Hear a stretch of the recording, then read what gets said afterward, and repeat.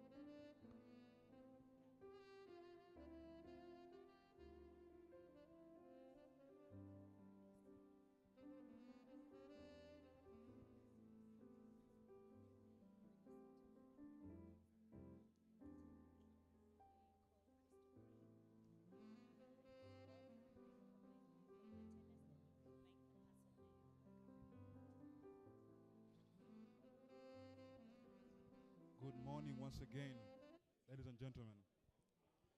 I believe you've all been networking. At least you know your neighbor, you know someone you seated next to. And as you know, part of Chevening, networking is quite key. So it's always good to see people getting to know each other and sharing contact as well. So we'd like to start off by recognizing. Great. Thank you very much, Elvis. We would like to welcome you all once again in a very, very special way. Thank you for honoring our invitation. I believe that you deserve a big round of applause. Let's clap for ourselves. We are very, very excited that you are here today to attend this ABC conference. And today you're going to get to know more about Chevening, about the projects that Chevening is running, and how you can plug into this particular network. But before we start, I would like to recognize in a special way, we have quite a number of people who have represented different institutions, and it's at this point that I would like to recognize them. Today, amidst us, we have representatives from Ministry of Water and Environment. Anybody? Fiona, you are here. Please stand up for a special recognition.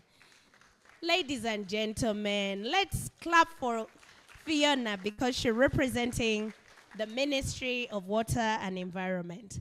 In a very special way, we would like to recognize the presence of representatives from the Ministry of Education and Sports. Do we have anybody from the Ministry of Education and Sports? Wow. You are very welcome. Then we have representatives from the National Environment Management Authority, NEMA. Anybody from NEMA? Anybody from NEMA? They're on their way. We have representatives from Kampala City Council Authority. Anybody from KCCA? The mighty KCCA? They're on their way. We also have representatives from, we have a representative from Chambogo University. Dr. Mary Kagwa, please stand up for recognition. Fantastic. You are very welcome. We have representatives from the British High Commission led by Tina. Tina is our program officer for the Chevening Scholarship. Let's give her a big round of applause. We also have financial institutions represented. Stanbic Bank. Please stand up for recognition. Oh, wow. Okay. We also have Kansanga Seed Secondary School. This is a special group of people. They are our VVIPs. Please stand up for recognition. Okay. And during the course of the day, you'll get to know why they're here and why they are at the center of this project. I'd also like to welcome in a very, very special way the Chevening Alumni Association. They happen to be our hosts for today. So led by our chairperson, Alan, our vice chairperson, Dr. Nicholas, let them stand up for recognition. They are our hosts for the day. Oh, wow. Okay. Now, like many of us have heard about the Chevening Scholarship, every year we have a team of young leaders who go out and, represent this country. They get a master's education courtesy of the UK government. And as we speak right now, we have Chevening alumni amidst us. And they have been at the core of organizing this particular event. So we would like all the Chevening alumni to stand up in a very special way. We would like to recognize you. Okay. You are very welcome. So we would like to officially start off our event this morning. And would like to ask Chris to come and open with a word of prayer.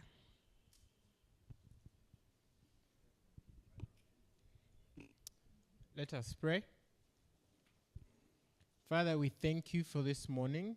We give you all the glory for giving us life.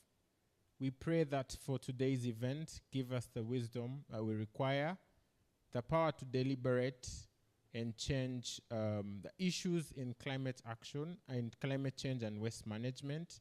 We pray that at the end of the day, we get out an important action plan that is going to drive climate change, climate action in this country and the globe at large. We pray all this in Jesus' name. Okay, great. And as we go along, we shall keep recognizing all the people who have honored our invitation so that you can get to know them. Some of them may become your employers. They may become your business partners. So one of the things that we believe in Chevening is networking, okay?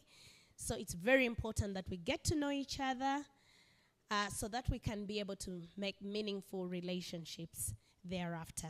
So at this point in time, I would like to play a video so that you can have a gist of what has been happening with this project, and then we are going to dive right into our program.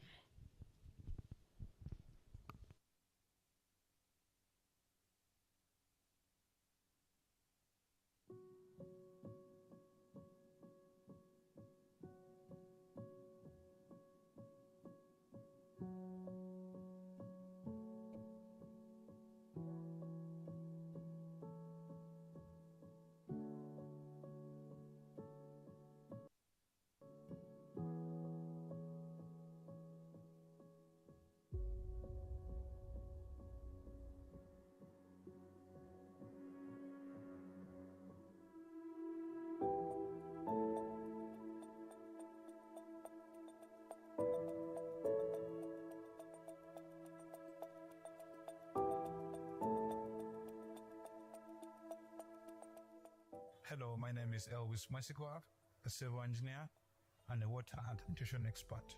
In collaboration with Kampala's ABCs for Waste and Climate Action, I, as a water and sanitation expert, would like to help promote this initiative and this project. ABC stands for is something just coined to aid in the engagement of youths, Kampala youths, in climate action and waste management.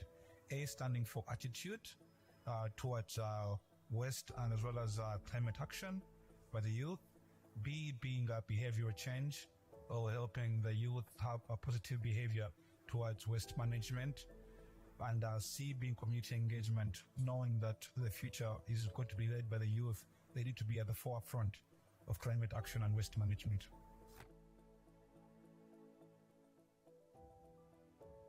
Well, climate action, this is something that's on the lips of everybody, and with reference to the recent COP28, we're trying to promote climate action and also avail more funding towards climate action. As you've noticed, people have been displaced and people are moving from dry areas due to climate change. People also moving from flooded areas due to climate change. And what we need to do is basically take this more seriously and promote resilience, as well as better actions or better practices to promote climate action. And as a water and sanitation expert, my role in climate action is actually transcends a number of sectors. Mostly, if you look at the sanitation and hygiene aspect, as engineers, we were trying to promote for hygiene promotion, where people are able to maintain drainage systems, pick up the waste, do recycling, do reuse of some of these items, and also having segregation of waste, because segregation of waste moves a long way in improving on the material being more recyclable, and also being cheaper to recycle because the cost of sorting is a bit reduced.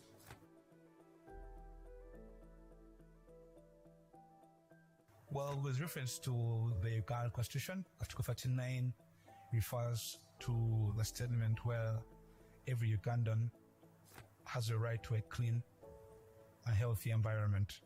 And looking at what waste does to our environment, it makes it nuisance, it makes it unlivable, it makes it a breeding place for vectors, and also leads to diseases. So cleaning up our environment and removing the waste and managing it well and segregating it as well as recycling it provides a clean environment. Taken to cleaning up the environment, recycling this waste. Actually, recycling the waste makes the waste a resource as opposed to just a waste, and provides employment and also improves on the economy of the nation. And also recycling the waste basically on top of giving employment, it also makes the environment livable and healthy for us to live in.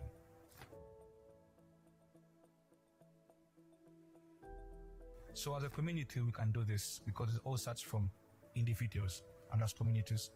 And steps we can do is basically collecting waste. After eating probably a biscuit or drinking a bottle of water, you can dispose of that waste, that plastic bottle, in the right bins. Secondly, we also have to do waste segregation. As I said earlier on, we can have different bins for plastics, for organic waste, and probably glasses. And this helps in sorting on later on, well, when this waste is taken to the recycling plant or by the recycling or waste management companies. And secondly, we can also take weekends, clean up our neighborhoods, clean the trenches, because you find that the trenches are normally filled up with rubbish, and in case of a flood, in case of a heavy rain, this leads to flooding, and this actually affects our neighborhood as well as flooding a number of neighborhoods. So if we can take it upon ourselves to do every so frequently, clean up the drainage channels, that can also be a step taken that every individual can be a part of.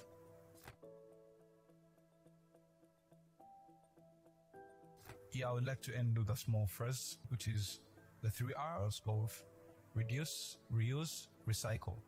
When doing shopping, think about all these 3. Reduce, you don't need to use 20 or 5 polythene bags for a few items. Some of these can fit into 1 bag. Reuse, if you're having another bag in your car or in your bag, use it. Reuse it, not only just once, have a level of reuse. This reduces the amount of waste that's coming out. And then recycle, make sure you have the right bins, segregating the waste to aid in the recycling of the waste that can be recycled to make other products. Thank you. Well, that's just an insight in why we're here and the project we're actually celebrating today and evaluating. So we shall be having a working breakfast. So at the back, you could get a cup of tea, cup of coffee, and as we start. Thank you.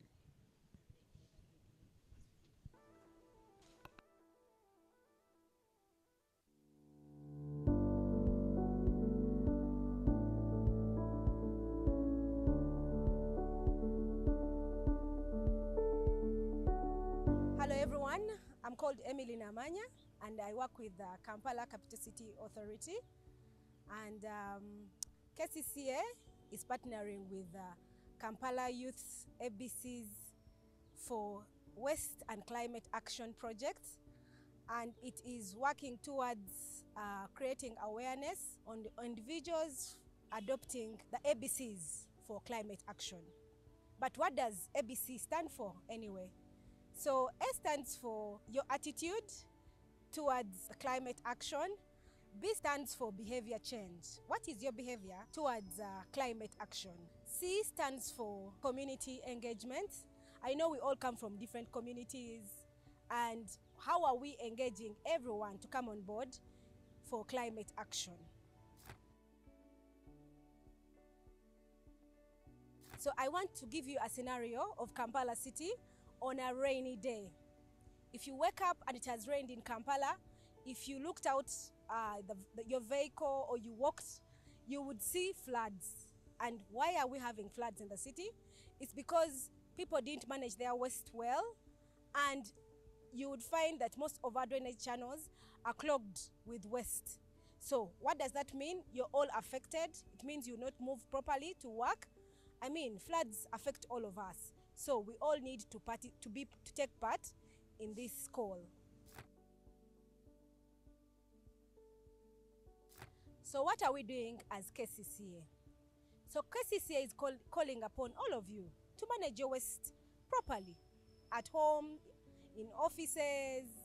For those of you who are in schools, have waste put in the different containers so that it is taken to the rightful place. KCCA has agents, private companies, for those of you who have seen them. When they come, give them their waste so that they can take it to the landfill and it is well managed. Otherwise, if it's not, it brings back the issue that I talked about of flooding and other issues like diseases. But beyond that, KCCA has gone ahead to put different containers in the city. We've put up litter bins that are having messages reminding you to manage your waste properly. So whenever you see a litter bin in the city, if you're moving and you have a paper or you've eaten something and you want to throw it, don't throw it down. Please put it in the rightful place so that we can have a clean and smart city.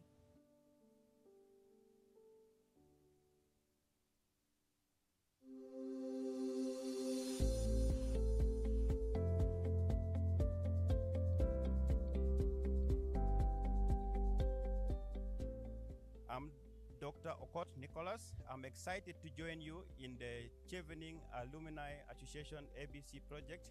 I'm the vice chairman of the association myself.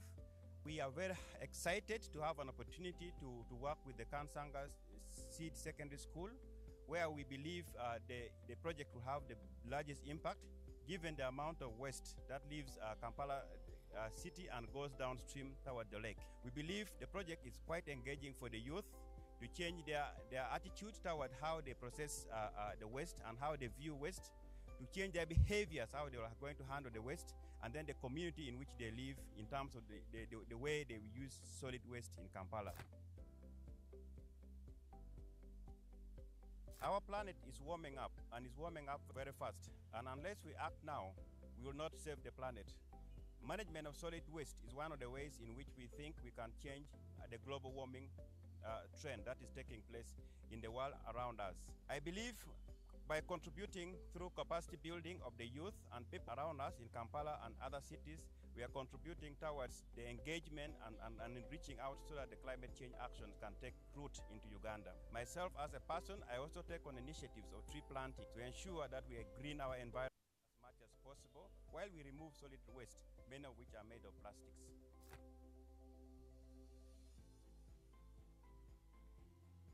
Kansanga provides a good place to implement this project, given the amount of waste that is received, both within the trading center and the canal that transports water through the Nakivubu to the lake.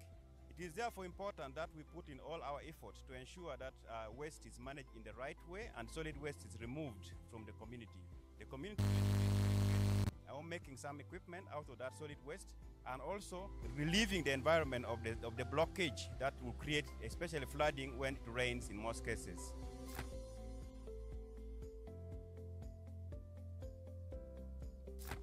I believe together we can achieve more if the community works together with the government and with the NGOs and well-wishers to collect all the waste from Kansanga and process them into usable goods that can be used in the second round. That way, we are achieving removing the waste from the environment as well as using the waste for productive activities.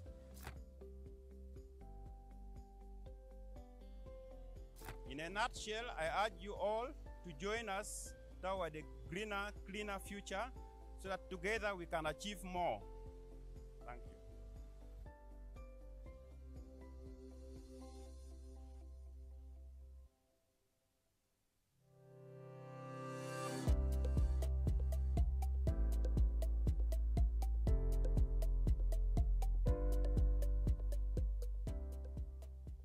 Hi, my name is Record Faith Patricia. I am an environmental activist and founder of Faith in Trees.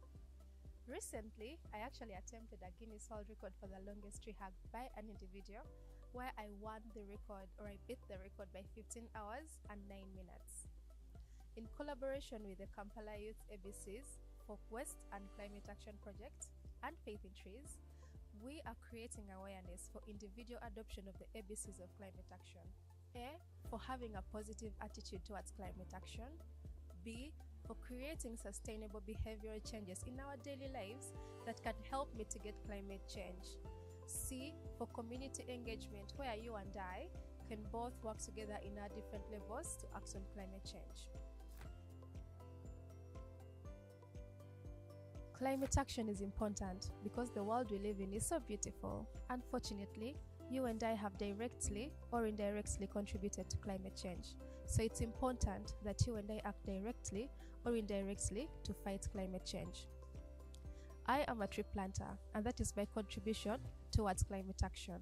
A simple action, but with enormous benefits to the planet.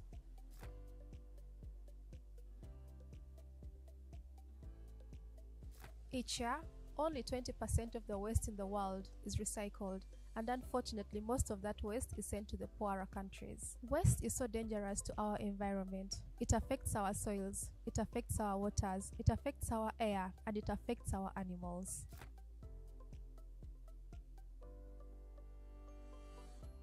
Join the action today.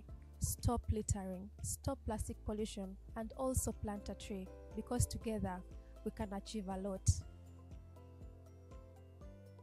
Each action, big or small, contributes to a more positive planet.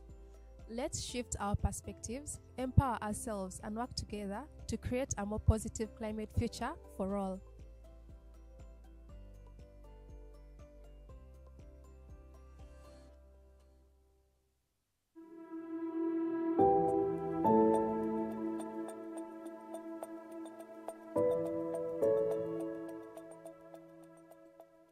Hi everyone, my name is Dr. Sanjiro. And I'm Bamerinde Hannah. In collaboration with Kampala Youth's ABCs for Western Climate Action, we at Adventures with Locals are creating awareness for the adoption of the ABCs of climate action. A for having a positive attitude towards climate action. B for making sustainable behavioral choices in daily waste management for the mitigation of climate change. C, community engagement, where we promote all sustainable practices, each person at their level. Climate action is important because we have short-lived climate pollutants like carbon, methane, and hydrofluorocarbons. Reducing their emissions can rapidly slow the rate of global temperature rise and achieve the 2 degrees Celsius target set by the Paris Agreement. Warmer climate increases public health-related issues like aggravated illnesses, vector-borne diseases, and decreases the access to safe water and food. We at Adventures with Locals are doing the following to combat that. We have our free walking tours, which help to offset carbon. We also promote the upcycle tours, which create awareness about climate action. We promote reusable plastic and discourage single-use plastic. We have our tree planting in collaboration with schools and communities, and we promote community cleanups in our local community tours.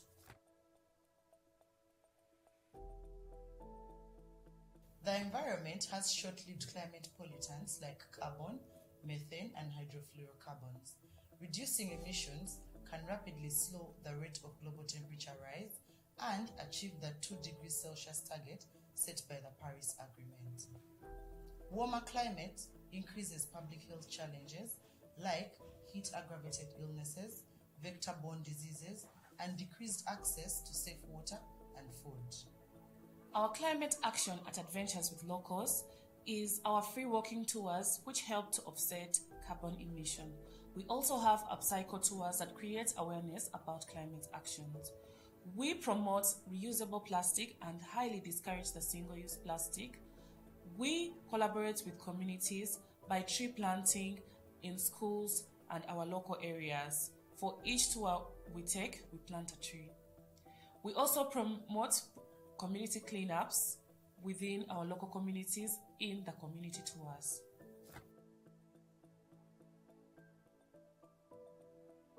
Together we can achieve more. We can do this by planting more trees in our communities and in our schools. We can also educate communities more about how to dispose plastic in proper ways and also how to avoid single-use plastic. We can also have community collaborations where we clean up our community and ensure that we do not have plastic waste lying around in our community.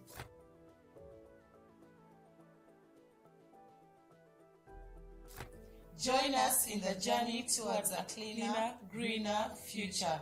Together, we can make a change.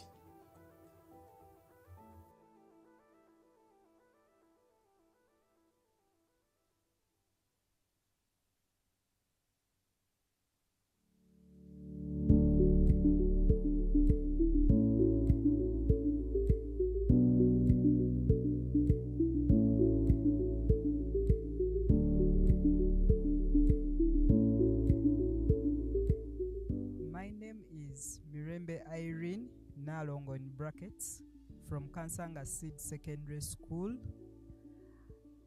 and I'm a teacher there, Dean Middle School. And actually we are very happy because the Kampala Youth ABC for Western Climate Action has chosen our school as the first school for the project. And ABC is A stands for positive attitude towards climate action, and whereby the community should have the positive attitude towards the climate action or to change the climate, and also B, behavior choices in daily waste management to overcome climate change, and C stands for community engagement as in the society, and at least we have a big number of students, and at least we can make a community and fight climate change. It is very important to take an action or a climate action as Kansanga Seed. How is it important? It will control global warming, whereby global warming, this is the constant rise in temperature. As we are seeing nowadays, the seasons are different. We are receiving too high temperatures. It's important to control it, whereby when we are controlling it, it means we shall be disposing our waste properly, as in buying dust bins. We are also doing that through at least making our compounds clean. Another importance is it beautifies our environment. For example, in Kansanga Seed, we have very many trees, as you are seeing them. We have very many trees, and at least we are beautifying the environment. Also, at the same time, these trees help us in our climate. At least the climate is even though it is very hot, at least the weather in Kansanga Seed, it is a bit windy, it is not that hot, you don't feel the hotness. So I think it is very important to take climate action. And as a Kansanga Seed, we are contributing in a way that we have enough dust bins, but we need more because the population is a bit big, and we are also trying at least to mobilize to carry out communal work. For example, students go out and clean those trenches which are around the school and also inside the school, and also sensitize the community through our students. We tell them the dangers of climate change, and also they take them to their homes and also tell their parents.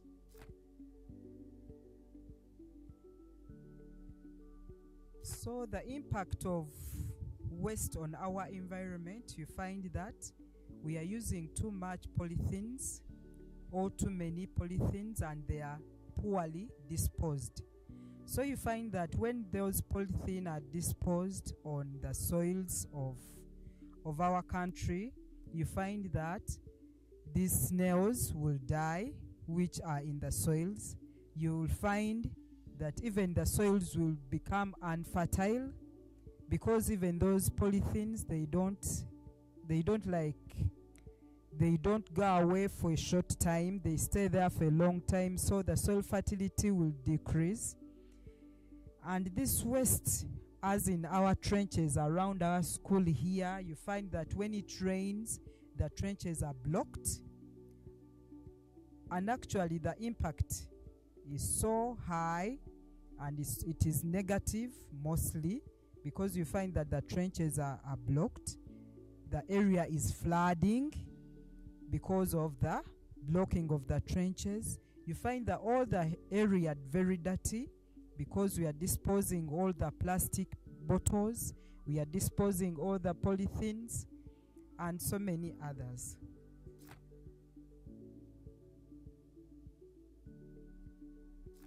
Together we can, as a community, join hands, come up with some solutions, such as collecting rubbish in one place, and at least KCCA comes, or someone comes and collects that rubbish, and it also put strict laws against poor disposal of waste. For example, you find that those people are disposing the waste, the rubbish, they throw them into the trenches, so we can put strict laws upon disposing poorly the waste, and also sensitize. We sensitize ourselves. We should know the dangers of poor disposal of waste.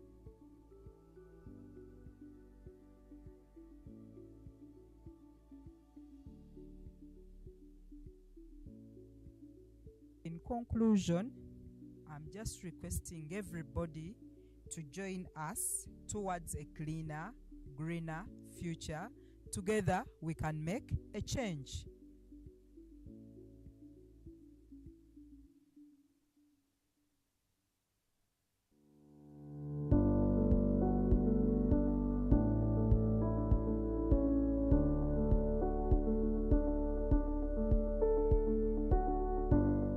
I'm Hugh King. I lead on climate policy for the British High Commission Kampala, working with government, civil society and business on this crucial issue. We're really proud to be supporting Kampala Youth ABC's for Waste Management project. Climate is truly both a local and global issue, affecting every person, every community and every country. We feel that the ABC's model is a fantastic guide for how everybody can help to work together and address climate change. I really encourage you to think about what small difference you can make in your life today. From these small actions, we can really work together and be the change that we want to see in the world.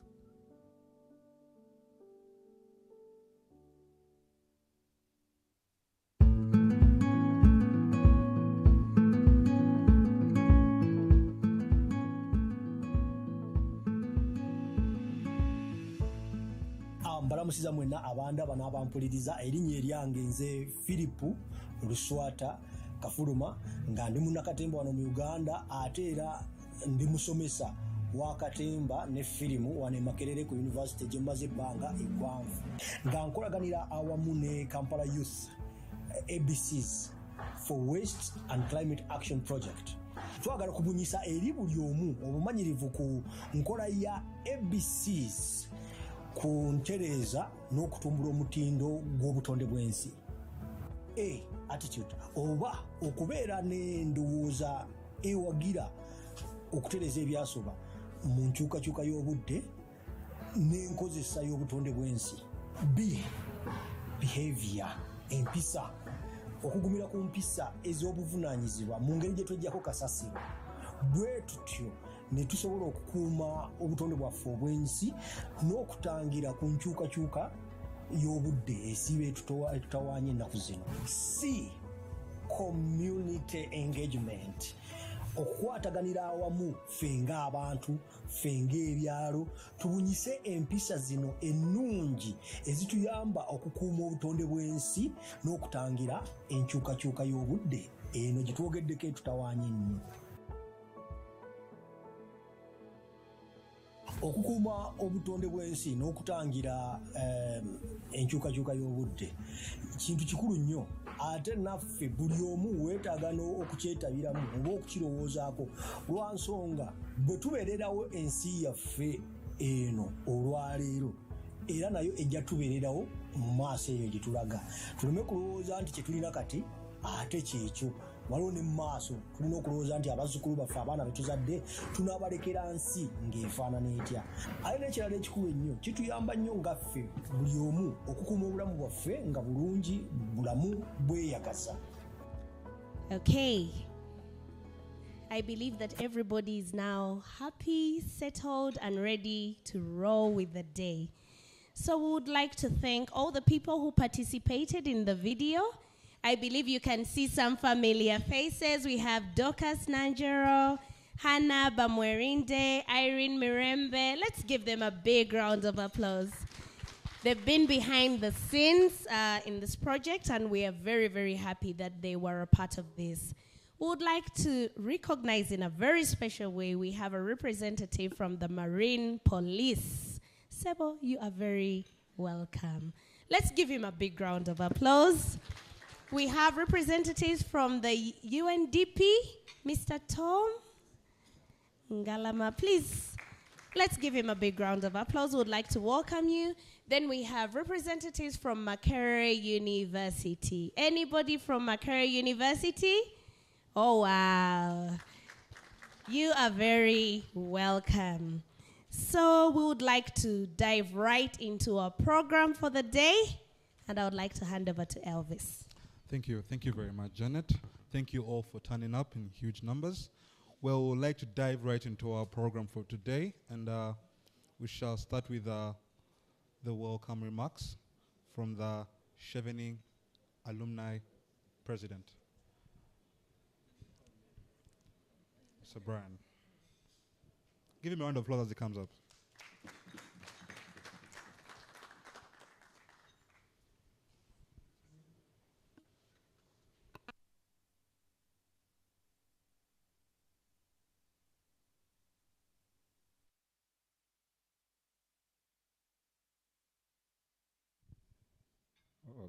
Okay, thank you, Elvis. You called me a president, and I was seated there thinking, this guy wants me arrested.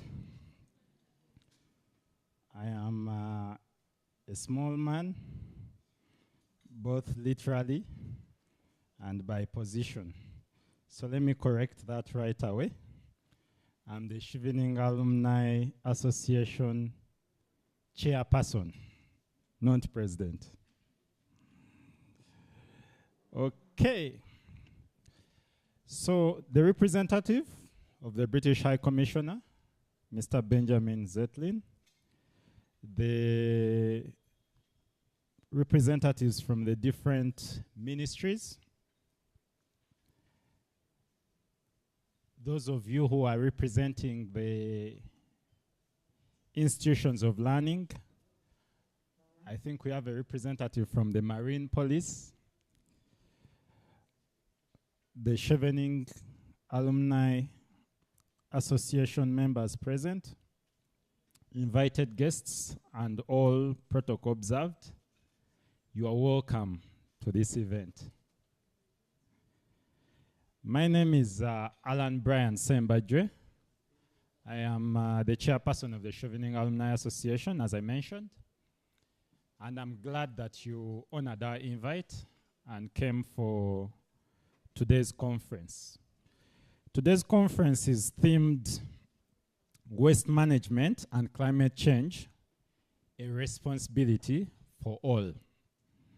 So even as you sit in those seats, I want to encourage you to think about the words that are going to be spoken here, the discussions that we are going to have, and pick up what your responsibility will be going forward.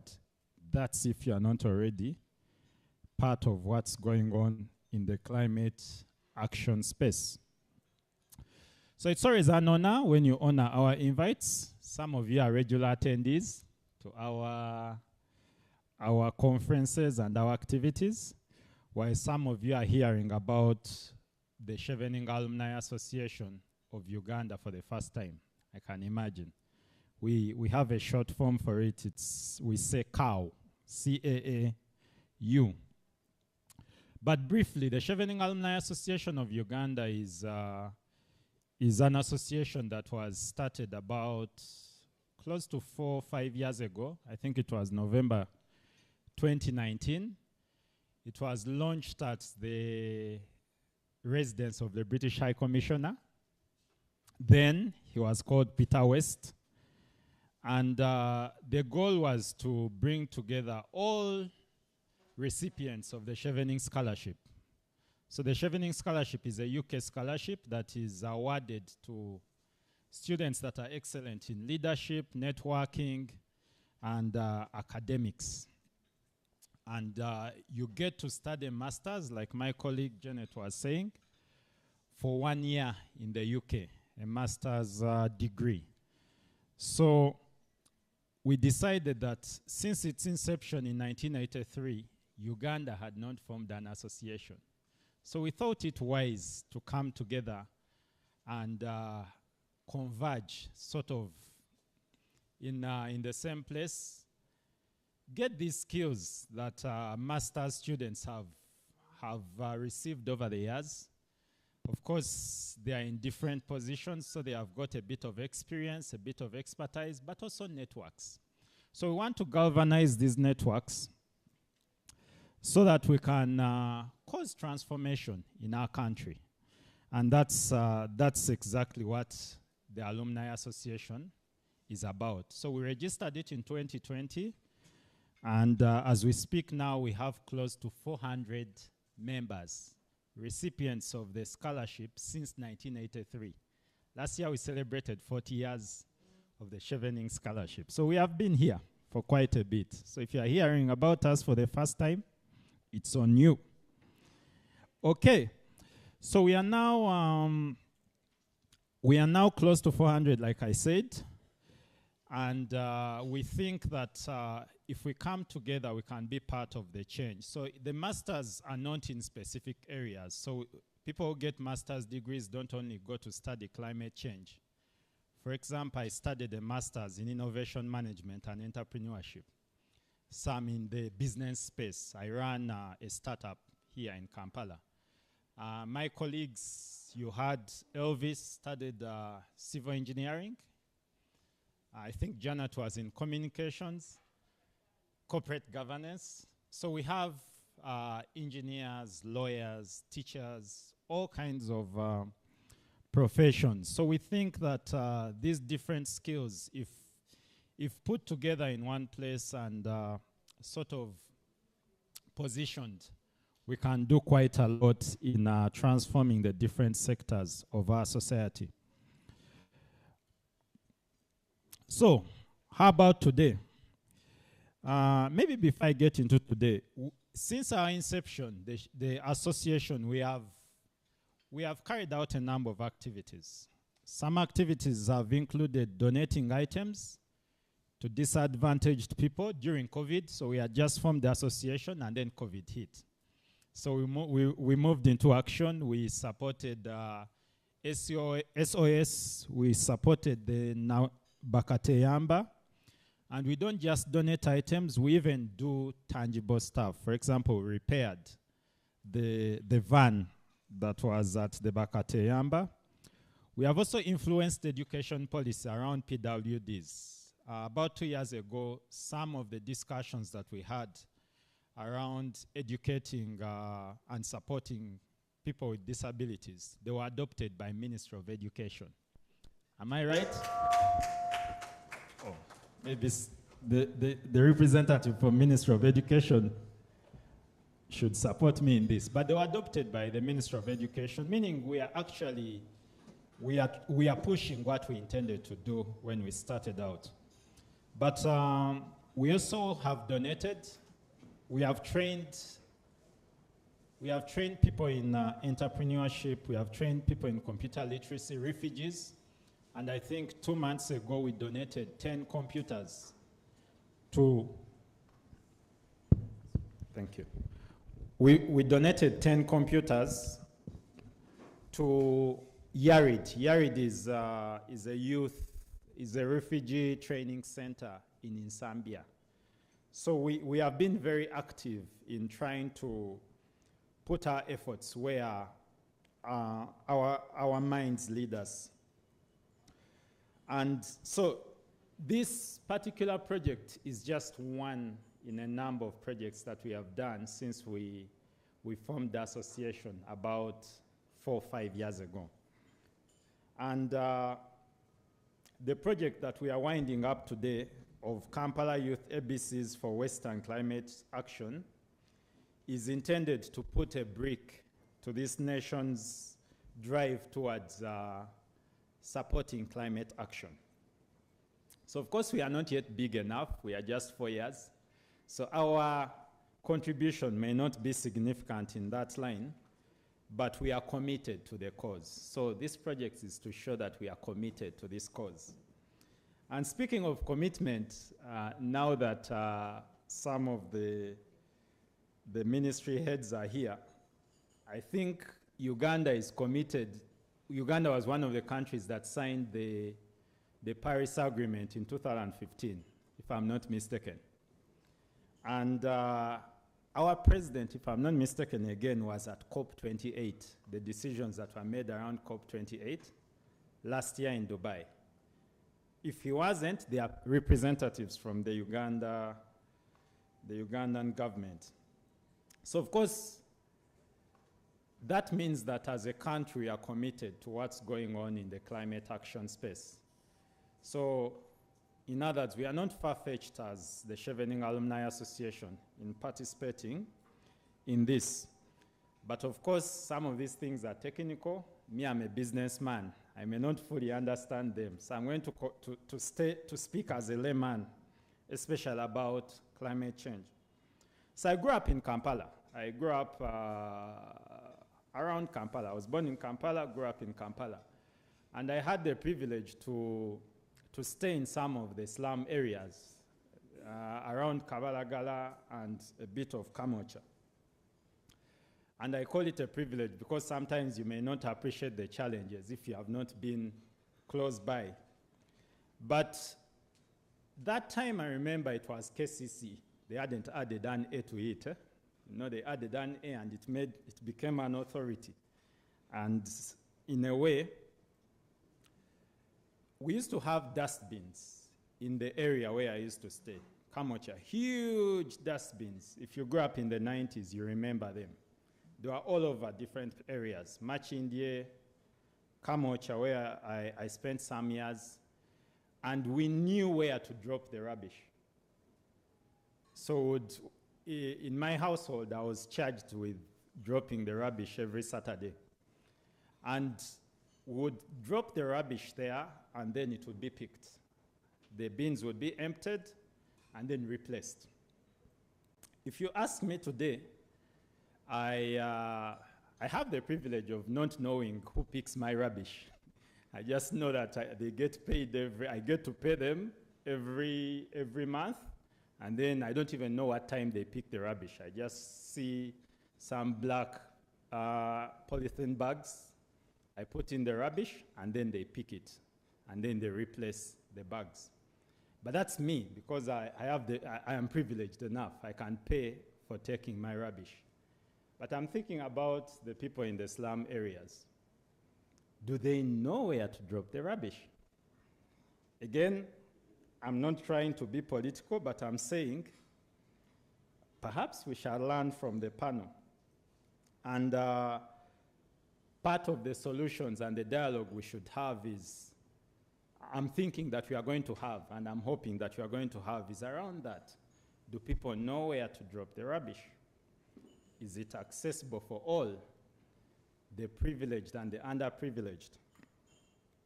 So if you ask me, that's one of the key challenges. And personally, I believe it has a cyclic nature to it.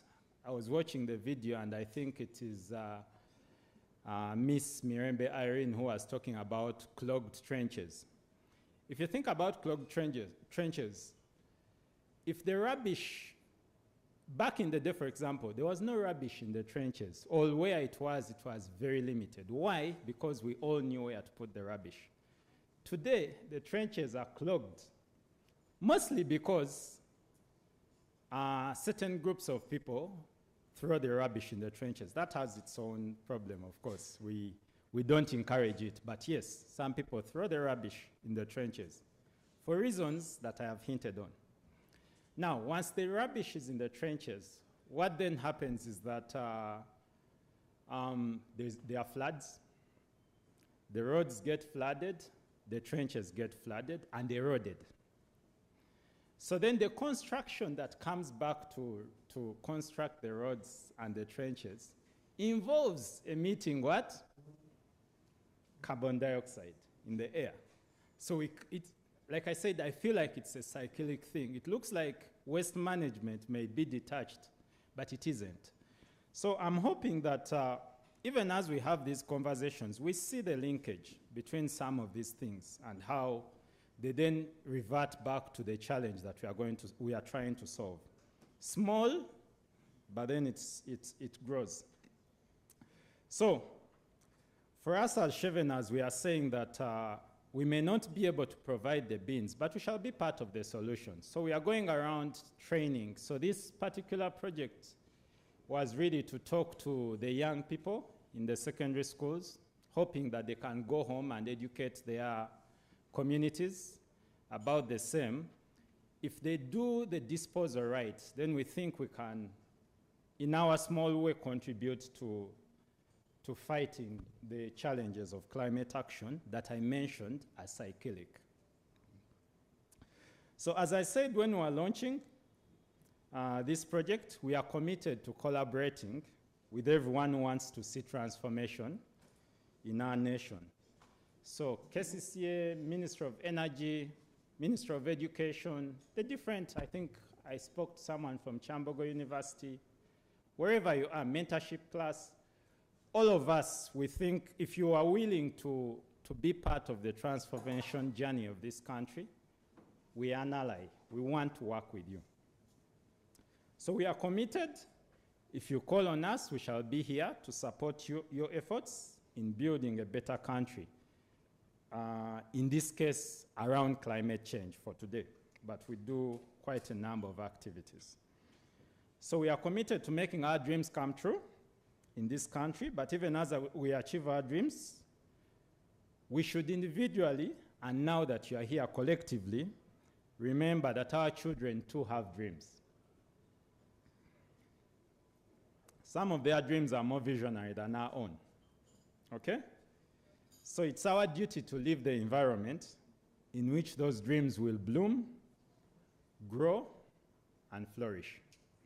So I want to thank you for coming for this conference, and we are just getting started. I want to thank my colleagues who have put it together. Chris, please wave a bit. Chris has been the head of this project, and he will be speaking later about it. Charles and Gideon, wherever you are, could you wave a bit? Okay, and the entire cohort of 2021, 2022, you did us proud by putting this together for good country. Wow, wow. Let's give him another round of applause. Thank you very much, Mr. President. Again. Well, that was from the Chevening Alumni President, Mr. Alan Brian Sembajwe. We shall now move on to the next on agenda is the ABC Project Implementation Team. And I'll be welcoming Mr. Chris Liberty, who's been the head of this entire project, to give us his remarks. Let's give a round of applause as he comes up.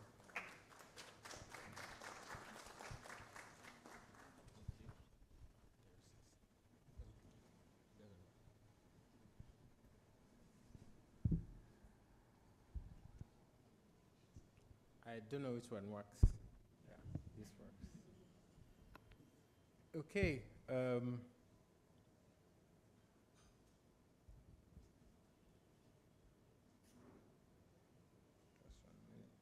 Representatives from the British High Commission, representatives from various ministries, distinguished guests, ladies and gentlemen, welcome to today's event. I'm Christopher Liberty.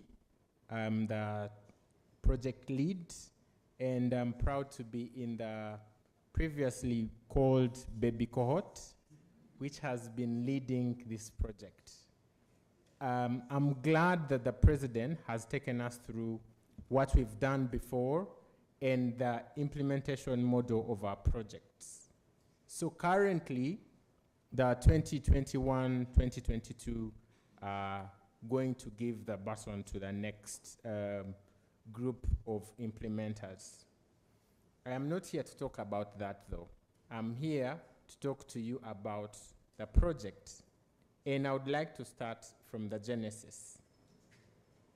This project is funded by the Chevening Alumni Project Fund, which usually gives grants to Chevening alumni associations across the world. So when we saw the call, we wanted to give back to the country. Among the pledges we make in the Kingfisher room, right? Kingfisher room, I'm sorry you may not get the insider info, but I'll give you the much details there. The Kingfisher room is a room where interviews take place for the Chevening Scholarship at the Ugandan British High Commission. In there, every Chevening scholar who has gone through it, they know that room.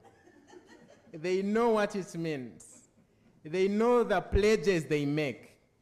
If some of you have been class monitors, if you've been leaders at any level, you have to promise your pupils or students what you're going to do for them, right?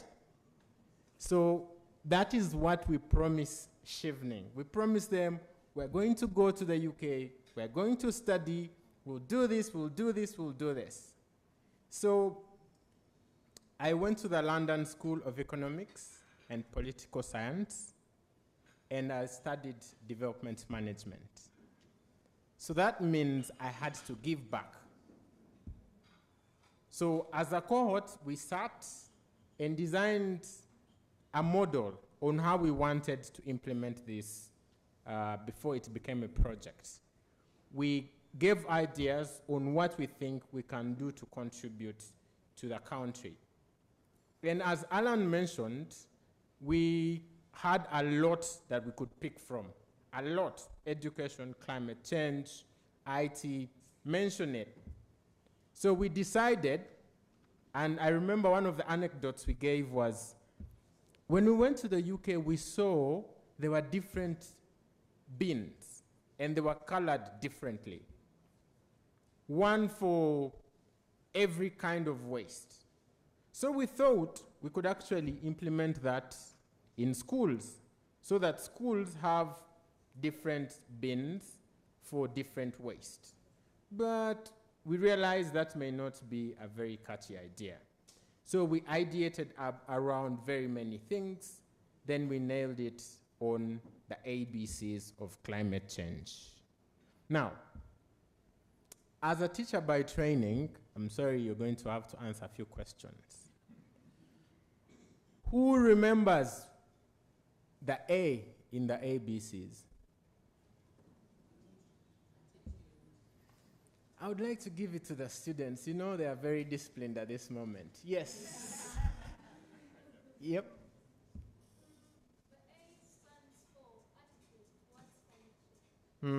Thank you so much. A round of applause. So we wanted to create a positive attitude, especially targeting youth. You know why youth? Sorry for those who are a bit, for lack of a better word, a bit, older. Yes. Our worry as youth is the planet we are inheriting is sick. And the previous generation, no offense, contributed a lot. If we're going to hand over this same sick planet to our children, then we will not have done them justice. So that's why it was important for us that the project we designed was targeting youth. I know some people, senior, okay, let me use the word senior, sorry, if that's not the right one. Some senior people are still concerned about the climate, but a youth has more motivation. And I would like everyone else in this room, especially those who hold offices, decision-making offices, can we educate our youth about climate change and its effects? Can we at least start from there? The importance of climate education cannot be overemphasized. Because at the moment, do you know the climate carbon emissions that Africa contributes generally? At the moment? Yep. Thank you. Less than 4%. Do you know, according to different sources, the effects of climate change on Africa? Massive, massive. I'll cite the very recent example. Heat waves. Who wasn't affected by the heat waves? If we do not do something, then we are handing over a sick planet to our children. I don't think anyone else of us wants to do that. So we thought that climate education was very, very key and timely. And at the end of this project, we want to call. I know I am maybe jumping the gun because we are going to have an action plan, but I may not speak to you again. And I want to use this chance and use it well. If you're from CAAU, Ministry of Water, British High Commission, NEMA, Ministry of Education, incorporate climate education at every stage of your implementation. It could be as easy as sharing our videos. It could be as easy as telling them about what is happening. So our role as the Chevening Alumni Association is fading away, but we encourage you that you ensure that this continues. Let me go back to the journey of how our project was morphed. So after bouncing around ideas, we decided that we are going to focus on climate education. And then we worked with Kampala Capital City Authority to identify for us a stakeholder. And I'm glad that they identified Kansanga Seed Secondary School. A round of applause for Kansanga Seed Secondary School. Now, I know they will have time to talk to us, but they welcome the project with open arms. The most recent activity was us training them on how to get items from waste, upscaling plastics. I wish some of them came with their, oh, they did. Okay, amazing. All right, let me not preempt their speech. They will have their say. So from there, we also ensure that we bring several stakeholders on board. I've mentioned all of them, and then we broke ground. I would like to appreciate every Shivna who led an activity. This is the model that we used to implement this project. Every Chevening scholar was in charge of an activity. So we decentralized implementation of the different programs. I would like to appreciate Dr. Kasozi Andrew for leading the inaugural event. Round of applause for him.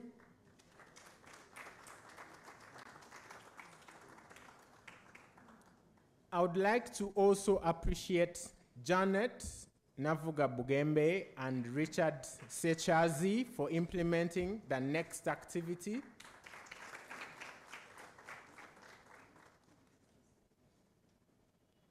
The activity whose products you saw, which are the videos, where some of you participated, we decided that with a meager budget, about £6,000 that we had, we could not reach everywhere and everyone. So we decided to reach out to climate change activists, several stakeholders, for them to record videos which we can distribute. So they are present on our Twitter handle. You can see most of them, but over the course of this event, we'll be playing snippets of those videos so that we disseminate the importance of climate education all over the world. And that activity was led by Noel, Adrian Yuzuka, and Christopher Liberty.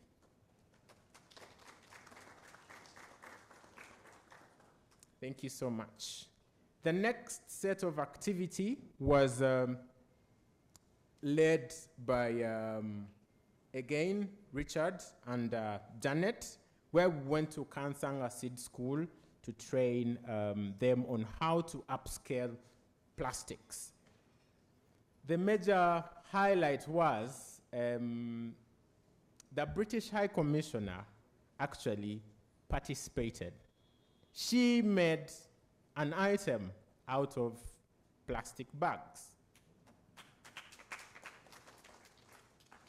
So we not only trained students, we also trained powerful people. So the next activity is this one, where we are breaking down our vision for the future, our sustainability plan, and what we think should continue even at the end line of this project. Now, I'll take you through briefly what we think could be our ideas of continuing this project, because we all know that a project starts and ends, but its outcomes, its output, and its impact should not end. Before that, the background of climate change education starts with the 2015 Paris Agreement, where several stakeholders, including, I like that Adam mentioned it before, including our president, penned an agreement that also emphasized the importance of training, public awareness, public participation, public access to information, and cooperation at all levels of climate change, hence underscoring the important role that education can play in climate change mitigation. So I'm glad especially that also the Ministry of Education is represented, because we need this in our schools, because we know that the youth, the students, the pupils are able to take back that information to their parents. And we are then going to create a community that is cognizant of the effects of climate change. The B that we mentioned, that are able to create positive behavior that encourages climate action. So in this community, everyone must be aware. And not only aware, they must be active in doing their part. No matter where you are, no matter who you are, you can do something in this line. Okay.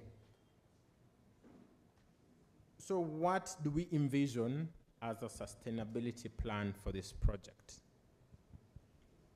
One, we worked with a school. There are very many schools. I don't know the number. Starting from primary to secondary to university level. Can we have this incorporated, either at curriculum level or at co-curricular level? We used to have several clubs. Can we have a club that is specific for climate action? Can we have proper segregation of waste, starting from our homes and then later to our communities? then can we have active projects that are geared towards climate action from our different entities? Our last ask is, can we task every human being to be aware of their behavior? Because we know that over 90% of the climate change is caused by human activity. For God and my country.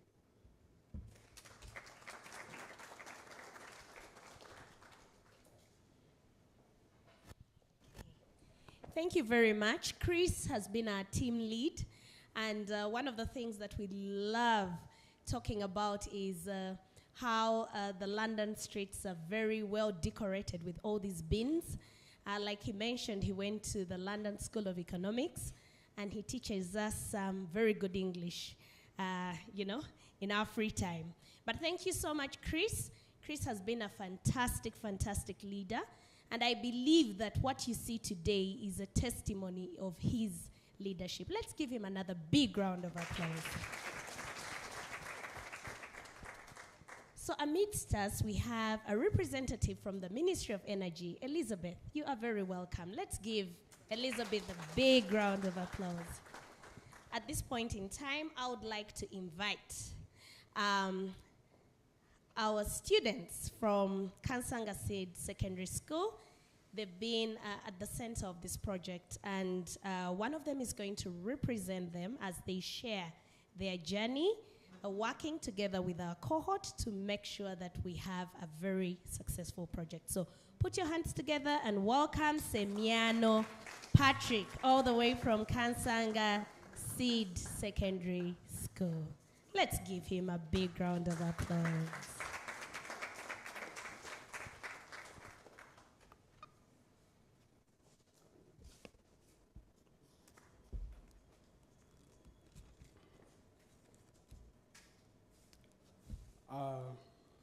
The presence of the representative of the British High Commissioner, the heads of different departments and offices, representatives of different education institutions, all ladies and gentlemen in the room, a good morning to you all.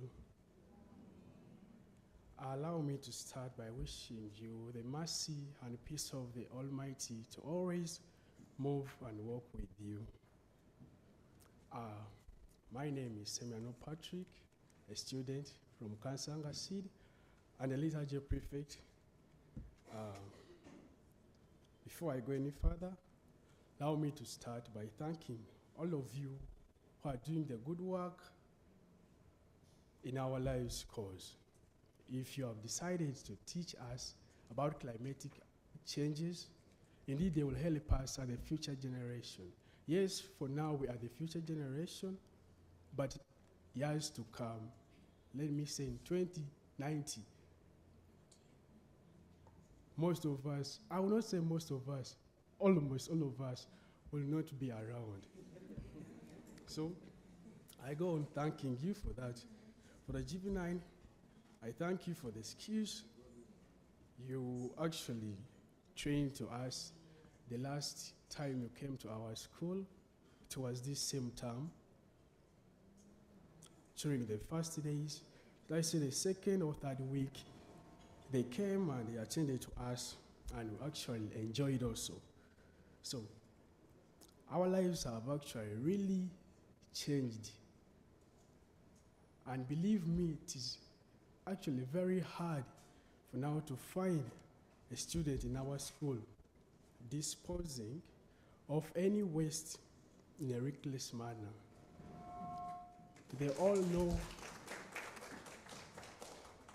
know where waste are deposited, where, should I say, okay, categorize them. We have a place where we put a plastics alone, the papers, and the other waste.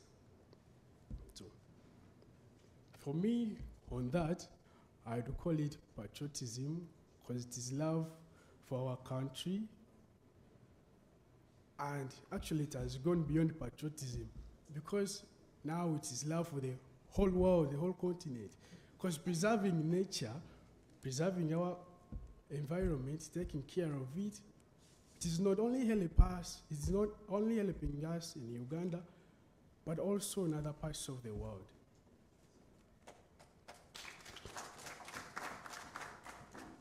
So, allow me to inform you again that if we all continue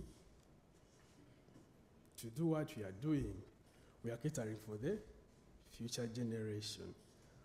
From the many teachings we got from you the last time you attended to us, we have continued making rubbish more beneficial to our school environment and in the community where we live or stay.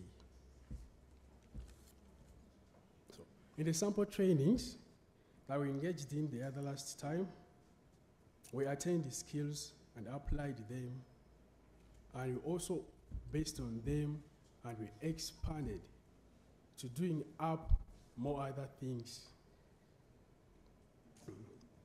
So I and my colleagues here, actually they are very good participants, and they love their country, they are very patriotic. Now that every week, I should say every week, before even the week ends, they come up with new ideas on doing up a certain project. So also allow me to inform you that we all standing here, we are doing or participating in the new curriculum, and we are required projects. And most of the projects that we are doing, we base on conserving the environment, conserving the nature, and some other things. So for me, actually, I have grown up and I reached this age. I never knew that a bottle, that bottle, then up on the top there is a ring between the bottle top and the bottle itself. That bottle ring in the middle, in the neck. I never knew that it can also be used actually to make a doormat, or they can also be used to make doormats, and very good ones. Although we just moved with a simple one, not well finished, but it is in the form of a rope made of those bottle rings.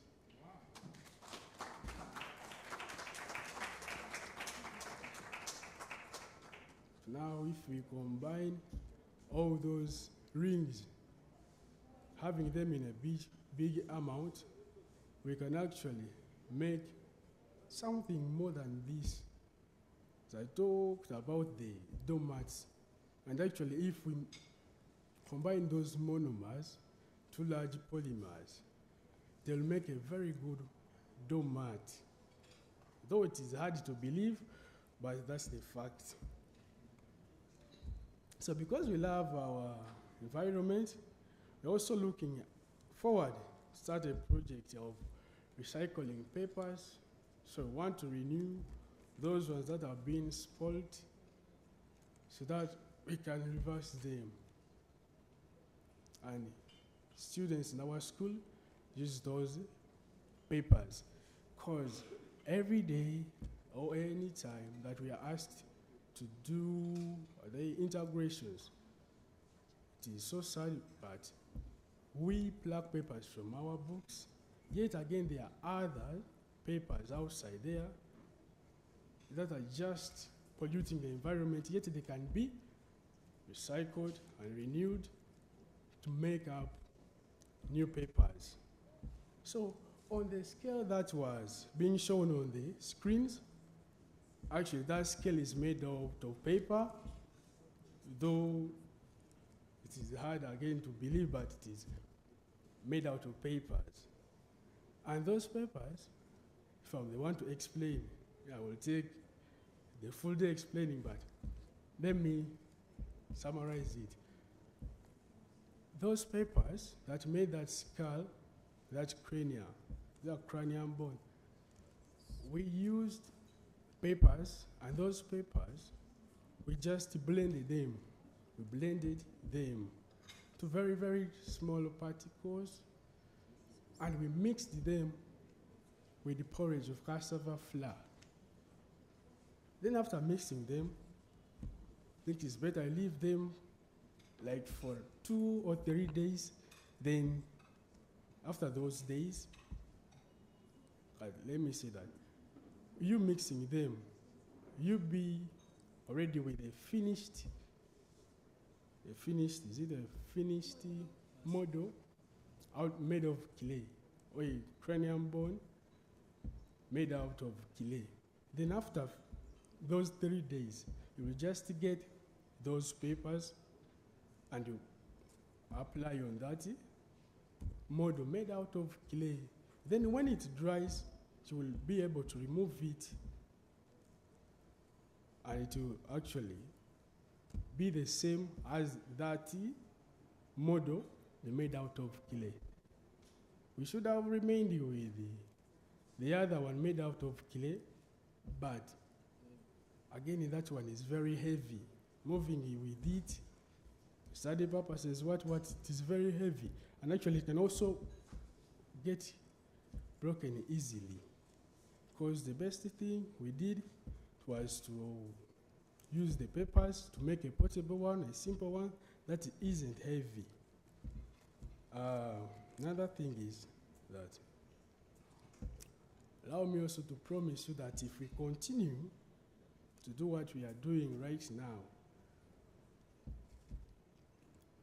we shall indeed fight global warming, because it is so sad to hear that our neighbors in southern Sudan, in the north, we are in Uganda, so our neighbors in the north, southern Sudan, that the schools are closed up because of high temperatures.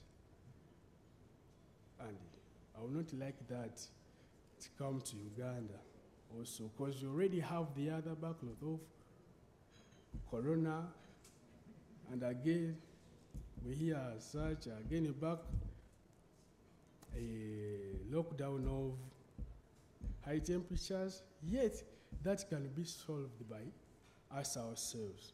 So, there is a proverb that says that the best time to plant a tree was 25 years ago. So, if we are to cater for our next generation, let us start from now. If you're to plant a tree and you'd like it to benefit the future generation, your children, your grand, we need, if we are to plant a tree, let us plant it right now. From here, you go buy a tree, then you plant it somewhere. Yes, so that it can benefit the next generation. So, all the ABC, the juvenile that came to our school this time, I also promise you that what you saw the other time at our school, should I call it a sample? But this time round, if you get time and come back, for sure right now it is massive. Evergreen, no any polythene compound, no plastics, there is nothing in a compound. Only the green vegetation of BC. I think our school was displayed on that screen, and most of you saw it. Green with the trees, fresh air. Actually, I said it is the best school I have ever seen. So, before I conclude, I would request my colleagues to introduce themselves to you, get to know them.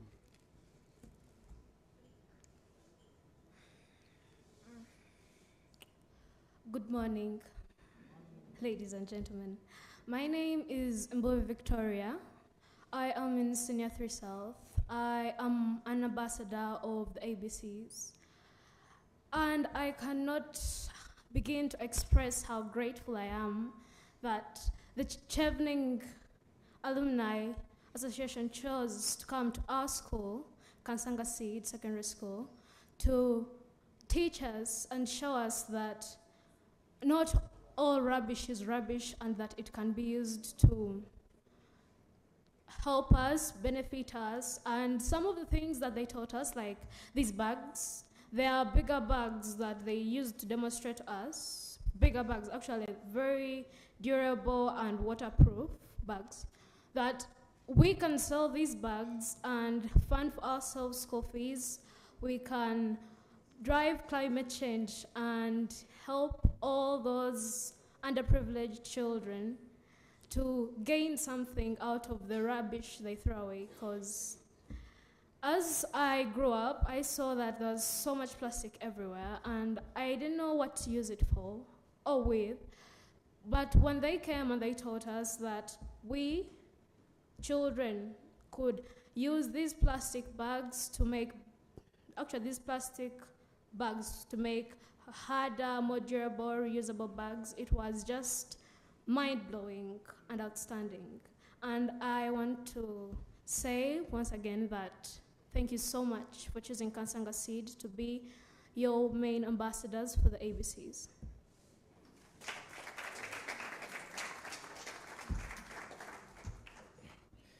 My name is Baguma Benezeri. I don't know how to say it, but thank you, ABCD. You have made us to think and think of what to use these papers, these. Okay, let me tell you the real thing which happens at school. People just throw papers anyhow. But I have thought about it and I said, let me make it as a study purpose, okay. So we made that thing which you were seeing there, a mask of a skeleton, so that we can use it for study purpose in biology, because we had only one mode at school. So we used that one. Thank you, ABC. I recognize the presence of everyone here. I'm by name of Mirembe Antan Natskunda from Kansanga Seed Secondary School, Senior 3 North. I really thank this organization because they have really made me like I can do something out of waste from nowhere. I can also make my siblings just happy because of making this thing for them to pray. I really thank Madam Irene because she has really put a lot of effort for us to gain more about what can we do for the waste so that it cannot be disposed into our communities. Another thing is that as the new curriculum, we are able to make different things that can make our lifestyles like better. If I'm working with this bag, no money spent on it, I'm very comfortable with it, more than buying something expensively. So it's better we make different things out of the waste so that we can embrace our Uganda. Thank you.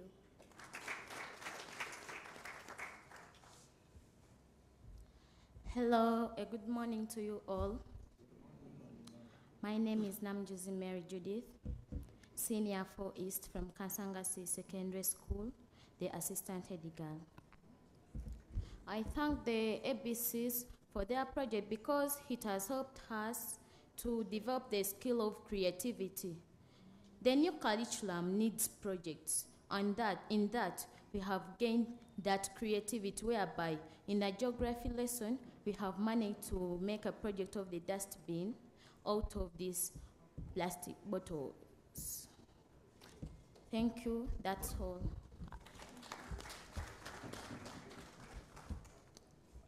Thank you, my dear colleagues. Then in conclusion, I would conclude by saying that I would like to appreciate all the people who are working hard and sacrificing so much so that the future generation can continue to live peaceful lives. Thank you all. Thank you, thank you. Let's give them another loud round of applause.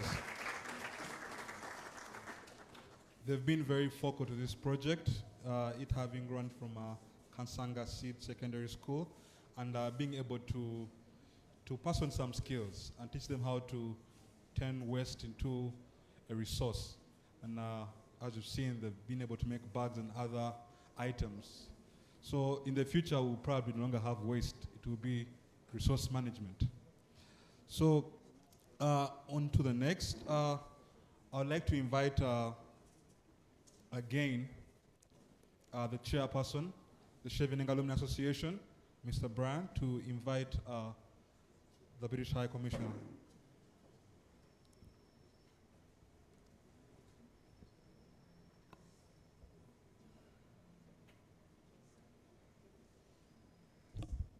Thank you, Elvis. Hearing some of the testimonies from the students is so encouraging. So thank you for embracing the ABCs. And thank you for putting in action. It feels like you are starting some sort of factory from the testimonies that we have had. So thank you so much, and thank you, Miss Mirembe Irene, for being a champion in the school for the goals that we are trying to run under ABC. At this juncture, I want to invite they said I should invite the British High Commissioner. Maybe before that, the British High Commissioner has been quite a support for us on this project. Like Janet mentioned, she was with us at Kampala, at Kansanga Secondary School, and she participated in making some of the items. She has also been supporting us from the very start, the launch, and all this.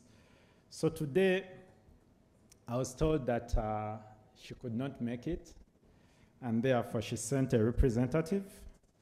And I want to invite the representative to give us her remarks. Mr. Benjamin Zetlin, I think he's the team lead for prosperity, growth, and climate. Please come and give us your remarks. Thank you.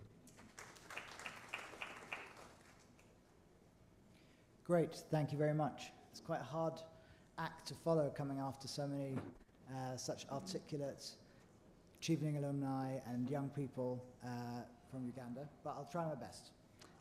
It's really a pleasure, a great pleasure for me to be here today to speak at this Youth for ABC's Waste Management Conference, led by the Chevening Alumni Association of Uganda.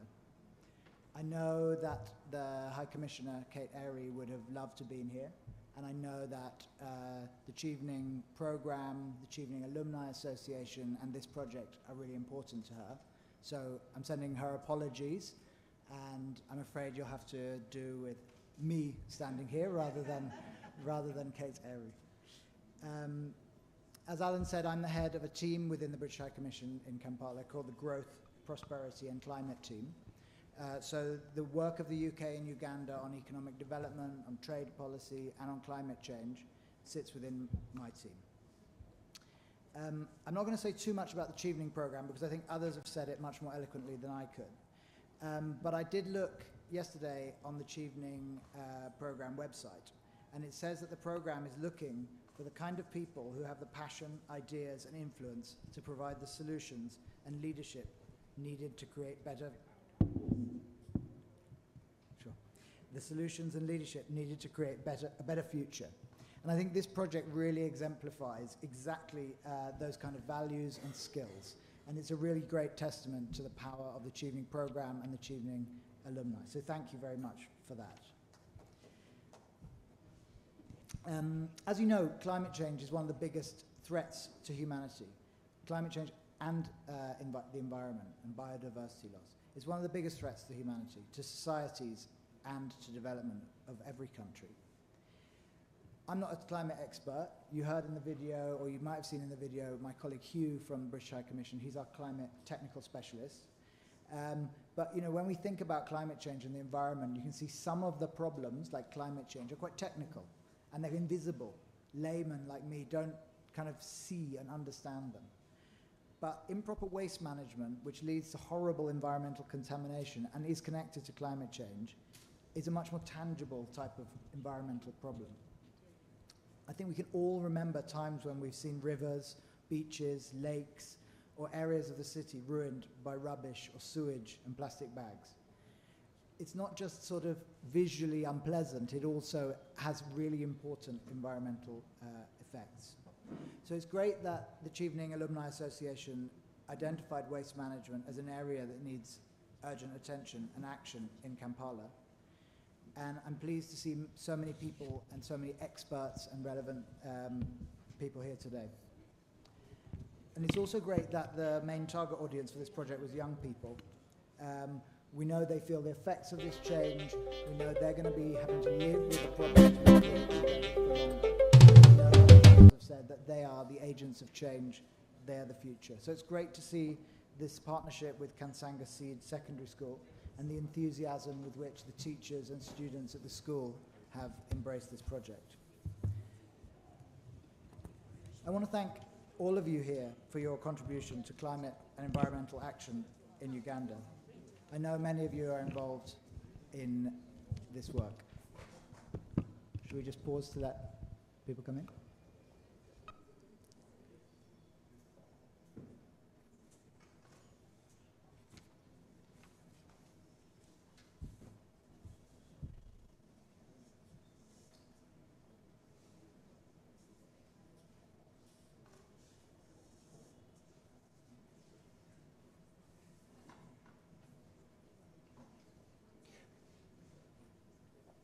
Great, thank you.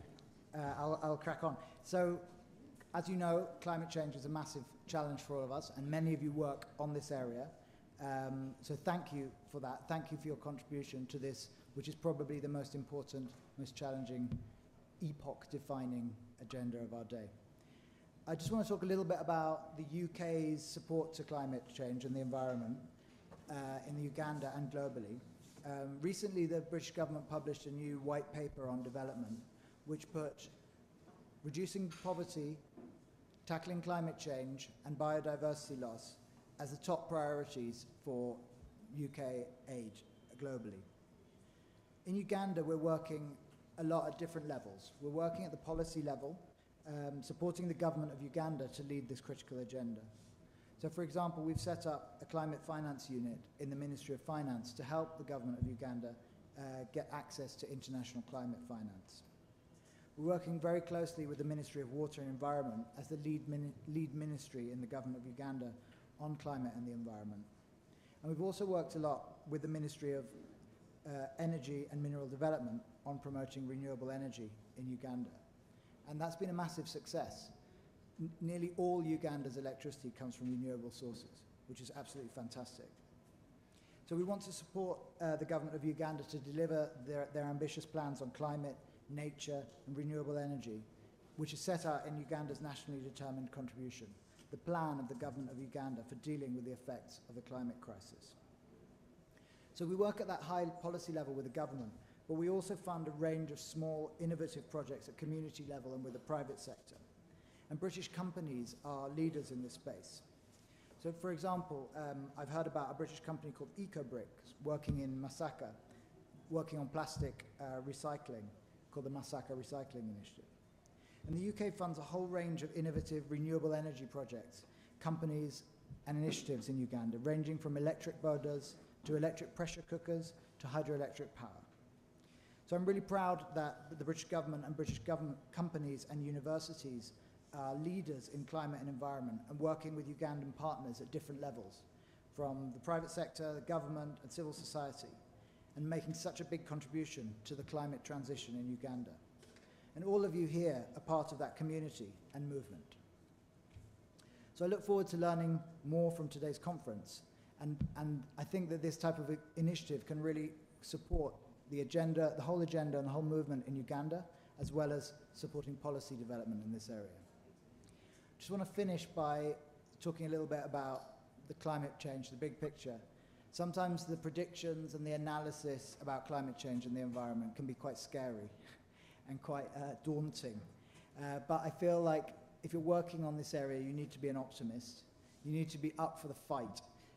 And I'm hopeful and optimistic about the future because I have faith in the innovation and determination of people like you and projects like this as change makers to tackle climate change, biodiversity loss, which is probably humanity's greatest collective challenge. So thank you all for listening, and I wish you fruitful deliberations at today's conference.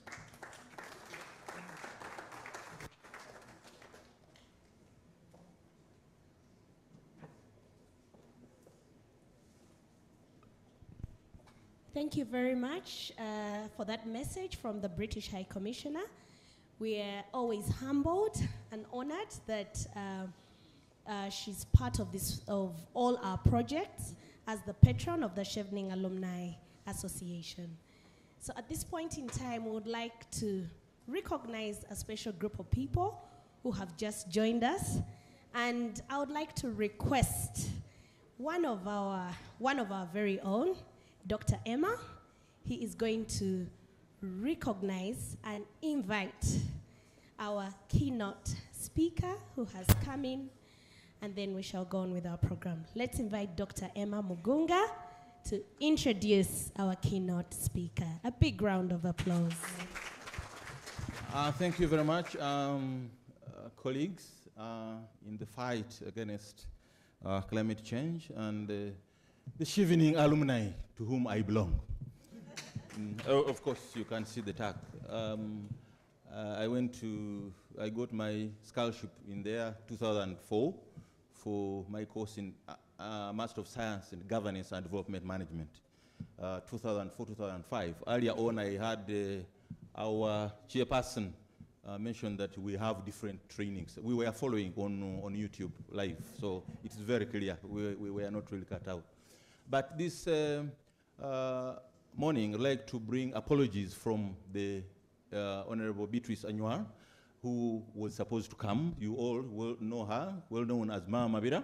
She's really feeling so bad that she couldn't come here because she was called over to go and there was a sitting in Parliament. We thought the senior minister would be there, but yesterday we spent the whole day in Parliament again, so he wasn't feeling so fine.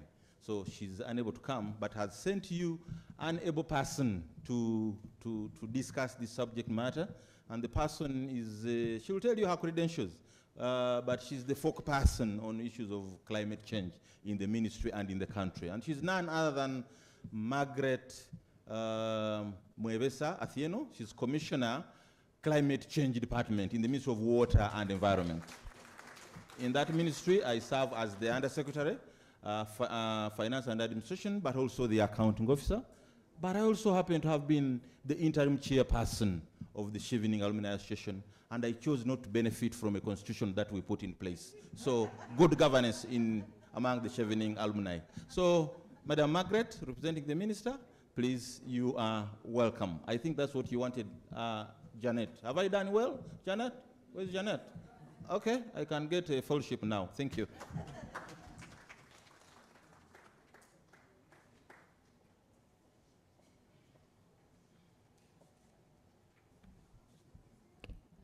Thank you, my accounting officer. As the accounting officer has relayed the apologies from the Minister for Water and Environment, who is unable to be with us, she's also handling very pertinent issues, including for climate change.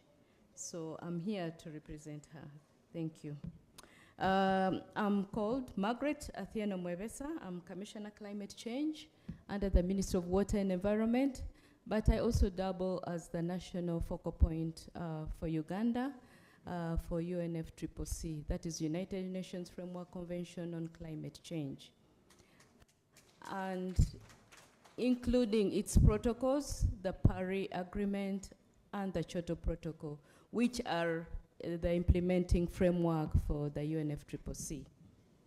I feel very delighted when I see people talking about climate change, especially the youth. You know, climate change is biting, climate change is here, and as least developed countries, and Uganda inclusive, we have contributed very little to these emissions, and the impacts we are facing today is really biting. So when I see the young people involved in this effort, I feel so nice. Uganda's population is quite young. We are aware 70% of our population is youth. So to me, that is something we really need to put at the forefront. Before I go any further, I really want to thank Her Excellency, the Ambassador, the UK Ambassador to Uganda, represented by our own one, yes, yes. The juvenile, you call yourselves, sorry? The Chevin alumni team that is here. Representatives from ministries, departments, and agencies who are all here. My own accounting officer who is also here. I really feel very delighted, all protocol observed. As I said, Uganda is one of the countries that is highly indebted to climate change impacts. And as you all know, we have to reduce emissions to at least 2 degrees centigrade, or better still, 1.5 degrees centigrade.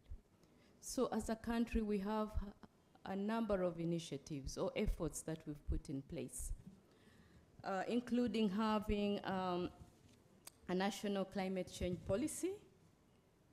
This policy is all embracing and ensures that all sectors, everybody is part and parcel of this agenda of reducing emissions and reducing emissions. But also we want to ensure the climate change policy ensures that we promote low carbon development. If we are to develop, to embrace low carbon development, it means it includes everybody and every sector, including the waste sector, which we are here today to talk about. Uganda has a renewable energy promotion strategy, and the government has been promoting renewable energy sources such as solar, hydroelectric power, and biomass energy, but also other initiatives that include scaling up renewable energy program and the green growth development strategy that really aims to ensure that our natural resources, our natural wealth is part of the solution to our climate change problems. Uganda has a number of afforestation and reforestation programs. You may all be aware we have the roots. We are running out of trees. It's a roots program. And this program is aiming at planting 40 million trees every year. It is an effort that has brought together a number of stakeholders, including the faith-based organizations, government institutions, the private sector, even the youth. So we've even gone ahead and signed MOUs with some corporate entities like Stanbic Bank, the cultural institutions who are also in this effort. So we really have quite a lot as government that we are doing currently. We are also promoting climate smart agriculture. Currently we have a number of initiatives, including one of the biggest projects we have under the Environment and Natural Resources sector, called Investing in Forests and Protected Areas for Climate Smart Development. This particular project is going to be cover the entire country, and one of the initiatives is to promote agroforestry on our farmlands, especially in areas that are hosting refugees. And here, for the young people, there will be a number of jobs along the value chain. So I think when we start the real implementation, there is need for us to see how even the young people are involved. For example, when it comes to agroforestry, we need the seedlings, we need the seeds. So along the value chain, we shall have the young people, the women, green jobs being developed, nursery development, we will need a number of seedlings. Over 17,700 hectares of agroforestry systems will be established in the country. That is not something small, so I really want to say there's going to be job creation along the value chain, including there's going to be also ecotourism development and promotion, and I think the young people in that hospitality sector, you can also play a role. There will be quite a number of activities, including woodlot establishment, and of course, again, here, the young people. You can come in and be part of this initiative. Under the Ministry of Water and Environment, I said, as we all know, climate change is biting. Uganda is part and parcel of the global effort, and since we are signatory to the UNFCCC, we are also beneficiaries to some of these initiatives that come through some of these negotiations we go through. Every year we go for what we call the Conference of Parties conference, and last year we were in Dubai. That was COP28. And we had quite a big breakthrough when it came to climate financing. Under the Adaptation Fund, under the Green Climate Fund, and specifically also the Loss and Damage Fund. Under the Loss and Damage Fund, a lot of pledges were put on the table to the tune of over $700 million. So as a country, those are some initiatives that we can tap on, and the young people can also benefit from this. You are 70% of our population. If you are well organized, I can see you benefiting a lot. In 2021, I think 2021, 22, together with our ambassador, British High Commission, we pledged to start a youth forum. This hasn't come to fruition yet, but we hope we shall be able to really come up with a good platform for us to really collaborate or work with the youth. And I really ask our partners to ensure that we really come up with this forum so that we can have an organized entry point and collaboration with the youth. So under a number of climate financing came on the table, and to us that is a big breakthrough. The Loss and Damage Fund, as you know, Uganda is one of the countries that is greatly affected by climate change. You can see the floods. We see our roads being washed, infrastructure, buildings, and what have you. Disease prevalences is quite high. I can see Dr. from CAAU. We have a lot of public health issues, and this is all because of climate change impacts. So this, the fund that is available, we know that our cities can also benefit. So during COP28, the issue of cities came on board, and I want to commend our cities. Kampala Capital City Authority, please, together with all the other 15 cities, this is an opportunity for you to tap onto the climate financing. Be organized, prepare bankable projects together with our youth. Within the greater Kampala metropolitan, the biggest problem we have is waste management. And if we can involve the youth in waste management, I think we shall go a long way to curb this problem. So I really call upon CAAU. I know you have a Kampala Capital City Authority climate change strategy, and among others, you can involve the youth, and in particular, including those green belts. We need to involve the youth so that they are part of this, this journey to combating climate change. I want to say here that under the adaptation programs, Uganda also has has joined or is one of the front runners in some of these adaptation efforts under the United Nations Framework Convention on Climate Change.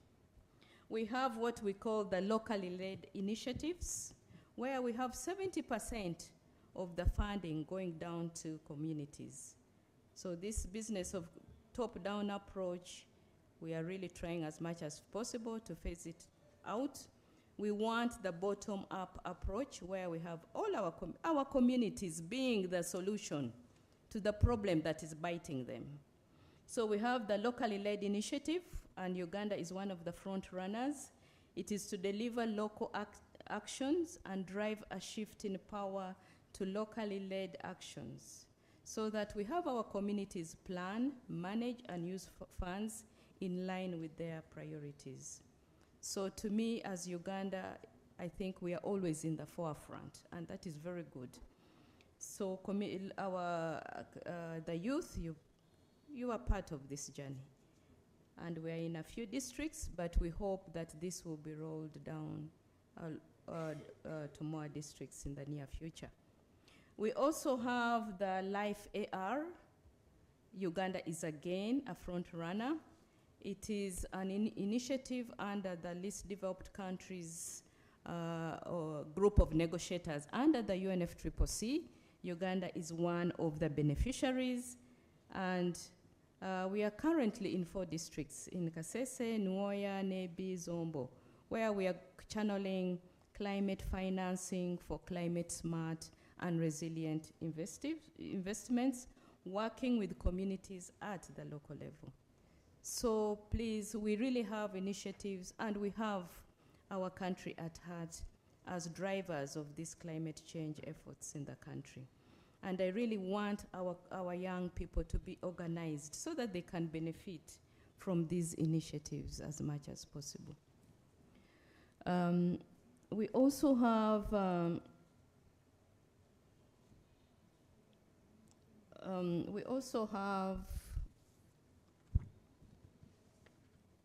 a National Climate Change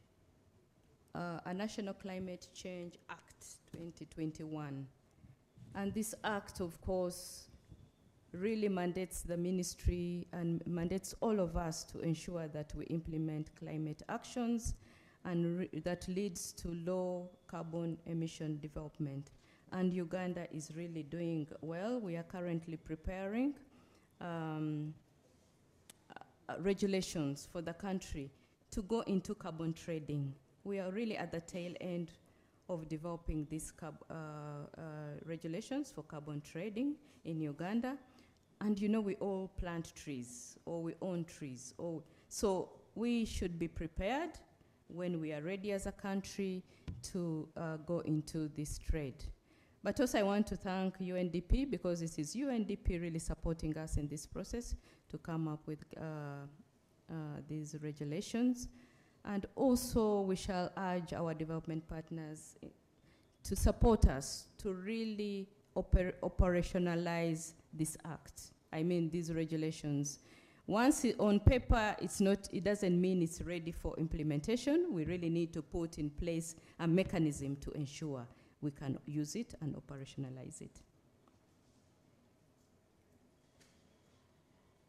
Uganda also has a National Climate Change Action Plan, what is called the Nationally Determined Contribution. It's quite ambitious, and we are determined to reduce our emissions by 24.7%. And that's a big,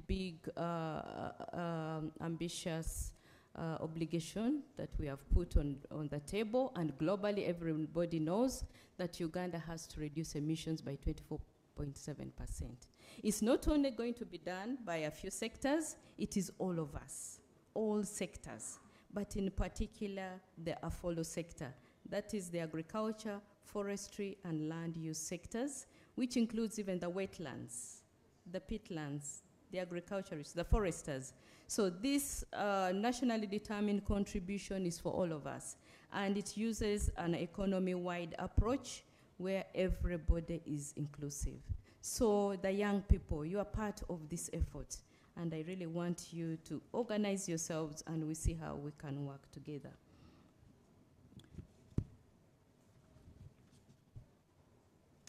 I want now to really dwell on the waste management.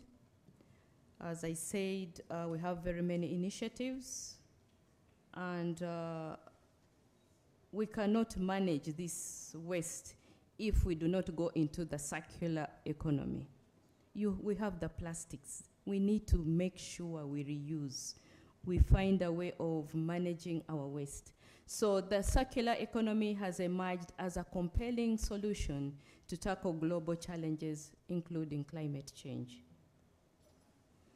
And also this including climate change, biodiversity loss, waste, and pollution.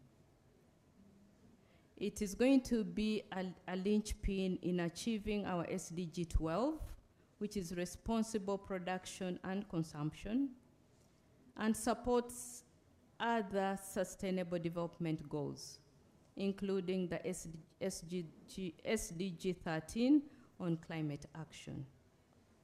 We have talked of so much, but once we do not go into circular economy and plow back and recycle, we will not achieve our global goal of combating emissions and reducing on temperature rise.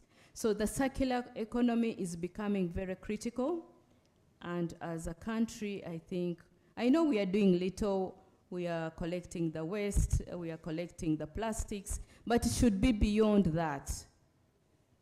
We need to come up with technologies to ensure we are able to recycle this into the system, instead of just littering all these plastics all over the place. So I urge upon all our cities, especially KCCA, to really be on the forefront. Kampala Capital City Authority generates between 2,000 and 2,500 tons of waste per day. But it is only able to collect and dispose an average of 1,300 to 1,500 tons per day. So what happens to the bigger part of the waste? So circular economy is coming on board, and during COP28, this was emphasized. So let us be part and parcel of this effort.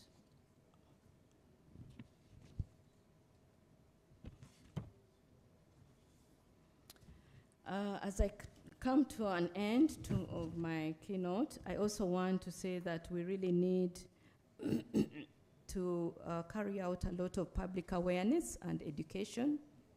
At times it's just awareness that people don't have and are really behaving the way they are doing. So I urge upon the authorities to ensure that our young people are given the right information and education. I really also urge upon the media, please relay the right information out there, and we can also be part of the messaging to the community. And this should be really a collective effort all across the board. So colleagues, the young people, representative of the Excellency, the Ambassador, my colleagues from ministries, departments, and agencies, I want to thank you all for listening to me, for God and my country.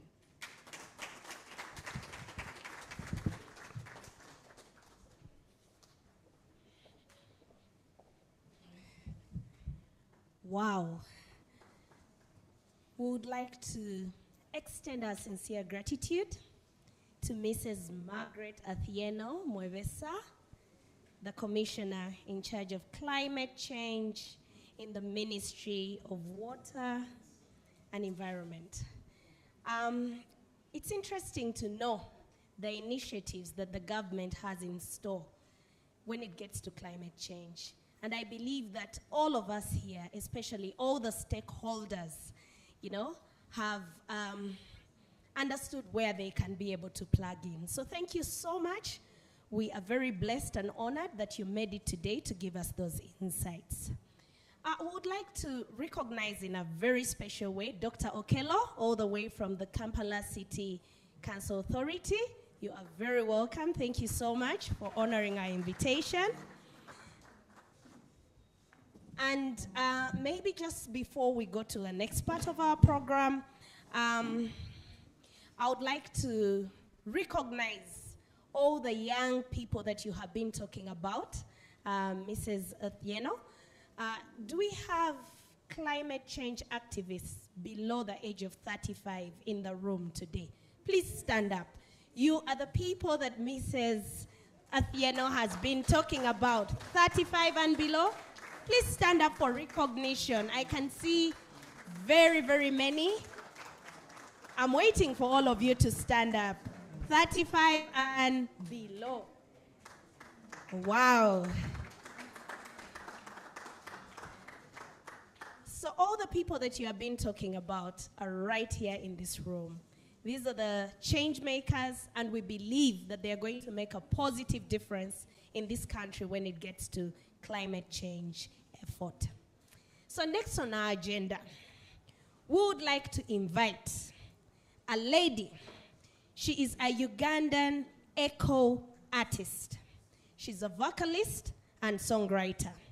She holds a master's in fine art and has, through her interplay of art and music, consistently devoted her work to critical explorations of how material, mainly recycled plastics, environment and social factors impact contemporary Ugandan life.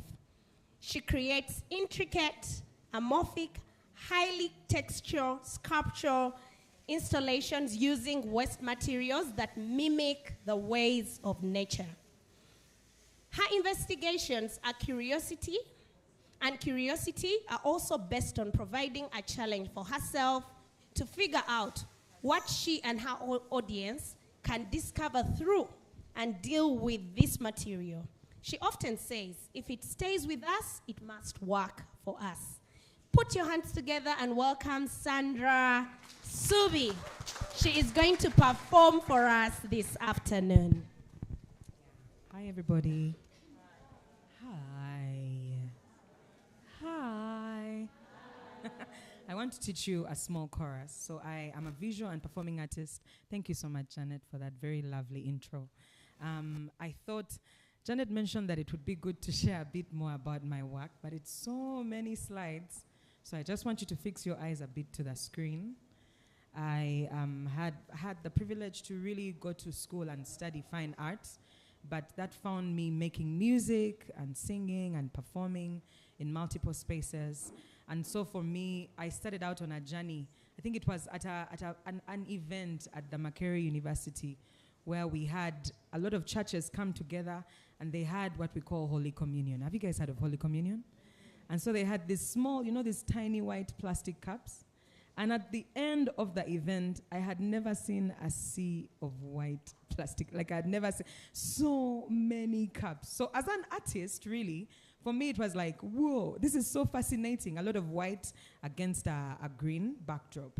And so I remember we got a few of my friends and carried all that plastic and took it to the top of the sculpture studio at the Margaret Royal School of Fine Art.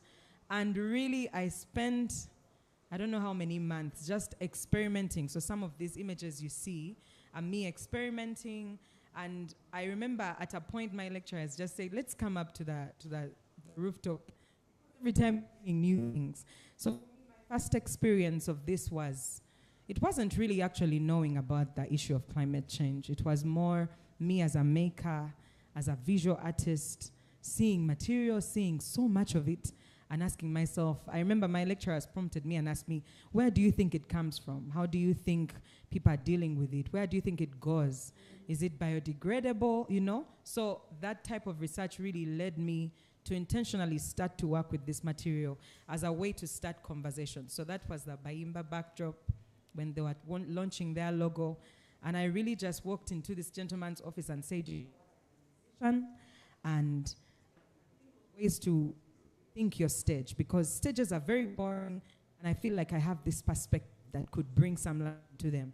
But I also think we need to use material that people throw to, first of all, nullify this thing that had become very important to me, that thought that this material were opportunities for us to make. And I see some people in this room that are repurposing it as a way to create opportunities for other people and for the communities in which they live. And so with that statement that if it stays with us, it must work for us, really that has guided my practice to start rethinking. That's when we used to have Mountain Dew. I now feel like the work also has become an archive of time. You know, art, they say, archives the social, political, social dynamics of a country. And I think that it speaks to a number of things. The plastic keeps changing, and it's also because we are becoming more aware. So now we are making things like plastic that's thinner in size to allow for it to be a bit more biodegradable, which is very important. These are more experiments with like drum makers. Could we make drums from used plastic buckets? And these old PVCs that we use as signposts on these big, what are they called? Billboards, yes, thank you. So that was with a number of musicians at the National Theatre. There are so many. Maybe could you just stroll through very fast? Because I say we stroll through because there is many times I would make the work and then I want to show it in multiple spaces, but I could not. So it led me on I'm really cutting a long story short, but it led me on a journey of making wearable art because wherever I went, there I was, right? And so it also became something that is a language. I was walking in here, and from the gentleman at the gate, there was no limitation to who could access the art. They were already making, okay, yeah, that bottle, I use that bottle. Okay, well, you're making this is very interesting. One of them, after helping me up, went and called his friends so they can come up and see the art, right? And yet many times as visual artists, we are making work that's stuck in art galleries, that's not accessible to the public. And so I think then for me, wearable art has become a very powerful tool because as I perform, I can wear it on stage. As I walk out in public space, I can wear it. In fact, it's it's always such a challenge to show the work in a place like a hotel because it's made to walk in the streets of, Banda, down at Gaba landing site. This is where we walk in this work and really celebrate these people who are repurposing everything from fish scales to fish bones and really switching up the narrative using art, speaking on environment, but really also speaking about who we are as a people, the things we celebrate, the things that make us who we are, and trying to find and propose alternatives way forward. I think many times as climate activists, we've tried to stop saying we are giving you the solution. I think we are offering an alternative way of seeing, we are offering an alternative way of doing, we are offering an alternative way of thinking, and somehow together we are forging a way forward to the future. So you will see me working with women, those are on sugar bags and walking in different public spaces, and really just exploring. This was at Chitezi where I learned that 80% of the trash pickers in Chitezi are women, and yet many times they are the least in the conversations around climate justice. They run out. Don't we run the home, women? We run the home. We are very, oh sorry, no, don't worry, it's okay. Wow, I feel like a bride. But yeah, so this is another piece called The Blues, which also speaks on jeans and second-hand clothes, which is the second form of pollution next to plastic now. And so for me, I think I'm seeing the power of harnessing music and art to speak on climate justice, but to also, I guess, think with the public and offer alternative ways of doing and thinking. So we are about to sing a song. Because we don't have a mic stand, bear with us, yeah? It says, Chiragala, Chiragala, eh, Chetwagalo. The mic is like looking the other side. Chiragala, Chiragala. I want to teach you so you sing along. Chetwagalo, Kulagula. That's the line you sing. We go. Chiragala, Chiragala, Chetwagalo, Kulagula, Chetagalo, Kulagula, Chiragala, Chiragala. Hey, first wait, my friend. First wait, first wait. You need to first sing for me, please. I'm not going to sing for you alone. Because you have to live with this message, yeah? So are you ready? 1, 2, 3, let's go. Chiragala, chiragala.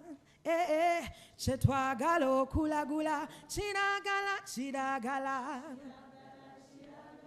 Hey, a little bit louder. Chetwagalo kulagula. So this is Chiragala. And it will also show me in procession at Gava landing site with a lovely team called the Flip Floppy, who made this really wonderful boat from recycled material, and we're going on an expedition on Lake Victoria. Yeah, this is Chiragala. So watch the screen, but also watch me, but also sing along. Thank you. Okay, let's go. You ready? You're my choir, yeah? Okay, let's go.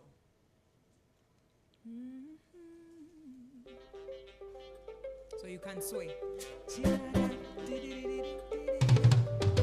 Chiragala, chiragala, chetwagalo kulagula, chiragala, chiragala, chiragala, chiragala,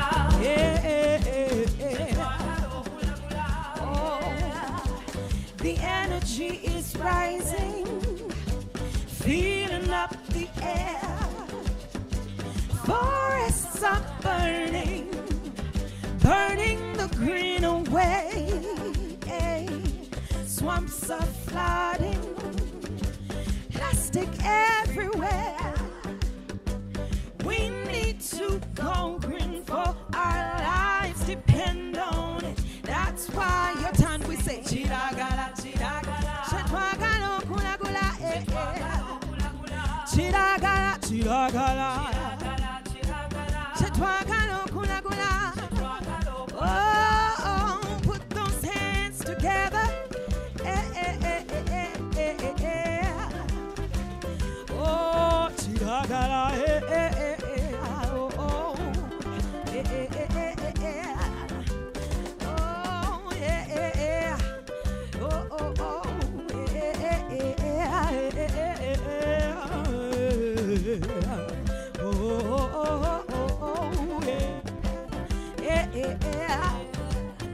Speak up for the land. Speak up for your future. We must take a stand, each one playing their part. As one raising voice, we need to go green and do more. For this earth is our only home. Go green right na na na na na na na na na na na na na na na na. Chiragala, chiragala, chetwagalo kulagula, chiragala, chiragala, chetwagalo kulagula, chiragala, chiragala, oh, this is the green revolution. Climate change is real. Oh, this changes everything. Please, please protect our future. The world is melting right before our eyes. Do something right now. Do something right now. Let's go. Chiragala, chiragala, chetwagalo, kulagula, Oh. Chiragala, chiragala, chetwagalo, kulagula, Oh, one more time. This is the green revolution. Climate change is real. Oh, this changes everything. Please, please protect future.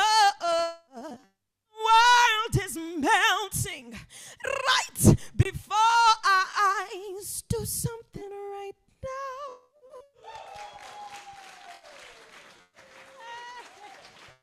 Our headband, we put it back.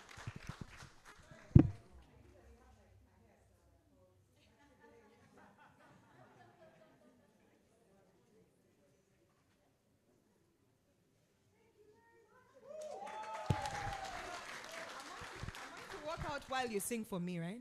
1, 2, 3, let's go.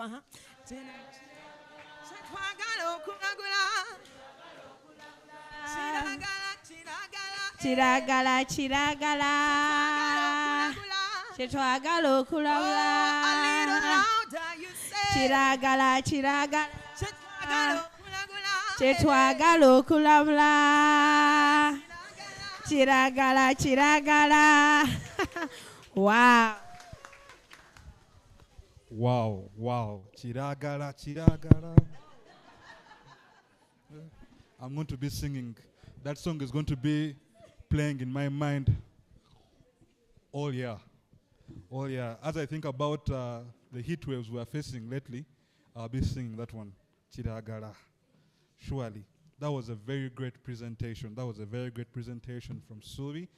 And it actually shows us how waste can actually be used to communicate in the arts, to communicate to the people out there, so that it can be reused, so that it can be a form of art that can be put out there and also promote other industries.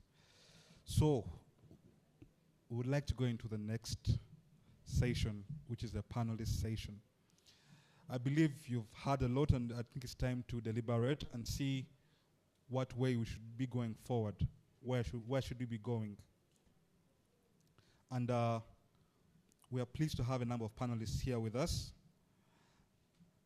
And obviously the panelists will be discussing waste management and climate change, and are we under threat?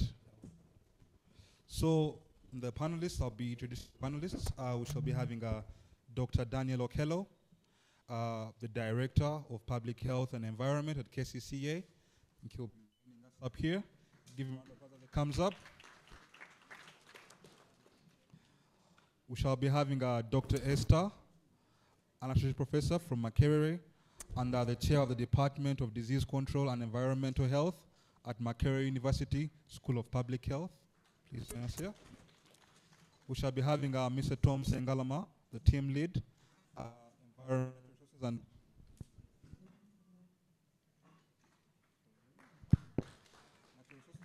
UNDP, Uganda.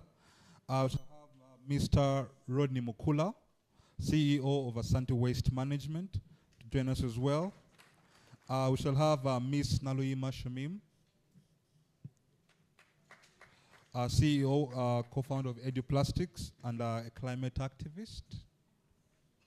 And the moderator will be Mr. John Baptist, come up and lead the deliberations. Mr. John Baptist? Mr. Jebi?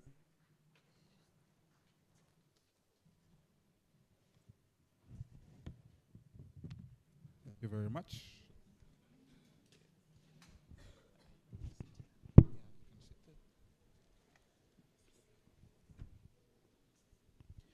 Good afternoon, ladies and gentlemen.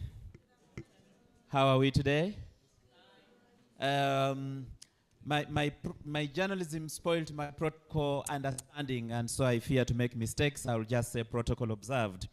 And also to thank Subi in absentia. I hope she hears me from outside. She brought back my quiet voice those days when I was a little younger, but now I think age and the bills have caught up with me. And now we are going to have a conversation around waste management and climate change. Are we under threat? The able panelists are going to lead us in that discussion. My name is Dr. John Baptist Timoko. I'm a journalist on sabbatical. So I now teach young journalists. I lecture at the Department of Journalism and Communication at Makerere University. I am also a member of the Chevening alumni. I was in the University of Westminster in 2022. Although I was there for a shorter time, at my age and said, we can't keep this man here for a whole year. So I was there for only 4 weeks. There's a shorter fellowship for journalists, and it's the Chevening Africa Media Freedom Fellowship, and that is what I went for. Thank you very much. Now, turning to the panel, our conversation this afternoon is around waste management and climate change. Are we under threat? But before we dive into these details of the ozone layer and the carbon emissions, I would like to give each of the panelists a minute just for us to hear your name in your own voice, which organization you come from, and what your organization is doing in regard to waste management and climate change. We could start with Prof. Thank you very much. All protocol observed. I think it's still a morning, or it's good afternoon. Good afternoon to you all. I'm really privileged to be part of this discussion on waste management in relation to climate change. So my name is Esther Bregia. I'm an associate professor of public health at Mackay University School of Public Health, where I also head the Department of Disease Control and Environmental Health. So environmental protection or issues to do with the environment is our business, and like you've heard from the university, ours is training, but also doing research. So we've done research around waste management, but also other issues on climate change. Other responsibility is also community service. So we need to engage communities in relation with the topic for today, see how we foster proper waste management in order to protect our environment. Thank you. Thank you. Thank you very much, Prof. We will delve into details of your business, as you have put it, a little bit later. Yes, Dr. Kello. Good afternoon. I'm Dr. Kello Ayen Daniel. I work with the Kampala Capital City Authority. I'm the Director of Public Health and Environment. The Kampala Capital City Authority is part of the central government. And what we do is we have a regulatory component, that's through the council, but we also have service delivery through the technical wing. Okay. So directly looking at waste management and climate change, we have a whole department of solid waste management. And really what we do in a very simple language is to try to keep the city clean and the environment habitable. But also through the regulatory part, we pass ordinances. And one of the ordinances that is important to this is an ordinance which was passed in 2000. That's the solid waste ordinance. So thank you. Okay. Thank you very much, Dr. Kello, for that introduction. I will come back to you. The ministry doesn't seem to be very happy with your core mandate, but it's okay. We'll have that conversation shortly. Yes, sir. Yes, good afternoon, ladies and gentlemen. My Good name afternoon. is Tom Sengalama. I work with UNDP. I am a team leader for nature, climate, energy, and resilience. And UNDP works with the Ministry of Energy, with the other government agencies, one, to try to understand the waste stream, but also to try some technologies on how we can convert waste into resource. Okay. Yeah, thank you. Thank you. Thank you very much. Yes, Doctor. Thank you very much, and good afternoon, ladies and gentlemen. My name is Rodney Mukula. I'm the CEO and founder for Asante Waste Management. Asante Waste Management has been in the waste collection, recycling, and repurposing business for the last 10 years. We run branches, 5 of them across Kampala, Entebbe, Jinja, Soroti, and Mbarara. We've also opened up a branch in Tanzania. We've expanded our footprint. Okay. But basically on a day-to-day basis, we work with our authorities like KCCA and the respective town councils across the country to manage and reduce waste as we add value and sensitize our communities. Thank you. Thank you very much, and you're most welcome. And last but not least, Assalamu alaikum, Hajat. Wa alaikum salam. My name is Shamim Naluima, and I am the team lead of EduPlastic. EduPlastic is a company that recycles for education. What we do is we transform plastic into quality, waterproof, and scholastic learning materials, including bags, letters, lulas for the rural children and the refugee children. Thank you very much, Shamim, and you're most welcome. Now, to dive into the conversation, I would like to start with Professor Bregia. Prof, the picture that has been painted in this room since I arrived is not a very good one.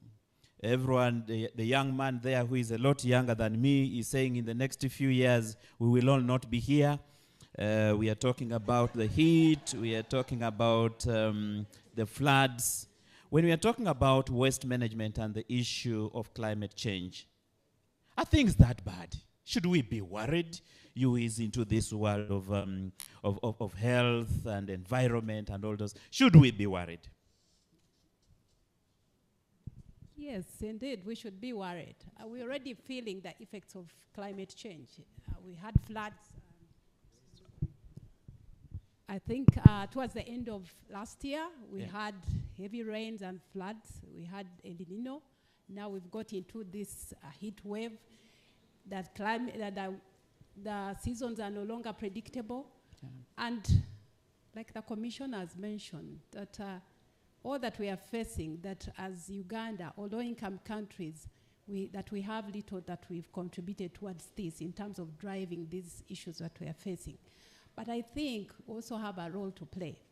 For example, our waste management, which is a theme for this conference, is an issue. And waste management in cities is a problem, especially in low-income countries.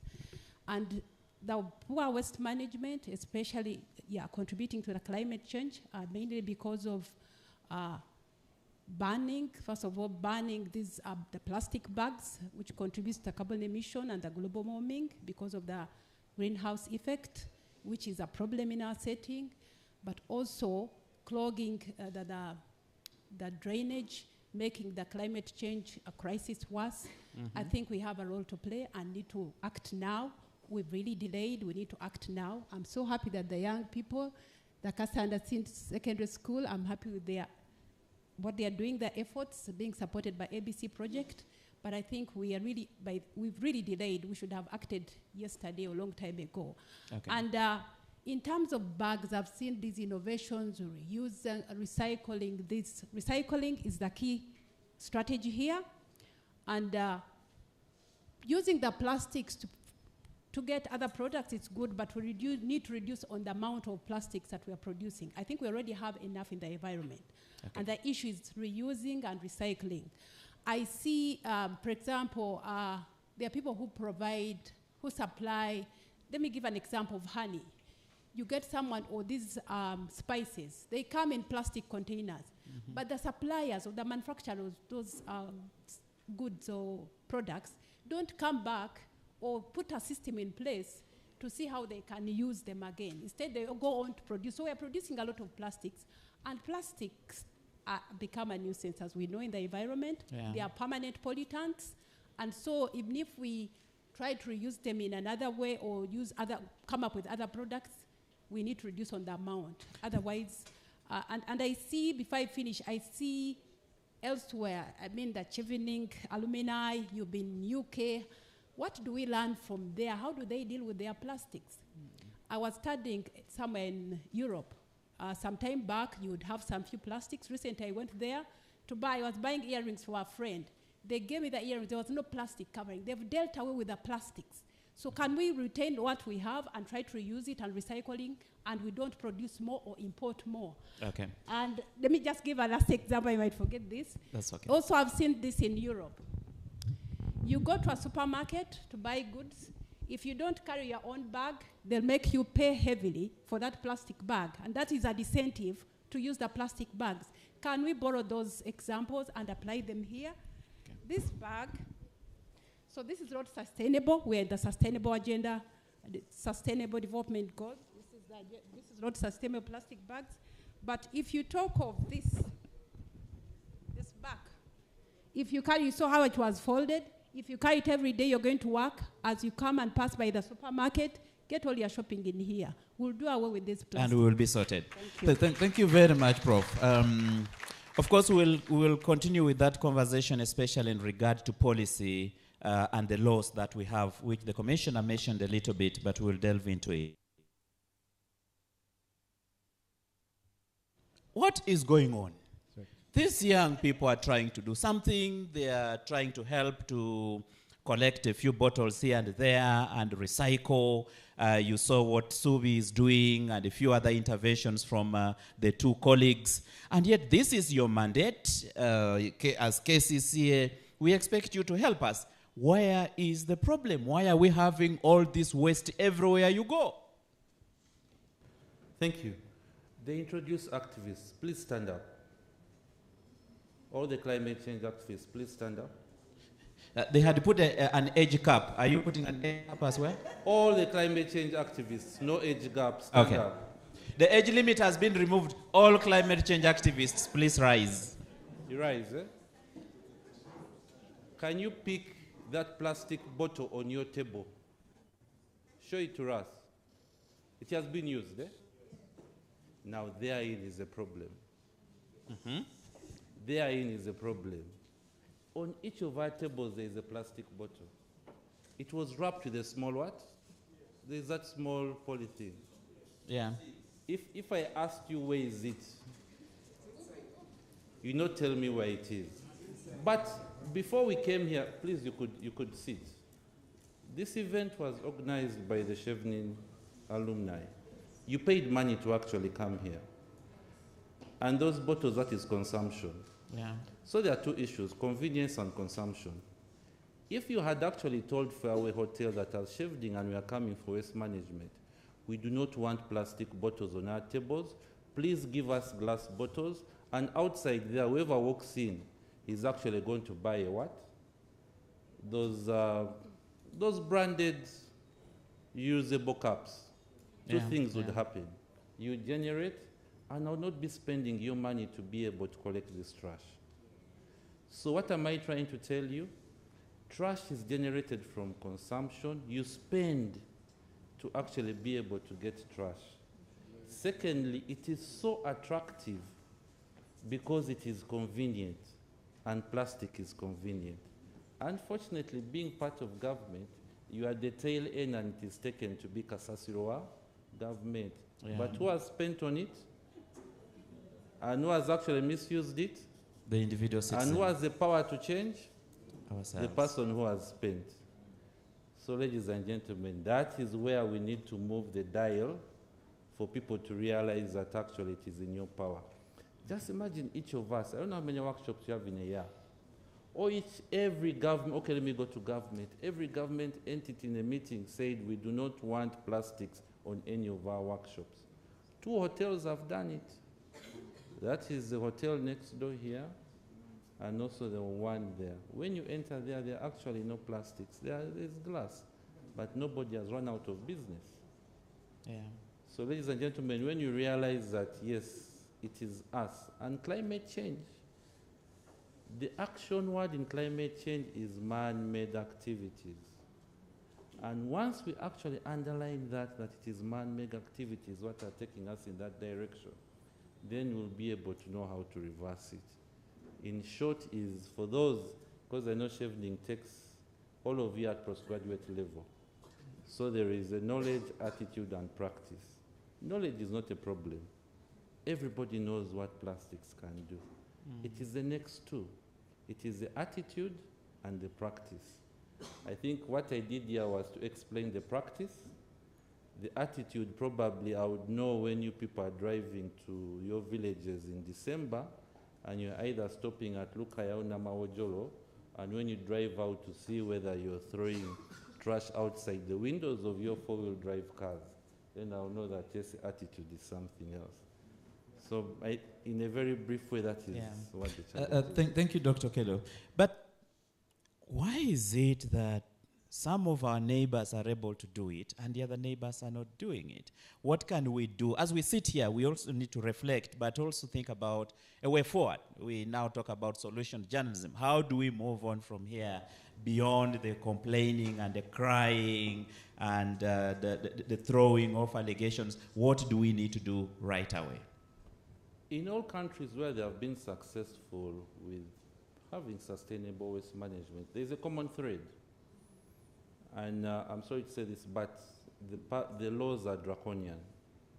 All of you are in the UK. The laws are draconian, not so? They will fine you once you go. Public health laws by nature are draconian. Now, where we need to do is to have the heart that we are going to enforce those draconian laws. Sir, in order to make a change, you forget about your comfort. Once we become comfortable, do not expect any change. Where people are successful is that they realize I don't have to be comfortable, and that is where we need to move. As long as a country we believe that we can be comfortable and have our cake too, forget that we're actually going to do anything. So 1, enforcement of those laws irrespective of what they are, and 2, each of us has to be uncomfortable. That's why I was telling you that if we put a plastic bottle, a bottle there of glass with water, without any caps and told people, I'm making you uncomfortable such that you can be able to create a change. Yeah. But we seem to think that we can have it both ways. That is not going to happen. Okay. Thank you, Dr. Kello. And it's at this point that I want to bring in Mr. Sengalama from UND. Talking about laws and policies, the draconian laws, as Dr. Kello is saying, what is the missing gap? Because, Tom, if you listen to the commissioner, down is the Natural Climate Change Act 2021, the National Climate Change Policy, the National Climate Change Action Plan, and then there is climate change financing, and then there is this, and then there is this plan, and then there is the other one. I'm not going to list all of them.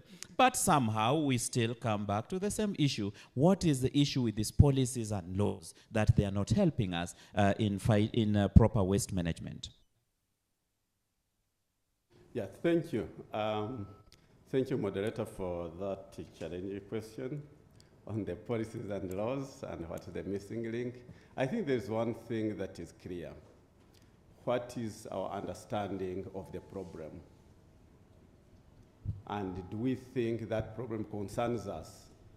Because when we talk about waste management and we talk about climate change, is it clear in our mind the linkage between the two? Two, when we talk about waste management, do we understand the risk? And do we recognize the dangers we are in? We have been discussing here, and we have been talking about plastic waste. But actually, plastic waste may not be the most dangerous waste that we have in this environment.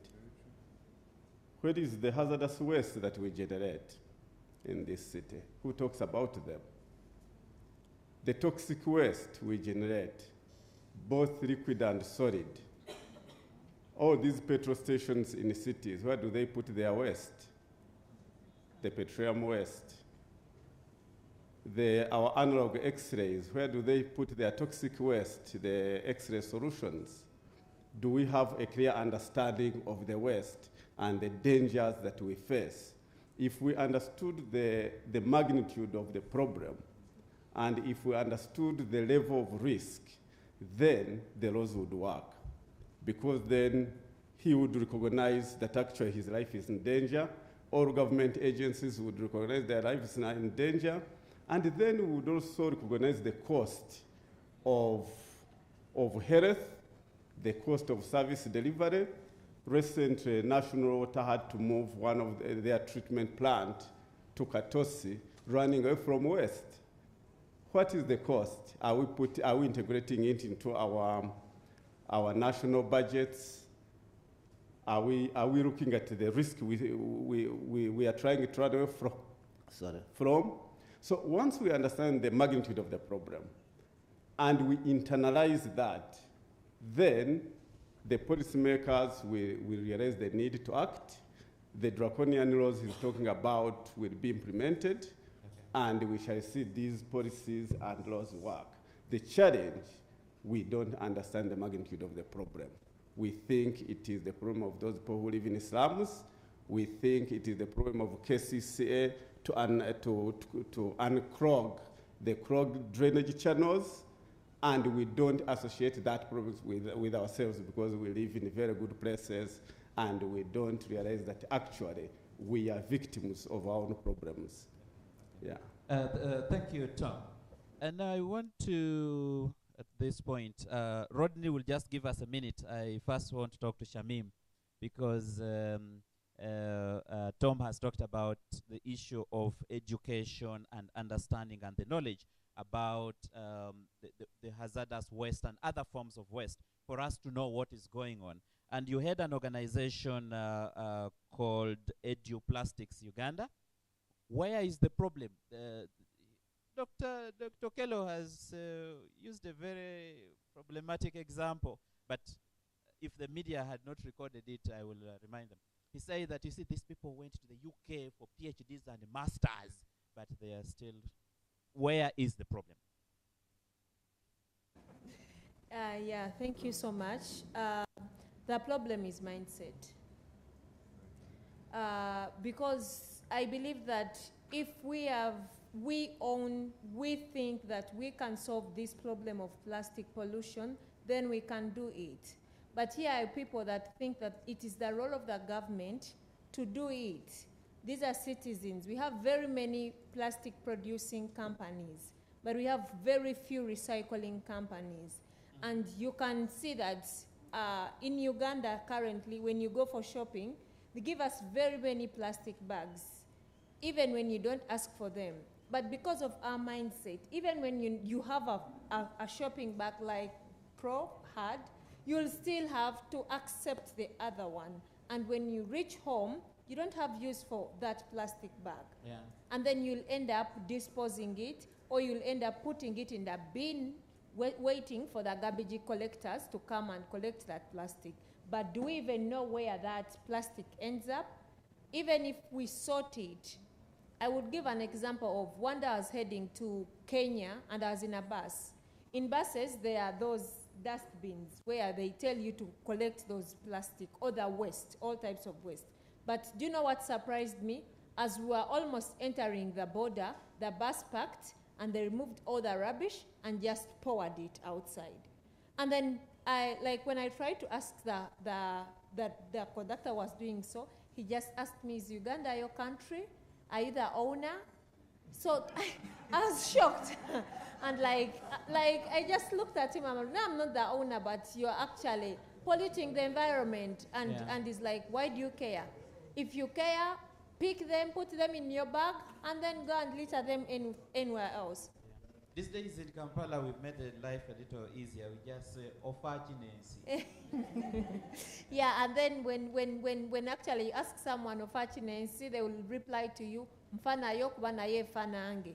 So, it is that mindset. To me, I believe if the mindset shift is solved, I'm happy that we are onboarding secondary students. Yeah. I'm happy that we are onboarding primary students. We as EduPlastics, we focus more on the young generation because we believe it's the future of tomorrow. Like the Baganda said that, akacha mama mela. It's hard. Adults are now grown up. They don't care about the outcomes. They know they are going to die very soon. Even when you tell them, they're like, we are going to die. Don't tell me. Yeah, they don't even care. But if you train a child from the little age they are, train them how to reuse, recycle, and refuse. You know, we normally when you go for trainings, we encourage the 3 R's. You reuse, recycle, or refuse, because it starts with refusing. If you refuse that plastic, if you refuse the bottle that Fairway is giving, next time they will not provide it. If you refuse the shopping bags at the shop, next time the shop attendant will not give it to you. They'll look for alternatives. But if maybe for the Vaselines, you have no option, you can't refuse them, at least reuse. Reuse as much as you can, and then recycling will be the last end. Thank you. Thank you very much, Amim. Mr. Mukula, I'm even going to sit as I ask this question. The issue of attitude. We've been talking about ABC, and attitude is key according to this project. But let's look at the environment. How do we talk about attitude? You have these young people, for example, very passionate about climate change and trying to do something. But they are living in an environment where probably the little budget that we should be having for waste management is ending up in someone's pocket, or in someone's honeymoon in Dubai, or in someone's shop with electronics in town. And I didn't want to say anything about Afande, but yes, we are seeing Afande on TV eating history commando in a cavera and throwing it there. How do we deal with the issue of attitude and attitude change in this very toxic, warring environment? Shamima said, really, what do we do? How do we move on from here? Thank you very much. I think that's a very good question. I think for the issue of attitude, like everyone has highlighted here, comes down, of course, to mindset change. And I'll say one thing about waste management from the private sector perspective and government. It's a very capital-intensive sector. Whether it's to do with collection, whether it's to do with recycling, whether it's driven with sensitization, there's an aspect of capital involvement in it. But that said, it's a very profitable sector. And people need to change their mindset on how they look at waste management. Ugandans holistically look at waste management as garbage collection. That's the truth. Abakasasiro. That's the mindset. But garbage collection is actually just a process of the entire waste value chain. In our sector, there's something called business circularity, or what they call closing the loop. When you collect, what happens? Do you take straight to Chitezi? Do you just dump? There's so much that can happen. She's highlighted the 3 R's, but they're actually 5 R's, and the 5 R's are actually an attitude change towards it. One of them is recycling. Recycling is, if I can say, the most capital-intensive part of the 5 R's of waste management. But recycling is just not for plastic. Recycling can happen for paper. Things like cardboard or even the egg trays we use in our homes are actually coming from recycled products, most of the products around. Glass, for instance, we have no glass recycling plant in Uganda. Since Adam and Eve left the Garden of Eden, Uganda has never recycled glass. I don't remember. But I know for a fact there's a bit of upcycling. And upcycling, of course, is part of repurposing. And repurposing means if you don't have the money to invest in recycling heavily, you can reuse. I don't know if you've seen glasses in certain hotels and certain people's homes. They're being used for drinking glasses. They're being used as flower vases. That's part of repurposing. Tires, for instance, are being used for beautification. But also at the same time, there's reimagining. I love the lady who came in here and she can't walk anywhere across the world and you don't recognize her. And she's trying to repurpose plastic waste into fashion. But the whole idea, just to close throughout, is there's something called extended producer responsibility. And I want us to take note of this. How many of you have your phone before the one you currently have? If you still have your old phone, please raise your hand. Okay. Do you have the phone before that? Do you have the phone before that? No. So what does that mean? Where do those phones end up? When they go to Mutasa Cafe, when they go down, what happens after that? Okay. But these phones actually have a lot of toxic elements in it, but they also have a lot of precious minerals. People don't know, but gold is contained in phones, palladium. So don't throw away your phones, by the way. There's a business case for that one. But just to cut the whole story short on extended producer responsibility, that is the first step to changing the attitude. So if a company like Coca-Cola or Nirvana that's produced by Pepsi and the rest can take responsibility of following the packaging of their product, from the time it's produced to where it comes from, to recycling it and putting back a value chain to create employment and change people's responsibilities and mindsets towards it. If it's even simple things like glass, what can you do? Glass can be recycled 100% without losing its element. So attitude change is an individual responsibility and it's a collective community effort. So that's the first stage and where it comes from. Thank you, Mr. Mukula. And that's a message to all of us that really, before we look at KCCA and the commissioner and the ministry, it starts with us. Now, you've brought in an interesting bit of financing, and I want to bring in Tom. The commissioner talked about all these available financing mechanisms, the money that is available. She's asking us to start groups, and she's telling the young people to come together so that they can access some of this money. Is that really a solution? Can that help us? Is this money thing working in Uganda, that you can do something around climate change and you get the money and it motivates you to work? Kindly just switch on the mic. Yes, thank you. Yeah, yes. It really depends on the idea that you have developed. We know that waste management makes a good business case, but at the same time, there are very few private investors who are interested in waste management. First of all, the return on investment, but how long also it takes for them to realize their investments. So incentivizing investments in certain areas could help.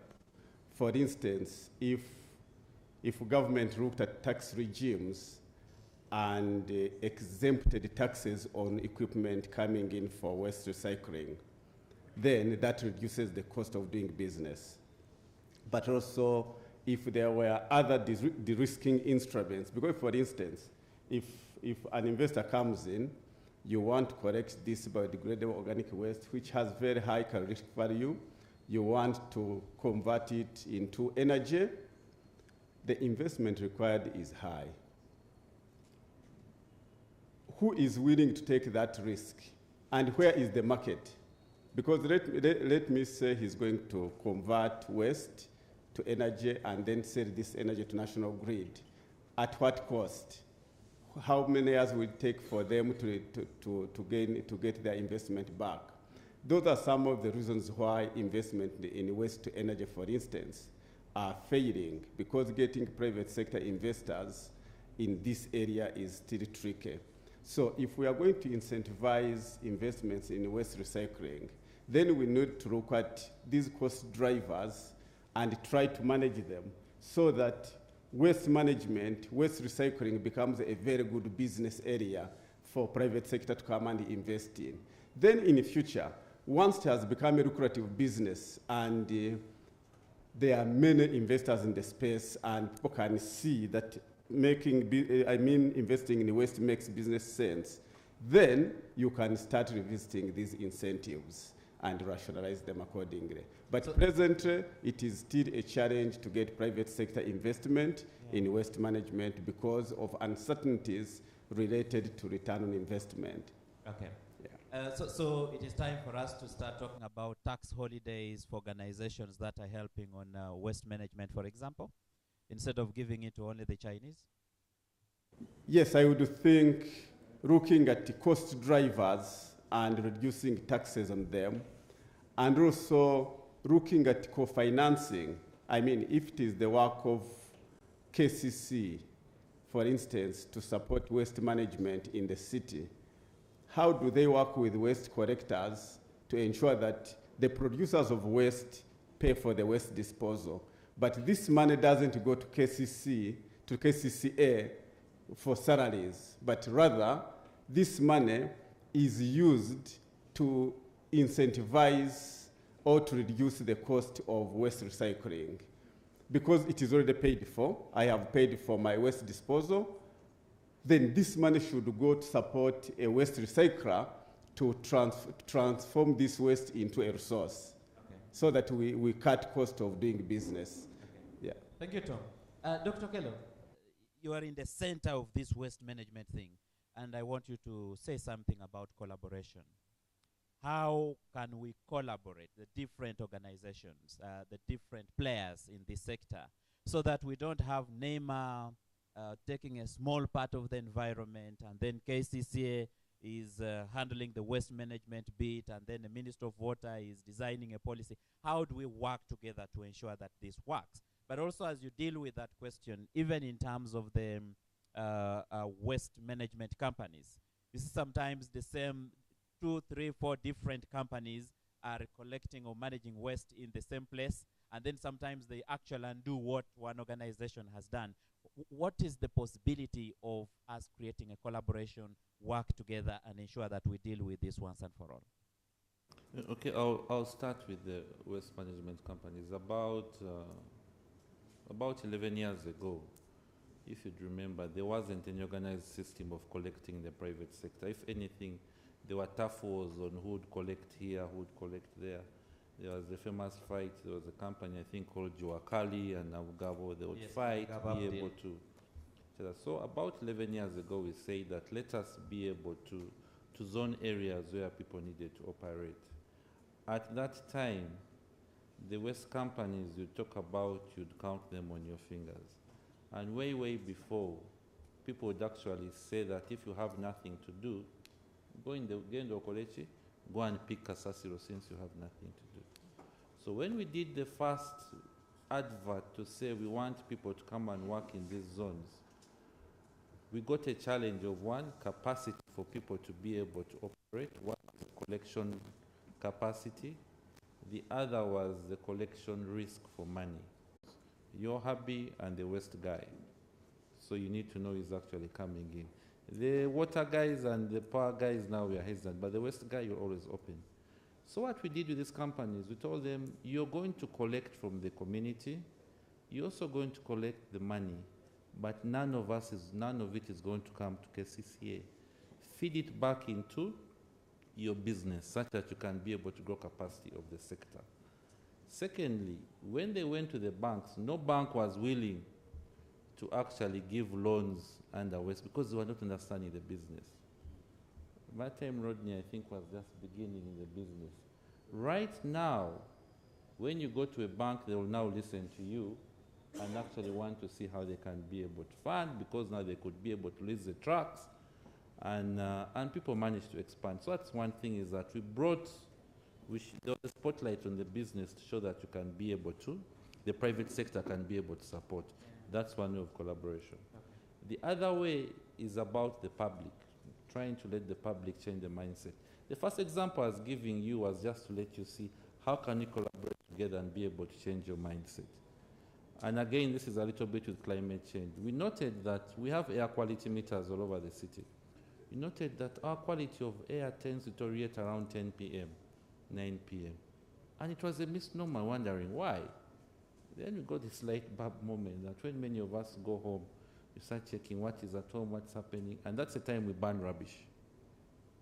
When people go home, they burn rubbish at about that time, and there's a spike in the air quality. So the next was to tell the community that you don't need to burn the rubbish, you need to pay for your collection. And that is where the polluter pays principle comes in. Who he pollutes needs to pay. That was actually another hand. The other was from the law. What enabling law is there for us to be able to do this? The ordinance was passed many years ago. In 2020, we now have new waste management regulations by NEMA to be able to see how they can function. So here I'm only talking about solid waste management. This is municipal waste. Going to medical waste, many years ago, we sat with all the clinics and hospitals, and we said, for you to register your clinic in Kampala, you need to be able to give me a contract with a waste management company. It was a difficult moment for me because the rumor was Dr. Kello owns the what? The waste management company. Yeah. Yet I He's had no looking for a idea. deal. He's actually looking for a deal.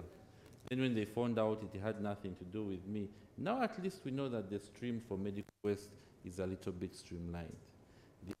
The is industrial waste, and with this, NEMA, KCCA, National Water and Sewage Corporation, Ministry of Water and Environment, Uganda Cleaner Production, and Uganda Manufacturers Association, we formed what we call Kampala Pollution Task Force, and it was to encourage cleaner production technologies on a peer basis. So looking at the industrial side, and this worked because people think that when you go towards cleaner technologies, they're expensive and you run out of business. Making it peer-based was to show that, hey, I'm doing it and I'm making money. You can also be able to do the same. Okay. So just looking at the different collaborations that have actually been there. Thank you, Dr. Kello. The participants, I'm going to move a microphone very shortly. If you have a comment, if you have a question, please prepare it. But as you prepare that question, I want to bring in Prof. Especially on the issue of the young people. The commissioner talked about a young population, 70% youth. Most of the speakers have talked about how do we engage our young people, get the students involved in the issue of waste management and dealing with climate change. How do we deal with this when you, the professors, are teaching them that they need to get first classes, you're teaching them to split cockroaches, we are telling them they need to know when Napoleon was born, and all those kinds of things. How do we ensure that the issue of waste management is streamlined in the educational institutions? Shamim has also talked about attitude issues. How do we get the young people more involved, actively involved, that they know the challenge that they are facing and they try to do something to save their planet? Thank you very much for that question, and I think you've already given me the answer. But first of all, I just want to emphasize that waste management is a multi-sectoral approach. That's why even the theme says everyone's business. So starting from the producer, back to the person, the last user, and especially our households in terms of waste production. So the young people coming in, I think climate change and effects and ways of proper waste management training has to be mainstreamed at all levels of education. I like I'd mentioned, the initiatives with the Kasanga Seed Secondary School, but starting with even nursery or, inculcating that culture of proper waste managing is very important. So they've said that us, the old, we don't mind, but it's these change agents, the young ones, and so as we teach, we need to bring in climate change and the drivers, of which improper waste management is one of them. So this has to be into our curriculum. And I like the new curriculum. I think it hasn't been well implemented, but it's about practical-based, approach, like the students mentioned, and so issues around waste management and overall mitigation measures for climate change should be incorporated in this. Okay. That's All what right. I can Thank say. you very much. Thank you. And in addition to us who do research, we need to do research that inform proper waste management. Thank you. Thank you, Prof. So for the panelists, you can just have a piece of paper and a pen in case there is a question directed to you or there is a comment from the participants that they might want you to address. You just note it down. We will bring the microphone back to us. And now it is time for us to have our say. Let's ask the panelists. Let's make a comment. I'll also request, because of the time factor, that we will have just either one question or one comment per participant. Thank you very much. Yes, we can start from there. Thank you. Good afternoon, everyone. I would like to appreciate the panelists. I think they've given justice to the debate. My quick questions go to Dr. Okello. I'm so excited to see you here as a KCCA resident in a slum in Chibuli, where I stay, with clogged drainage. Yes, I've been thinking about, can we have public health competitions within the divisions to ensure that residents within the different cells compete to be the best, to have cleaner communities. We've not had that coming in. Can we have simple messages on climate change? They said it's a highly technical message. Sorry, a technical subject. Can we have simple messages go around on our radios that climate change in a simple term means don't dump your waste badly here and there? Then the other one, how can we create jobs within KCCA for the youth, especially in the collection value chain? Thank you. Yes, and lastly, usually when we are moving around, we see no dumping, 100,000 fine KCCA, but we do not know where to report. Can we have free toll phone lines where we can call and report the people that are doing this in our communities? Thank you. Thank you very much. There is a hand behind there. Okay, let's have him, and then we have the lady behind. All right, thank you very much. My name is Ivan Samuel Wamala, and I'm a global award-winning environmentalist, but also climate education and leadership leader, teach for Uganda. A pleasure listening to this amazing panel discussion. And I have a concern, one or two. The first one goes to you, Dr. Okello. First of all, I want to appreciate the efforts you've put in to see that you bring the city back to its grim limelight. But I am still concerned that in the policy perspective, it looks like we are training our communities to have energy to solve the plastic problem, and we're not thinking about the source of the problem. What am I talking about? For instance, this company, government accepts them to run their businesses here. I want to believe that they can have their corporate social responsibility that is more driven to plastic recycling. And then when you talk about recycling companies, I have a challenge because I feel that sounds more of an urban pump. It's about Kampala. But the question is, what about the very many communities down in Gulu, Mbale, in Kaberamaido, where people don't attend these conferences and they don't have this information, and yet they are living with plastics? And then now that moves me to the prof. Yes, the final one. I grew up seeing the polio campaign in my mother tongue, and I grew up knowing how to keep safe from polio. Now, can we pull the research closer to the common people, to the mothers and children in the communities.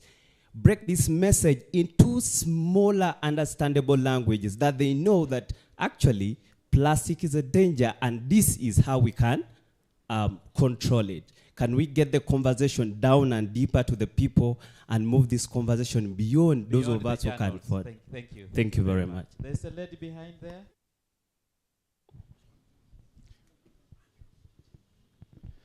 Thank you so much, the panel team. On my side, I would love to appreciate, and I'm coming from a point of, on behalf of the organization I lead, called Oshataka Waste Initiative. We focus so much on waste management, and my call is just to engage our team and the students as a point of contact. I'm willing to work together with you. Okay. Thank you so much. Dr. Kello has taken note of that. Yes, please.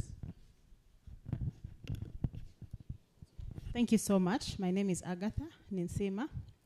I just have one question for Dr. Okello. You've mentioned the streamlining of waste, medical waste, industrial waste. Why is it that KCCA has not taken any active steps to streamline our household waste? In my home, there's separation of waste. When the truck comes, it puts all together in one same truck without taking care of the assortment. What is KCCA doing in terms of policy to ensure that you maintain? I know there are some Ugandans that actually sort their waste, but when the trucks come, they just lump everything together and you're like, what was that? Why did I waste my time sorting my waste? He has noted that. There is a hand this side, the gentleman there.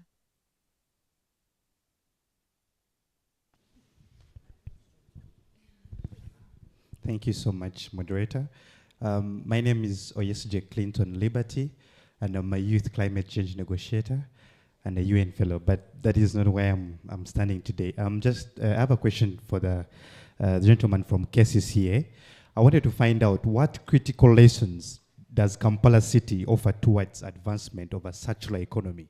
But then I also want to understand how can these lessons be replicated in other parts of the country? Okay. That is the one question I had. Thank you very much. Helen here. Let's have Helen first. Thank you, Mike. Thank you, panelists, for a lovely job. I'm Helen Kawesa. I work in the parliament, but I'm not an MP. I wanted to ask Tom, UNDP. Uganda has been ranked as one of the 12 most vulnerable countries as far as climate change is concerned.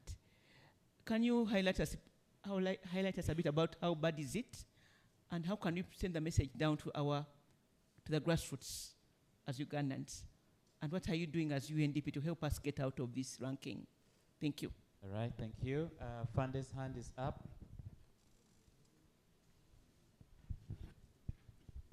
Thank you very much. I'm called Tabu Francis Ochen. My question goes to Dr. Okello and maybe the UNDP for policy making. Over the few years, plastic containers have become more profitable than any packaging in manufacturing.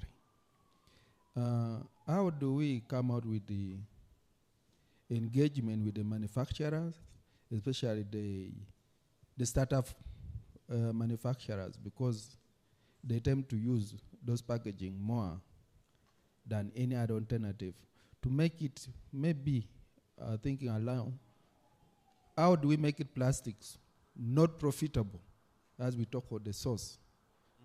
We look at the Coca-Cola companies, Pepsi company. When I grew up, we used to have bottles, glass bottles. But now, because of profit, I think plastics have become source of packaging. Okay. How much engagement do we have with those manufacturers? Thank you, Afande. Being a teacher, I always like students who ask questions. So the young lady there. Thank you. This question goes to Dr. Mkla. Yes, you talked of recycling, but I also get confused. Yes, we recycle, But the same industries, they do affect the what? Their atmosphere through releasing those gases. Like, in which way again can we reduce on that? Thank you. Let's have Madam Irene there so that I clear that table once and for all. Yes, my name is Resti from Ministry of Water and Environment. As we implement very many projects and interact with communities, they'll always ask you, what is in it for us? And that's a question we meet over and over again. Even as you're trying to say, don't dump waste here, manage waste in this manner, they'll still ask you, what is in it for us? And actually, the biggest incentive for many of our community members is money. That's their major incentive. So, looking at, even when you're telling the communities, when the tax body and regulator is telling us that we are increasing taxes on companies that are producing these plastics. But after, and you're telling the people, but they'll still ask themselves, as the taxes are being increased, how are we benefiting from this increment in the taxes? Well, you're saying we are discouraging the producers by increasing the taxes. But still, you look at once the plastics are produced, so even if the taxes are increased, these companies can still afford to pay these taxes and still produce more. Many companies, many NGOs and civil society organizations are coming on board with messages of mindset change. Funders are funding projects on mindset change. But how about we also look at bringing the aspect of incentives to communities or individuals that are collecting this waste? For example, from that increment of taxes, we allocate some money to whoever brings a plastic bag, whoever brings back a bottle is given an incentive from this increased tax. Okay, thank you. I think it would also be very meaningful. Thank you. Thank you very much. Tom, you will say something about that, and Mr. Mukula as well. Please note it. There was a lady there.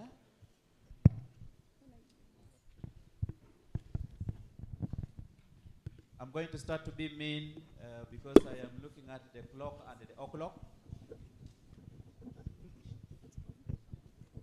Thank you very much. My name is Edith Triamobona. I am a legal consultant and I focus on sustainability in my personal life and professionally. My question is for Mr. Rodney Mukula. Rodney, you are in the waste management space, and so I believe you have a unique perspective to offer us on this. We focused a lot on what the community is doing, what government is doing, but in your experience, taking away from all that we've talked about, which particular sector is actually contributing the most to pollution? Is it the communities? Is it industrial? And basing off of what you've seen, what is the best way for us to handle these industries or these communities? What is the best approach for us to do, say, education, say, incentives that have been talked about, just at ground level? Thank you. Thank you. Thank you very much. Rodney has noted that. There is a lady in green on that table. And after her, I am taking two more, and that's the gentleman in white and the gentleman behind there. And then the other conversations, we'll continue with them over lunch. Thank you. My name is Esther, and my question goes to Tom. How can climate change initiatives be locally contextualized so that they can benefit the local communities without, affecting livelihoods and widening the socio-economic gap? We've seen initiatives, for example, to improve fishing and to save the lakes, kicking the local populations out of business because they cannot afford. So how do we ensure that we protect our local populations as well as engage them in climate change initiatives? Thank you. Thank you very much. The gentleman there. You could just come forward because we need to see you on the live stream. Good afternoon, everyone. Good afternoon. My name is Jonathan Mulondo, and I serve as the class president of the mentorship class. Our dear panelists, thank you for your insightful presentation. So my question goes to Ms. Shamim, the team lead of EduPlastics, and Mr. Mukula. We all believe that there is power in numbers, and in a generation where social media has a high influence on the youth, how do you choose to utilize and harness that resource in order to spread the message on how waste management and climate change have a linkage? I believe you see the youth here in this building are a fraction of the youth in the country. So how do you plan on using us, the youth, to help you implement your given initiatives and objectives as foundations? If so, what loopholes have you come across, and how do you plan on acting on that? Thank you. That's my submission. Thank you very much. Let's first deal with, there is a gentleman I had given an opportunity. The gentleman in white. So sorry about that. I think after him I'll also ask a question. Thank you so much. My name is Edwin Wabomba, and I'm urban development practitioner, and my interest is on waste management and neighborhood planning. The question is to Mr. Tom Sengalama. In terms of support of development policy, especially in areas of waste management, it seems there's so much focus on Kampala Capital City Authority, of course being the city, but also we now have regional cities. I've operated in Mbale, for example, and I think up now they do not have a bylaw on waste management and even on other aspects that would make the city a better place. So I would say as development partners, is that an area that you can look through and probably also provide support to such regional cities?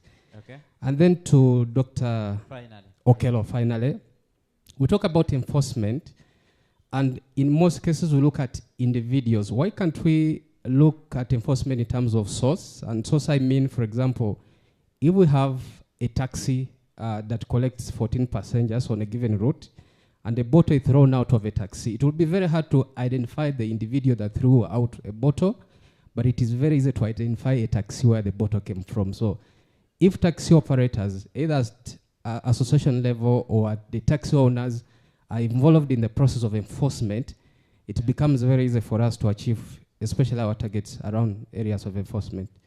Thank you. Thank you, Edwin. Finally, engineer. Yes, thank you very much. My name, as Ali introduced, I'm Elvis Mwesigwa, a civil engineer with a passion for water and environment. So we talked about, my question goes to the panelists, Mr. Tom and Dr. Kello. Okay. We talked about the waste that people don't know about, the most hazardous waste.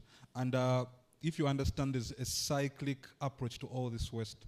If you look at the waste in Chitezi, it actually ends up creating this thicket, this sludge, which basically comes down into the stream. And if you have moved to Chitetika Junction, which is Kumbuzi, you could see the water is a bit dark. And as a hydrologist as well, I've mapped out that catchment, and you can actually see the transfer of the waste that is draining through Chitezi coming all the way down to Chitetika. And if you've noticed, people are washing tomatoes from there, people are planting yams in that area, and it ends up impacting us and causing these carcinogenic diseases that we keep facing. So how can we present to the public the systematic thinking, or how they're all impacted by just probably a battery of a car being dropped in a swamp, or even just waste led to pile up in an area to create this thicket, which ends up impacting them in the yams they like to eat, in the matoke they like to eat, and end up getting cancer. So how do we approach that? Thank you. And also, you talked about funding for climate finance. That was pushed heavily during the COP28. And how do locals or schools or the younger generation, how can it access this funding? How does it write proposals to get this funding? Thank you very much. That could Thank you very much, engineer. As we continue the conversation, we are also online. The conversation is going on online. So for those who are on X, we are using hashtag Kampala Youths for ABCs. Hashtag Kampala Youths for ABCs. So it is Kampala Youths, and then for the figure, ABC is in capital letters, and then the last S is in small letters. So for people who vibe on X, it is time for us to vibe other people who are not here about climate change and protecting the environment and waste management. My panelists, who is blessed enough to take the first bullet? Who wants to start us off? Thank you. I had one, but some I will touch on other issues at once. Hello? So, forgive me, I've forgotten your name. I didn't get your name, but you said, how can we bring research closer to the communities? And so being able to engage the communities, speak the language of the communities. So, like I said, we do research, we do training, but also community service. So I will quote a few of the studies that we've done. One, we did a study in the market, and we're looking at the drivers of solid waste segregation and recycling in Kampala. It was done in Kasubi and Nakulabye markets. And these are the things that came through the findings. So the respondents were talking of that segregation and recycling is not the habit that they used to, so it's something they need to be introduced to, and then they pick the culture, so it's not our culture, and we know that very well. They also talked of the infrastructure lacking. Infrastructure to do the sorting and recycling is lacking. There are no containers. This has been mentioned many times, but also the space to do that. Then also awareness I mentioned, because it's not our habit yet. Then incentives. The lady from Ministry of Water mentioned this, that they mentioned that there should be incentives. I've seen in other countries, for example, if you're bringing back a Coca-Cola bottle, whichever plastic bottle, you put it in a machine and you get money. So that's an incentive for someone to bring back that bottle than throwing it on the roadside and it's not crushed by moving cars. They talked of social networks to support the process of waste segregation and recycling. And as we are here, I'm just wondering, and this could be a suggestion to the ABC group moving forward, I would have loved to see civil society organizations in this. I don't know whether we have any members here.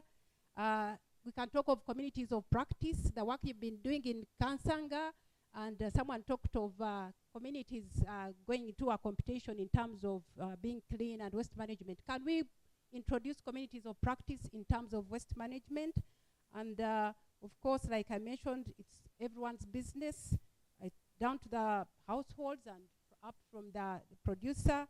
And the issue that Dr. Mesije mentioned, leachate from Kitezi. I have a colleague who's been doing research on that, and there's heavy contamination of the food products there, heavy metals. So we need to deal with our waste management. The way we need to sort e-waste is really, you get a phone, you get electronic gadgets are all hipped in that. And so there's a lot of poisonous things that are in this waste. So we need to move ahead and see how we sort and recycle. We have no choice, I think. We have to do the best. Thank you.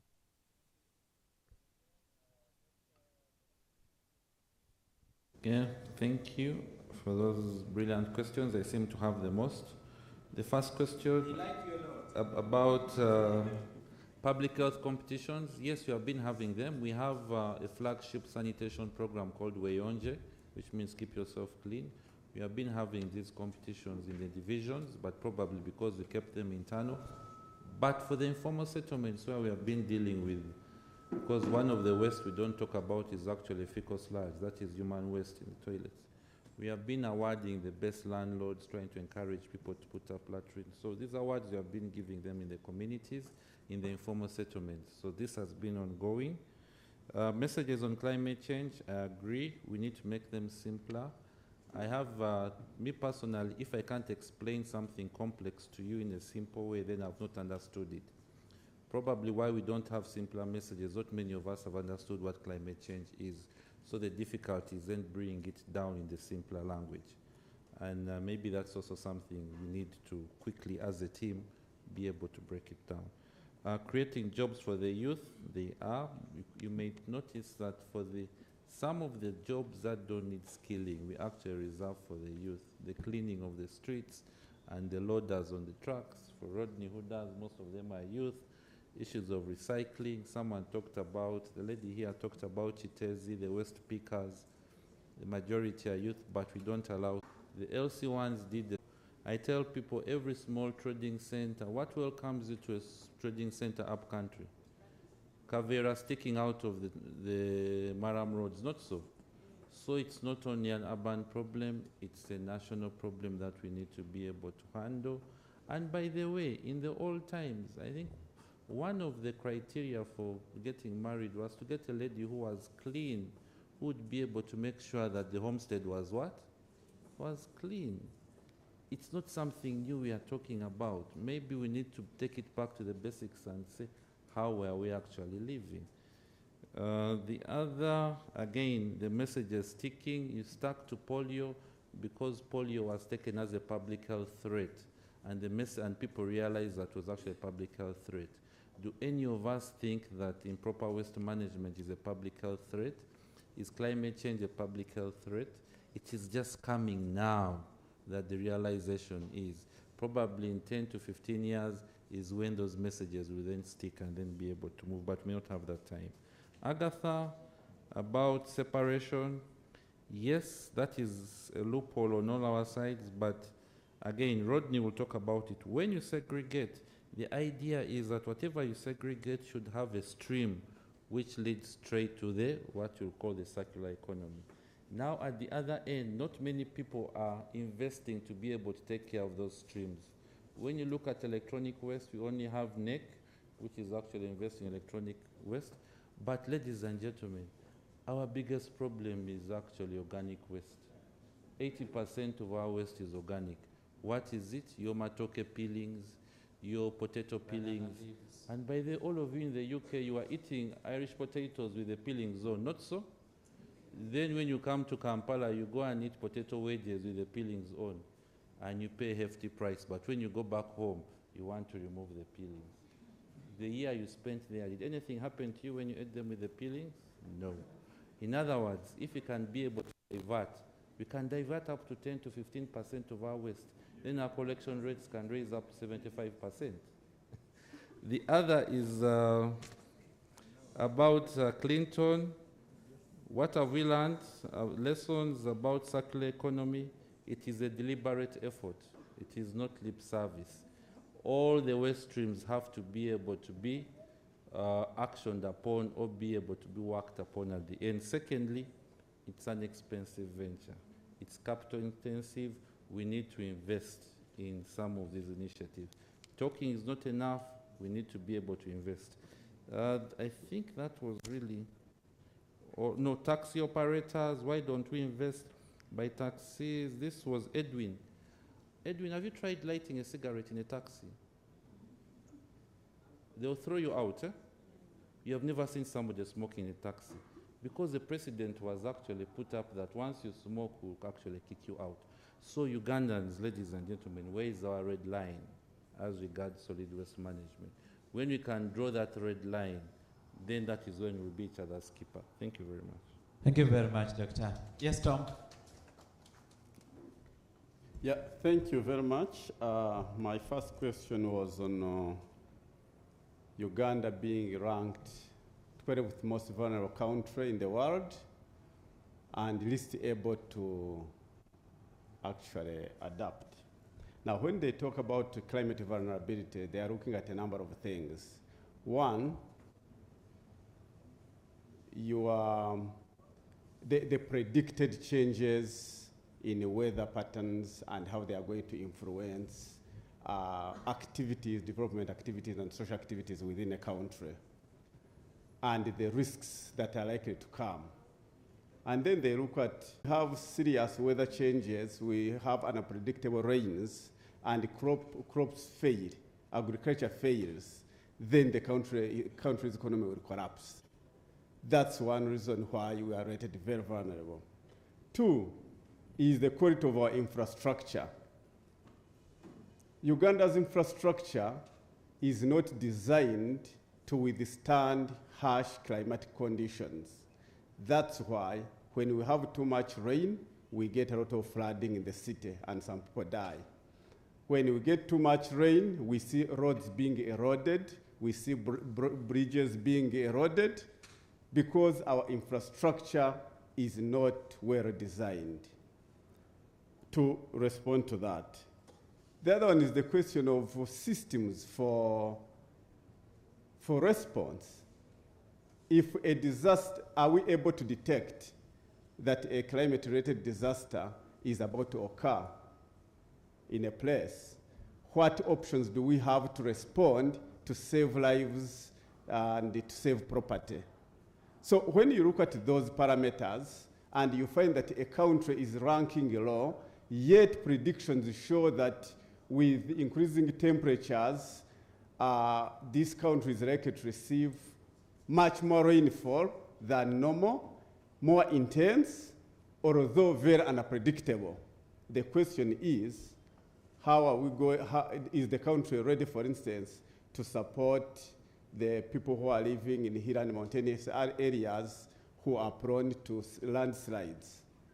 Those who are living in flood plains, is the country ready to respond and rescue them from floods? Is the country's agricultural system ready to thrive amidst changing climate conditions? Either you have too much rain, crops die, or when you harvest, you don't have proper post-harvest management systems that are going to minimize loss.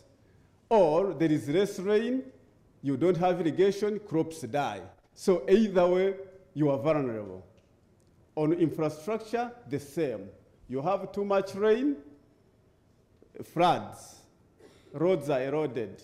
Even you have too much wind because the rising temperatures are also predicted to come with heavier winds.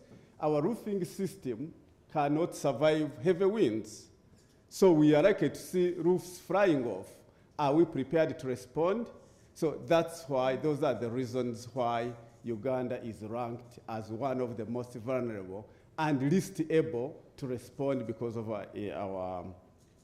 our infrastructure and economic conditions. Okay. I think that one is understood. The other question was, how can climate change initiatives be locally contextualized? Actually, if you are going to take climate action, one, we need to understand what activities constitute climate mitigation or climate adaptation. Now, we know that Uganda is one of the least pollutants. So in terms of mitigation, we are not really investing too much in reducing emissions. But we know that we are highly vulnerable to the impacts of climate change, and some of the impacts are affecting us already. So our focus as a country should be on mitigation. What should we do? We should look at our sectors that drive the economy. Agriculture. We need to develop tailor-made technologies to promote climate-smart agriculture that support improved productivity of our land, that support building resilience against changing weather patterns. That is, if you are living in hill areas, you need to include structures that prevent soil erosion and landslides in your agriculture and farming systems. You need to, if you are in places that have serious problems with the water, you need to integrate irrigation. You need to remember and revive mulching so that you minimize moisture loss, soil moisture loss. Those are locally adaptable technologies that every farmer can do if he's trained or made aware of them. So basically, in short, what we are saying, in order for us to adapt to the impacts of climate change, we need to make sure that our communities understand what we are adapting to and what we need to do to adapt. And it is context-based. If you are living in a floodplain, you need to make sure that you have proper drainage system. This water is not sweeping your house. If you are in a city, you need to make sure your drainage systems are not clogged by waste, because when rain comes, you are going to sleep in water.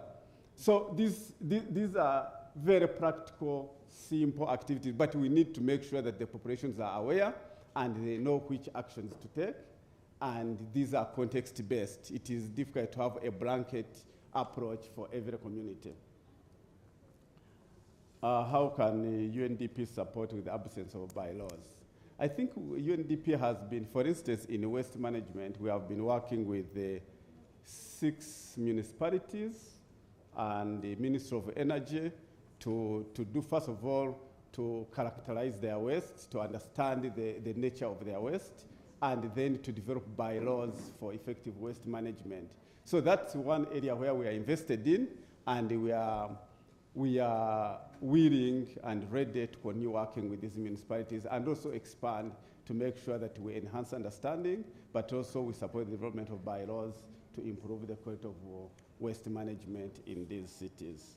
But also we have supported the development of different technologies for waste recycling, for waste to energy, and also recently we introduced trommels. Trommels are machines that are going to be managed by KCCA and the other cities to improve quality of compost, so that the private sector can invest in commercial compost making and selling.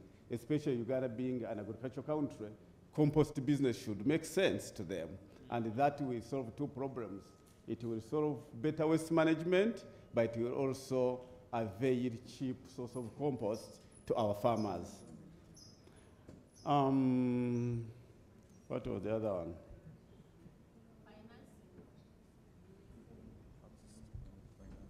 Access to climate finance.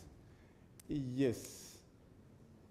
Generally, or traditionally, the countries in the South, or developing countries, have held a narrative that climate financing, especially for adaptation, should come from developed countries. Yeah. And this has been part of the global agreements that we should get more climate financing from developed countries because we are suffering the consequences of their actions. But that's given, and I think government and development partners are trying to attract this money, although it is increasing and reducing because of international pressures on global financing mechanisms. But we need also to look at local initiatives for climate financing. There are a number of climate actions that don't need huge monies, but need understanding. How do we improve knowledge so that we don't have to spend a lot of money to adapt? So I think we need to look at 2 levels. Government is mobilizing climate finance, and recently the government of Uganda has established a specific climate finance unit that is bringing all development partners together to discuss the climate financing architecture and support in the mobilization of climate finance. So government is doing their best to attract foreign funding for climate action. But we need to look at private sector, we need to look at our individual efforts, and we need to look at knowledge requirements that we need to minimize the cost of adaptation, so that we are not depending on external sources only. Health and toxicity by Ervin. Yes, I think in my earlier submission I did explain that one of the reasons why there are no serious actions is because we don't appreciate how poor waste management affects our individual lives.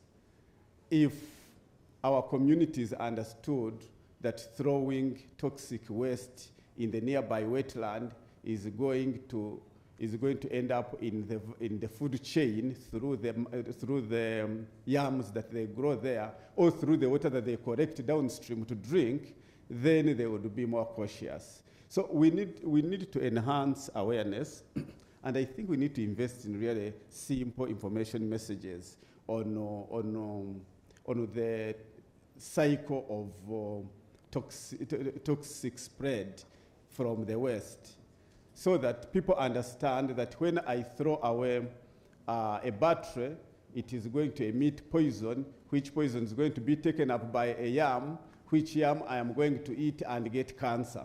People don't have this information. They don't understand when you throw everything to the wetland, it goes to Lake Victoria, and then you are getting the same water by national water to you, although national water purifies this water, but there are certain hard metals and persistent pollutants that they may not be able to eliminate from the water. Even fish that you eat is eating that, is taking up those toxins, and you are busy enjoying the fish. So it's very important to understand that the waste we throw ends up in our food chain and ends up impacting our health. So it's a question of working together, simplifying this message, putting it in a form that ordinary people can understand, and then use it as a campaign to improve our waste management methods. Thank you. Thank you very much, Tom. Rodney? Rodney thank had you. promised to use 1 minute. I don't know if he still is going to keep his promise. Yes, I'll try to keep it brief. First, I'll readdress Edith's concern. Edith asked about the most, if I can say, largest waste generators. And I can say individually, we are the largest waste generators as people. Just from today morning, from the time you woke up, you had a lot of wastewater, you brushed your teeth, you came by all the way through on a car which is powered by fossil fuels. You've had a breakfast as well as waste. So individually, we are all collecting and generating waste. But that aside, on a macro level, industries are the largest pollutant entities on the planet. And the reason for this is because industries don't just produce organic or domestic waste. They also go the extra mile, which is dangerous, to produce hazardous and harmful waste. This includes things like chemicals that are corrosive, single-use plastics, and in terms of plastics, it's not just the bottles we see, PET. They're also single-use plastics. And all that comes round to effect. The reason why I mentioned in my earlier submission was there's something called extended producer responsibility. The gentleman mentioned the idea that back in the day we had the phono bottles. I remember in school we used to go with these bottles to the canteen and you collect, I think, 5 of them and you make 1,000 shillings. You can buy a soda without even spending money, which leads back to the idea of incentivizing. In waste management, if you're not going to incentivize, you have no system. Because people have to feel that there's an impact on their pockets, that either in form of saving or in form of addition. So to add to the lady at the back, Agatha, who mentioned the idea that she sorts her waste. I think in this room, if I was to ask how many people sort their waste at home? 1, 2, 3, 4. It's less than half. And the reason for that really is a combination of 3 things, which we've identified from the private sector. First things first, there's lack of infrastructure. Waste management is very, very capital intensive. If you're to go forth and set up a material recovery facility, we're lucky we're the only private sector player in the country that has a material recovery facility. So we work with organizations like the British High Commission, Uganda Bati, Cafe Javas. All these people and all these entities are actually recycling. So when you go to eat at some of these places, Cafe Javas, you actually realize that they're very clean. But at the same time, they're playing their role to see that their waste doesn't end up in the wrong places. And I can tell you, they're recycling more than 75% of what they generate in terms of packaging, which is good, both organic and inorganic. The other challenge, of course, is mindset. And I'll say this very well. People don't want to pay for waste. Chintucha government, even you go to affluent places, affluent homes, and people don't want to pay. In all our systems here, after you paid your rent, after you paid water, electricity, or Sasudu, waste management or worker sasri is the last guy. You know, you look at it as a by the way, but yet it's very important. And when he's not picking, you're like, tumukubili ajje. So all these things come first to mindset. Okay. Thirdly, there's also the issue of enforcement. Having all these laws and there's no draconian approach is also a problem. I wish government would take the same approach that it did with COVID. The way we approached COVID as a country was a testament of what it takes to change minds. Because nobody would ever think that they would have a virtual meeting. But now we're broadcasting live on a virtual thing. If we could do the same for climate change, give Uganda less than 5 years, there would be a big difference. But it's a combination of individual responsibility, because we also took responsibility during COVID and the lockdowns to say that it's affecting our lives. People died. And by the way, people are also dying now because of waste management. If you go to the Cancer Institute, the number of cases of people who you're hearing who are getting lung cancer, who are getting skin cancer, and all sorts of cancers that you never used to hear about in the 90s and early 2000s, it's because of waste management. There's a food chain that has been corrupted at a certain point in time that we're not paying attention to. Okay. Also, looking... Was that the last? It's the last thing here. Yes. About the gentleman in the back, he talked about the idea of putting out the message on social media. Social media is actually the free mass media. Right now, you can go online and post anything, and you can go and it goes viral. As an organization in the private sector, we're active on social media. We have our handles. If you go to LinkedIn, if you go to Twitter and Instagram, you look at Asante Waste Management. We've gone ahead to do that. But also at the same time, I'm sure we've all heard of the Task of Utonde campaign. At least we've seen it or we've seen the bins. All these corporate organizations are coming together to play their part because they feel that they're also part of the problem and they can provide solutions. Thank you very much, Rodney. Shamim, you also promised me you'd use 1 minute. Yeah, I will indeed use 1 minute to reply to a gentleman that said, how are we involving youths? I would just say that we just need to collaborate with different youths, not to expect that in return they will be paid, in return they are going to get something or an initiative, but they have to come up and join hands as a way of saving our environment, not only for benefiting but also for future. Because if we join as youths or as collaborators and partners in waste management, I believe we can solve this, and I believe we can have a green future that we all Thank you, Shamim. Now I'm going to give each one of you 30 seconds, a parting shot. Not ready to send greetings, but what message do you want these people to go home with? Let's start with Prof. Thank you very much. So from this engagement we've had here, I think it's clear that we need to embrace a multi-sectoral approach because there are many people who everyone has to be part of this. So multi-sectoral approach is the way to go, I think, and then that means we need to embrace coordination, communication across the different disciplines or sectors or responsible people. And especially with this rapid population growth, especially in our setting and the cities, this challenge of waste management is going to escalate unless we do something about it. And I think what we're talking about is not really hard. We have neighbors next door. Rwanda, whether you're on bus or you're on an airplane, you cannot enter that country with a Kavera. How come it works for Rwanda and it can't work here? So we need to pick those examples in the neighborhood. You go to Nairobi, the city, it's all green as we talk about climate change mitigation measures. It's all green. With due respect to KCCA, the other day, they were greening, I think, the city, and they planted these palm trees. I don't think whether that's the best vegetation that we should have done. So we need to make deliberate efforts. Look at our neighbors, where we really close, we share a lot in common. And so it shouldn't be hard. We need to act now. Let's learn from them and act. Dr. Kello, your parting shot? One is that waste management starts with us, ends with us. It is not yet late. We still have the opportunity to make good. And secondly and lastly, let's learn to clean after ourselves. Thank you very much. Thank you. Tom?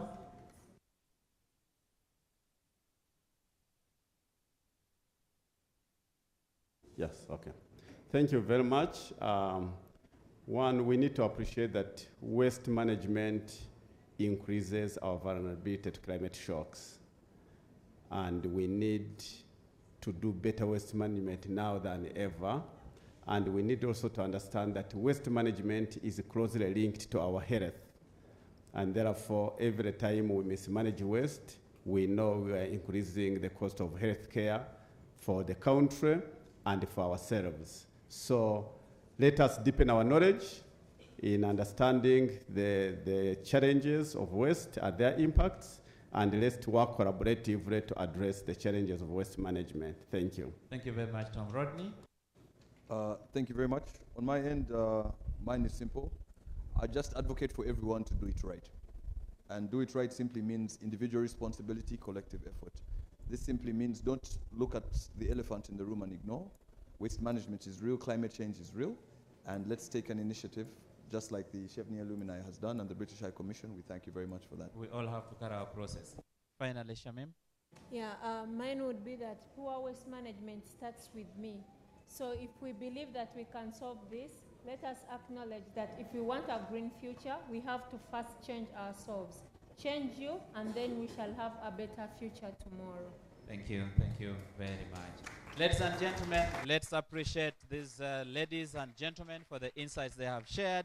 And I will now request them to resume their seats. Thank you very, very, very much. I thought the hand clap was going to continue until they sit. Thank you, thank you. Thank you very much, ladies and gentlemen. Rodney, 1 minute? No, oh, sorry, not Rodney. Mr. Mulindwa? Do you have a mic there?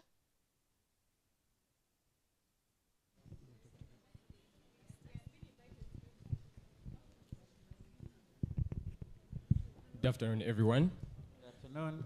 I think it's very unfair to come here and talk about waste management and we exclude a certain part of waste. Waste is an underlying theme of multilateral environmental agreements seeking justification for concerted local action or broad global consensus, and we have excluded a certain part of waste. I think we just had amazing submissions from our panelists, but we didn't talk about non-harmful waste, which is very vital in these conversations if we are talking about environmental action and climate justice. I'm talking about waste like sugarcane waste, banana waste. I think when he was finishing, he talked about how waste is a very important part in our health, and it's something that we need to consider very vitally. It should have been a question that I would have asked, but I think I was a little bit late, so I couldn't ask. And I think I'll just put it to our panelists to say something about it, because this is something that is very vital in conversations about climate justice. If you are talking about, we need to talk about non-harmful waste and non-hazardous waste. I think we don't have to reduce the waste to only plastics and hazardous waste. So is there any way that the government and multilateral occupation corporations like the gentleman that was assisted in the middle there, I can see him. Rodney? Yeah, Rodney, I can see him, to create awareness or enforce engagements with the locals and see how we can actually benefit from this, not only from an environmental perspective, but also in a standard improvement perspective. Okay, all right. Thank you very much, Mr. Mulindwa. Now, good people, Dr. Okello said something very interesting. He said that talking is not enough. So now we have talked. What action points do we want to leave this room with? As we go, what do we want to act on? What do we want to do? So in the next very few minutes, how many? 1, 2, 3, 15 times 3 minus 2 is what? Yeah. So in about some 10, 15 minutes, let's reflect from all these conversations we've had, from the things we have listened to, from the things that we have said. What do we want to leave this room with? What action points do we have? So we have a lady here in red with a very good handwriting. She's good. Not very good handwriting. Yeah, but at least I can read. We need to come up with a few ideas. What are we going to do after here? Where do I take the microphone? There is a hand right there.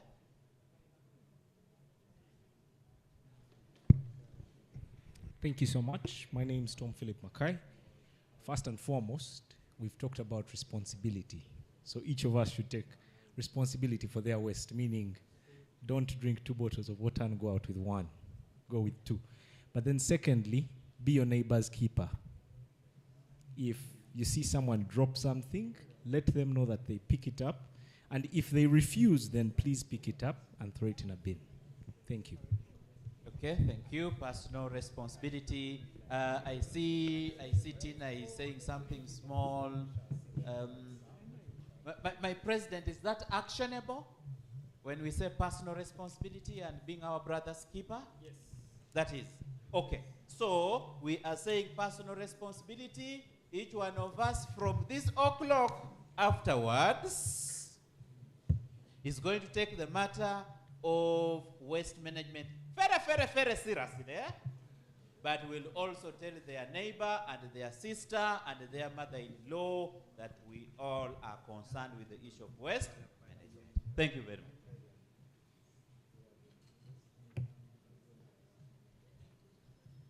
Okay, so that's one. There is a hand up. There's a hand. Let's first listen to the lady. Thank you very much. My name is Marion Babazi Achivena.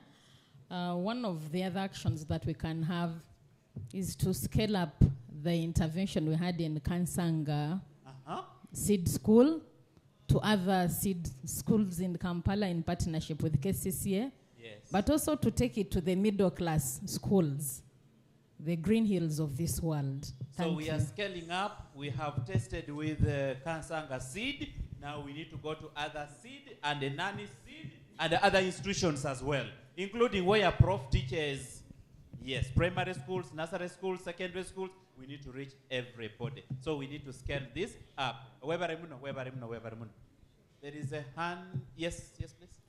All right. I think for me, it's not just Kampala. And again, I will say everywhere. Everywhere. Each one of us teach someone, and not just telling them, show them how it's done. Thank you. There is a hand there. There is a gentleman just at the back. Yes, good afternoon. And an action point is each one of us has a phone. Each one of us has access to social media. And we know everyone uses social media, right? Yes. And we can all raise awareness personally instead of rather doing so many other useless things. And with all the internet that we have, there's power in research, yeah? None of us can know how much we are harming the environment, and none of us can know what's going on without the research. And from personally, as one of the panelists has communicated with us today, one of the biggest contributors to climate change is organic waste, and none of us actually knows that until we do research. So research holds a lot of power, and if each of us goes back home and puts emphasis on research and use the social media to empower others, then that's how we can actually see solutions coming up. Thank you. So we are saying we are all ambassadors. We are all going to share information. We are all going to communicate. We will use X. We will use TalkTalk. We will use Facebook. We will use our LinkedIn. We are going for this fight. Are we all accepting that action point? Thank you very much. Here. Yes. Mine is something we all need to consider, and it's a demonstration. We all have this water bottle. I'm going to take some few minutes. Let me use maybe this. Maybe 30 seconds should be okay. Okay, sorry. We all have this, and this is the first waste we are all ignoring on our tables, and we are going to leave it. So let's get to see this. Something small. So you see this? It's a small component. But Sandra Subi used an example of the church stuff. So when we have all this, they can really affect. So this is something I want you to see. You get hold of it.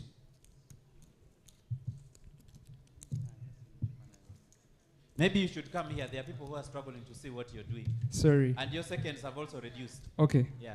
So you get hold of it.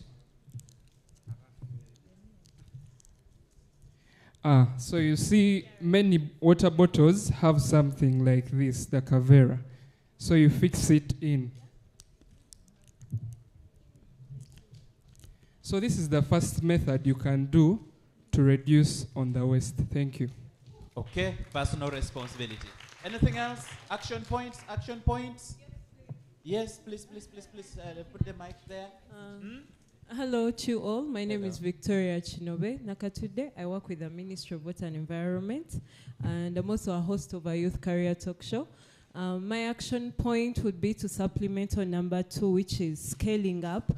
Are we also looking at the sustainability component of this project? So far we have Kasanga, but after the project is done, how are we monitoring to make sure that the school children don't go back to their old ways. So we really need to look at the sustainability component as we go to other schools. Thank you. Okay, so sustainability, when these people finish Kansanga Seed and they go to Makerere or wherever they go to, but we are urging you, please keep the good manners. Do what you have been doing, right? Thank you very much. Next action point? Yes, please. Good afternoon, everybody. Good afternoon. My action point is, Dr. Okello mentioned how there are big terminologies like climate change. Climate change is difficult to explain because people have not understood it.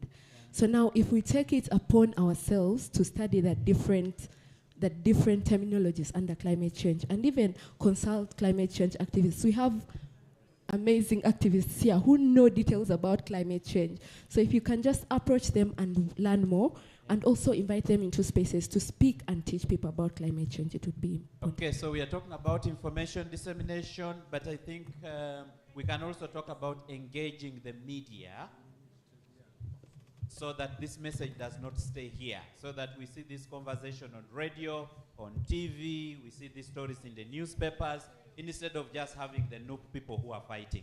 There is a hand there.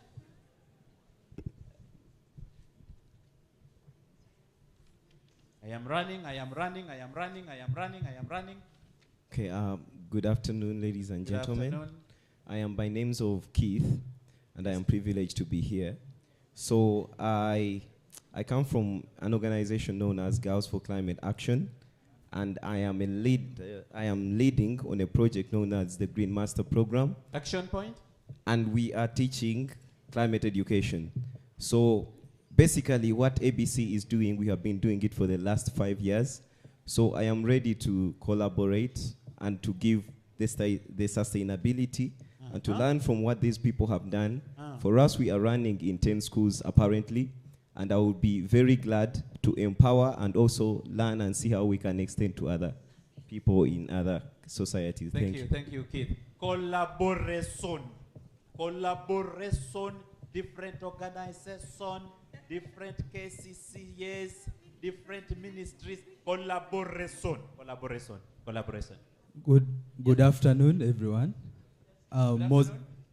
Moses Jimmy Olara from Tree Adoption, Uganda. I've always believed in the saying that not everyone can do everything, but everyone can do something. So at our places of work, to begin with, let us reduce on the amount of waste, especially plastics. There's no need to continue carrying these water bottles when you can have a water dispenser and just go with some water bottles and be able to use them on a daily. Thank you. Thank you, Ms. Ulara. There is a lady here. Thank you. Good afternoon, everyone. My name is Kalazani Nina Elsie, and I serve as the class president at the mentorship class. So my action point is what Mrs. Athieno had talked about. As the youth, we need to organize ourselves. And I believe one thing she highlighted is the importance of public awareness on climate education. So us here, as we have learned more about climate change from here, go out and tell a friend about climate change. Thank you very much. Good afternoon, everyone. My name is Zawadi Caroline. I'm from Climate Change Institute, Uganda. As we promote waste management, let us also consider having a platform of inter-school waste management innovation awards, where we can have entertainment, we can have waste management expo, we can also have mentors, those who have been in waste management. We have expertise that are available. Thank you. We also need youth climate. Okay. So we are saying beyond scaling up what we did at CAAU, we can also have other interventions with the schools, such as competitions, such as mentorship. Thank you very much. Yes, thank you very much, John. We need to have a youth climate change fund from UNDP as a commitment from this meeting. I want to take the microphone to someone to say something more about dirty. That's a very strong commitment. But yes, we have a youth program where we could see how the ideas around waste management are integrated and how we expand it to make it more inclusive, to cover more youth.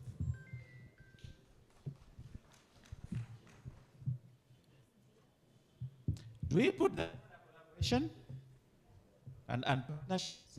So one organization has committed to work with us. Let's engage with them. That is UNDP.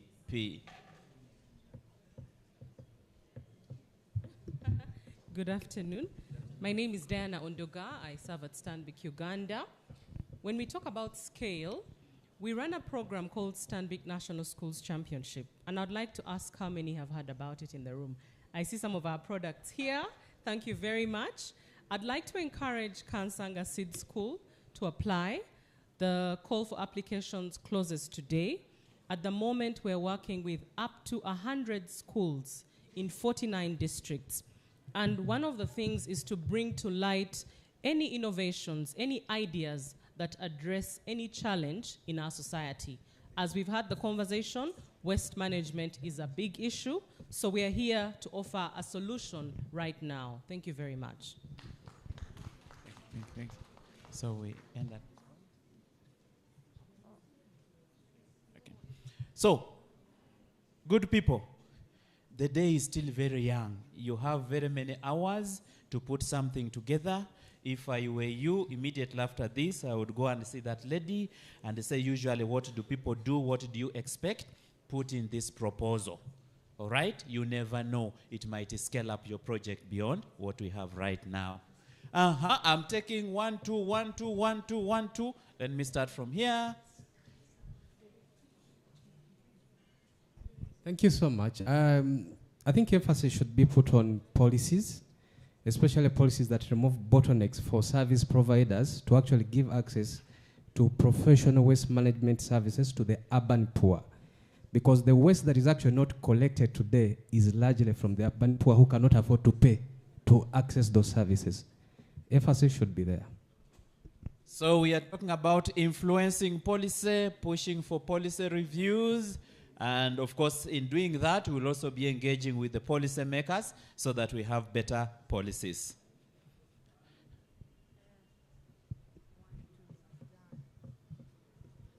Good afternoon, everyone. My name is Twine Colin. My action point would be to start waste management from wherever you are, like just from your home, because my mother instilled that in me. Like at her garden, most of her flower pots are made out of old tires and broken jerry cans and whatnot, and she's also taken me through the process of planting and taking care of trees. Still, it takes us to individual responsibility. There was a hand somewhere here that I don't want to read. Oh, thank you very much. Pamela Msimenta from Ministry of Water and Environment. Actually, what I wanted to emphasize was on SDG 17, partnerships, and someone actually mentioned it. Yeah. Partnership, partnership, partnership, partnership.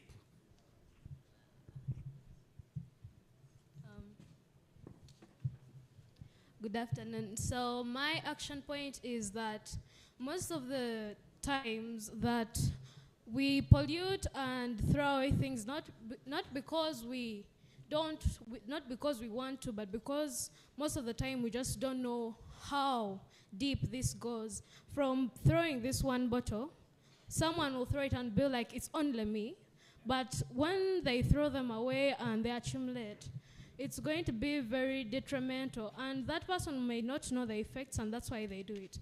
So the action plan is to tell people about the effects, the detrimental effects of pollution and poor waste management.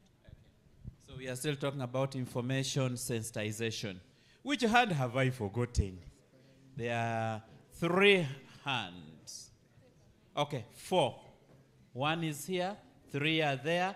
I don't want to be the bottleneck between us and lunch. Good afternoon, everyone. I am Dorcas Nanjura. And probably just to add on the breaking down of the information to people to understand it more, I think we need to inform the children and probably the people we talk to that it is really shameful to do something like that, dumping and all that. So it becomes a part of you when you grow, in that even when you're doing it in your own home, you cannot dump the rubbish anywhere. So that is it. Thank you very much. Just one more two-hand. Very quick. The other one had said we need a free toll-free, a toll-free telephone number for those in Kampala to report those that dump rubbish carelessly, and then a tax holiday for private companies.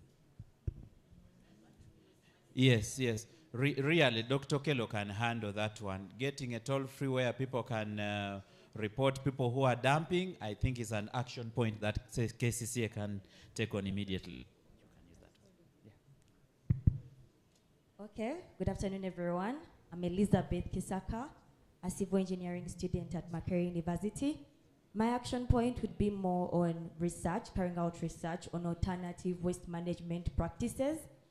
That is currently what I am doing for my project. We are trying to use the market waste to create biohydrogen, which actually eliminates gas that is produced. So maybe with partnerships and other people like Chevening, alumni, we believe that this research would be able to eliminate the waste in Kampala. Thank you. Thank you very much.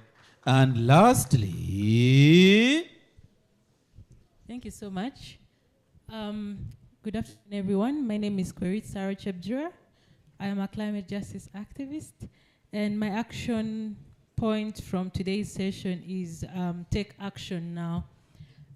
In that light, it would be very surprising to see our climate activists actually leaving the plastic bottles that one of our panelists really highlighted in the session. It will be very surprising to see that water bottles or the plastic bottles that we have on our tables are actually left on the tables after this session. So it's about acting now. Yeah, thank you. It's about acting now and today. Ladies and gentlemen, we have got some very good ideas here. And now the MCs are going to take us through the next step, where we will need to sign to these commitments as people who are in this workshop, and leave knowing what commitments we have made while we were here. So I will now hand over the microphone. My task is done. Thank you for being cooperative, for being active. I now hand over the microphone. Thank you very much. Thank you very much, Mr. John Baptist. I think he deserves a louder applause. Thank you very much for the deliberations. We now have 10 action points, which we are going to have signed by our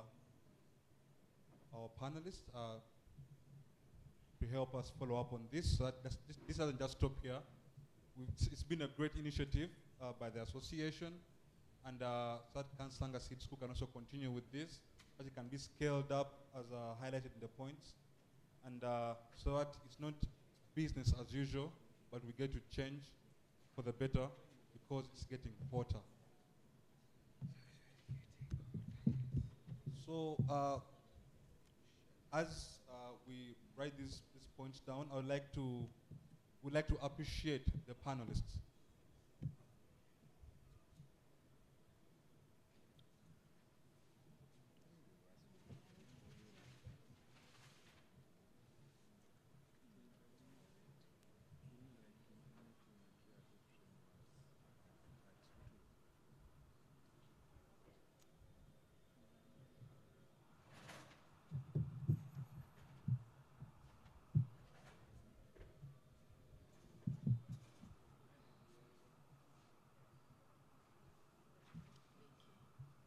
So as we jot these points down, we'd like to appreciate some of our panelists, and I would like to call upon the Chevening Alumni President, Mr. Allen, to hand out some certificates of appreciation to our great speakers for today.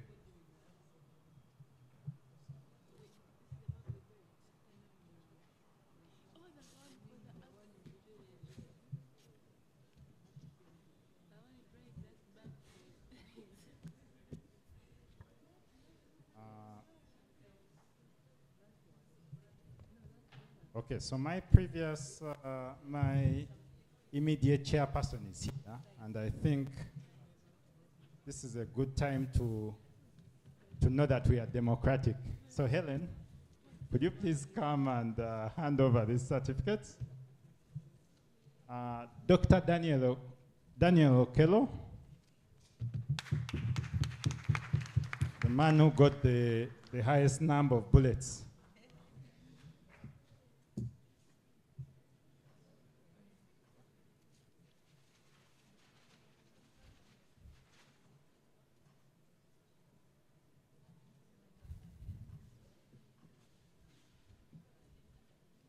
Mr. Rodney Mokula.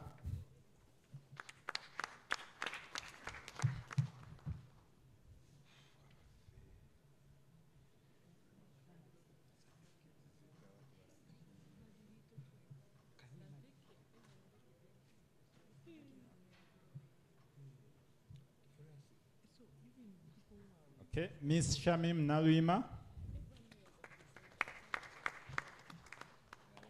I hope someone didn't pass by a coupon by you to cause temptation.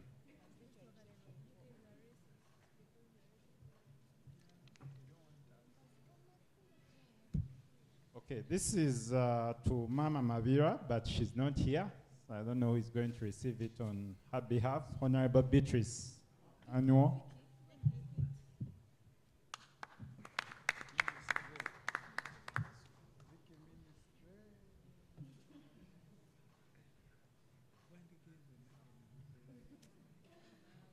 So I want to thank you so much, our panelists and our speakers for today. Thank you for spending some time with us and discussing so ably this topic. I was thinking, wow, I had an education today.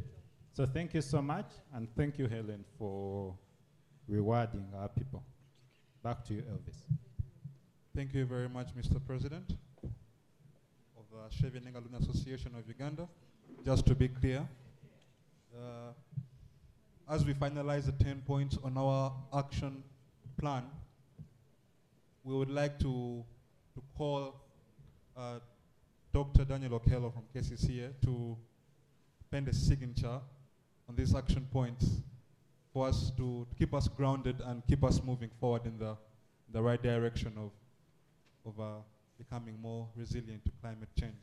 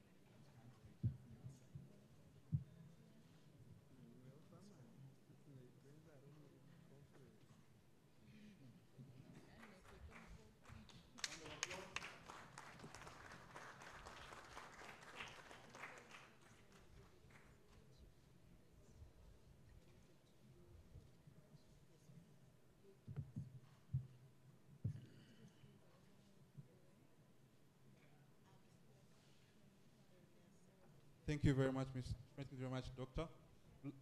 As we had mentioned, it's a multi-sectoral challenge facing all of us. So I also want to call on the private sector. Mr. Rodney Mukula, I think it would be good to also see that as the government is doing its part, the private sector as well is also being engaged in this.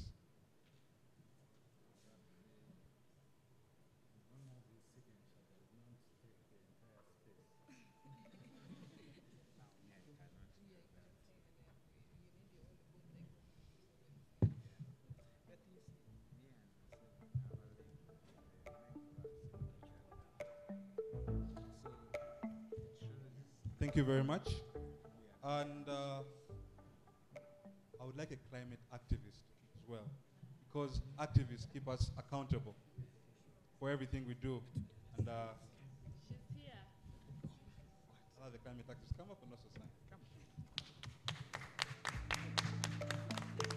So we shall have the climate activist and also someone from the education space, because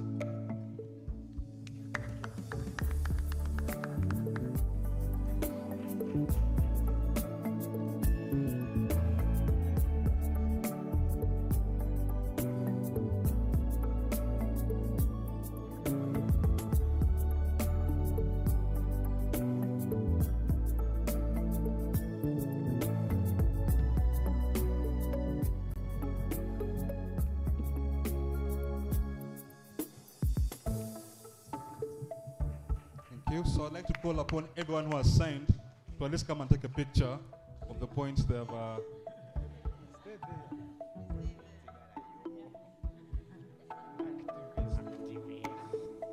Obviously, this program having been led by the Chevening Association of Uganda, we'd also like the chairperson to come and pen his signature.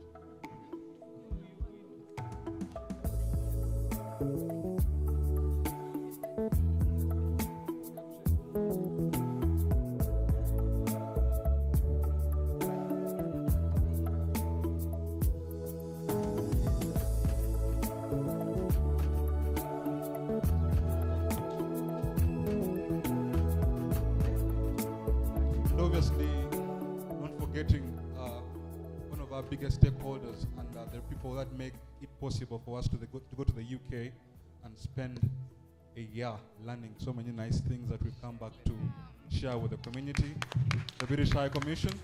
So we'd like to call Tina to come and celebrate.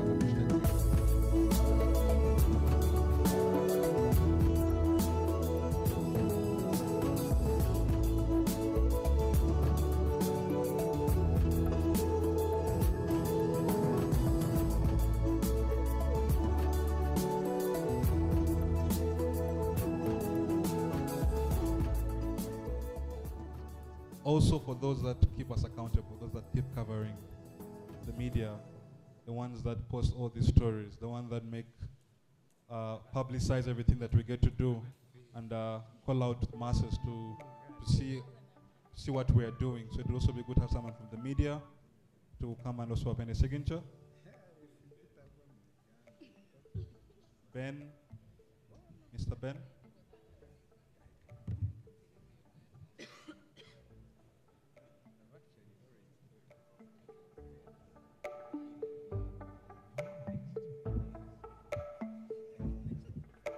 Also, since we have also some people who keep us in order, the police, also would be good to have someone from the police to also pen a signature to this, keep us accountable.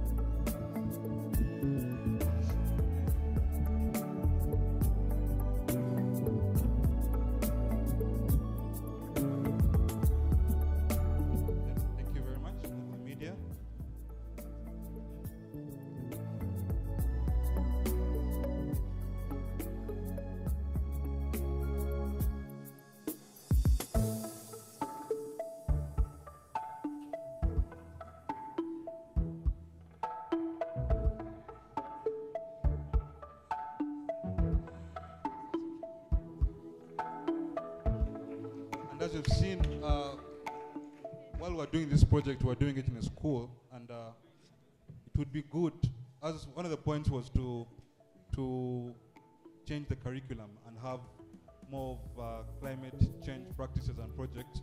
It would be good to have someone from the Ministry of Education to come and append a signature as well.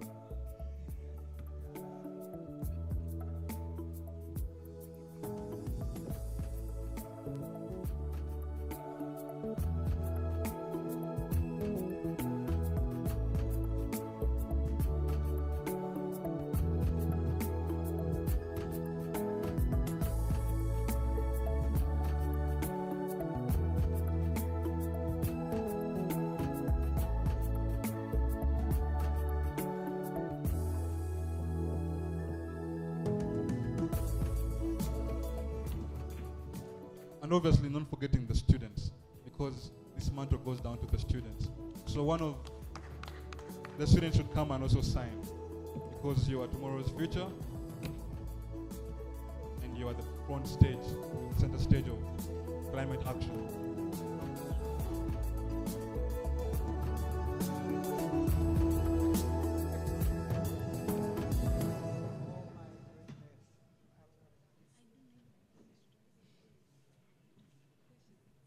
So I think everyone who has appended their signature to this action, these action points, I think should come in front, and at least we take a picture to commemorate this day as the beginning of our fight against climate change and climate action. So, Dr. Kello, Mr. Rodney, I think he's now take a picture with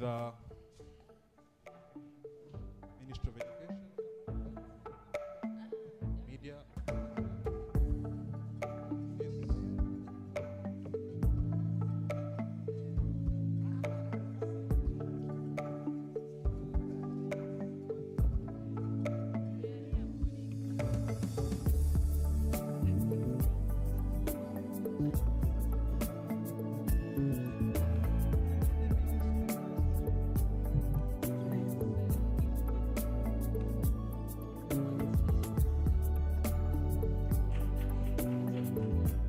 Round of applause. Round of applause.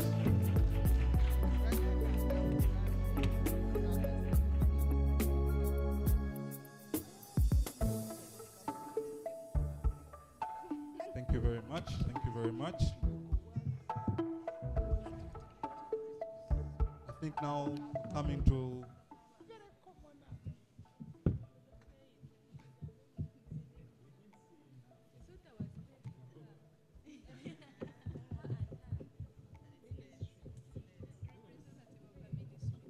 Okay, ladies and gentlemen, we've come to the close of our conference. We would like to congratulate you for all coming. I think you deserve a big round of applause. Thank you so much for making the time. Thank you so much for honoring our invitation. We are inviting you for lunch. Please don't leave before you have lunch. If you have not got a lunch coupon, kindly see me. I will get you one.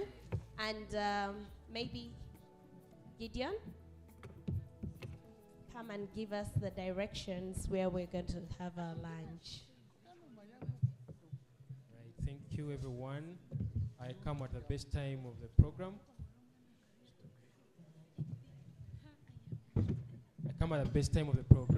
So we are going to be having our lunch from the food park upper.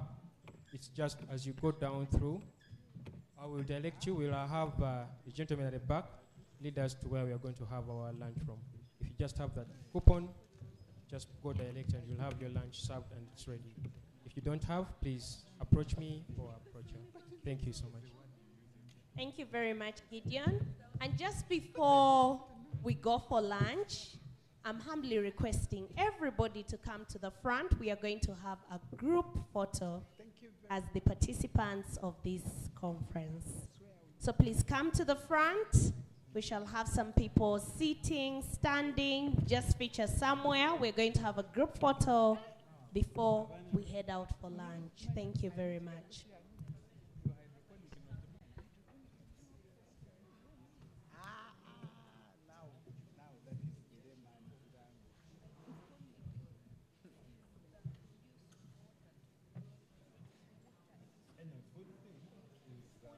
group photograph, please come to the front. We'll do this in a few minutes, and then we head out for lunch. Thank you.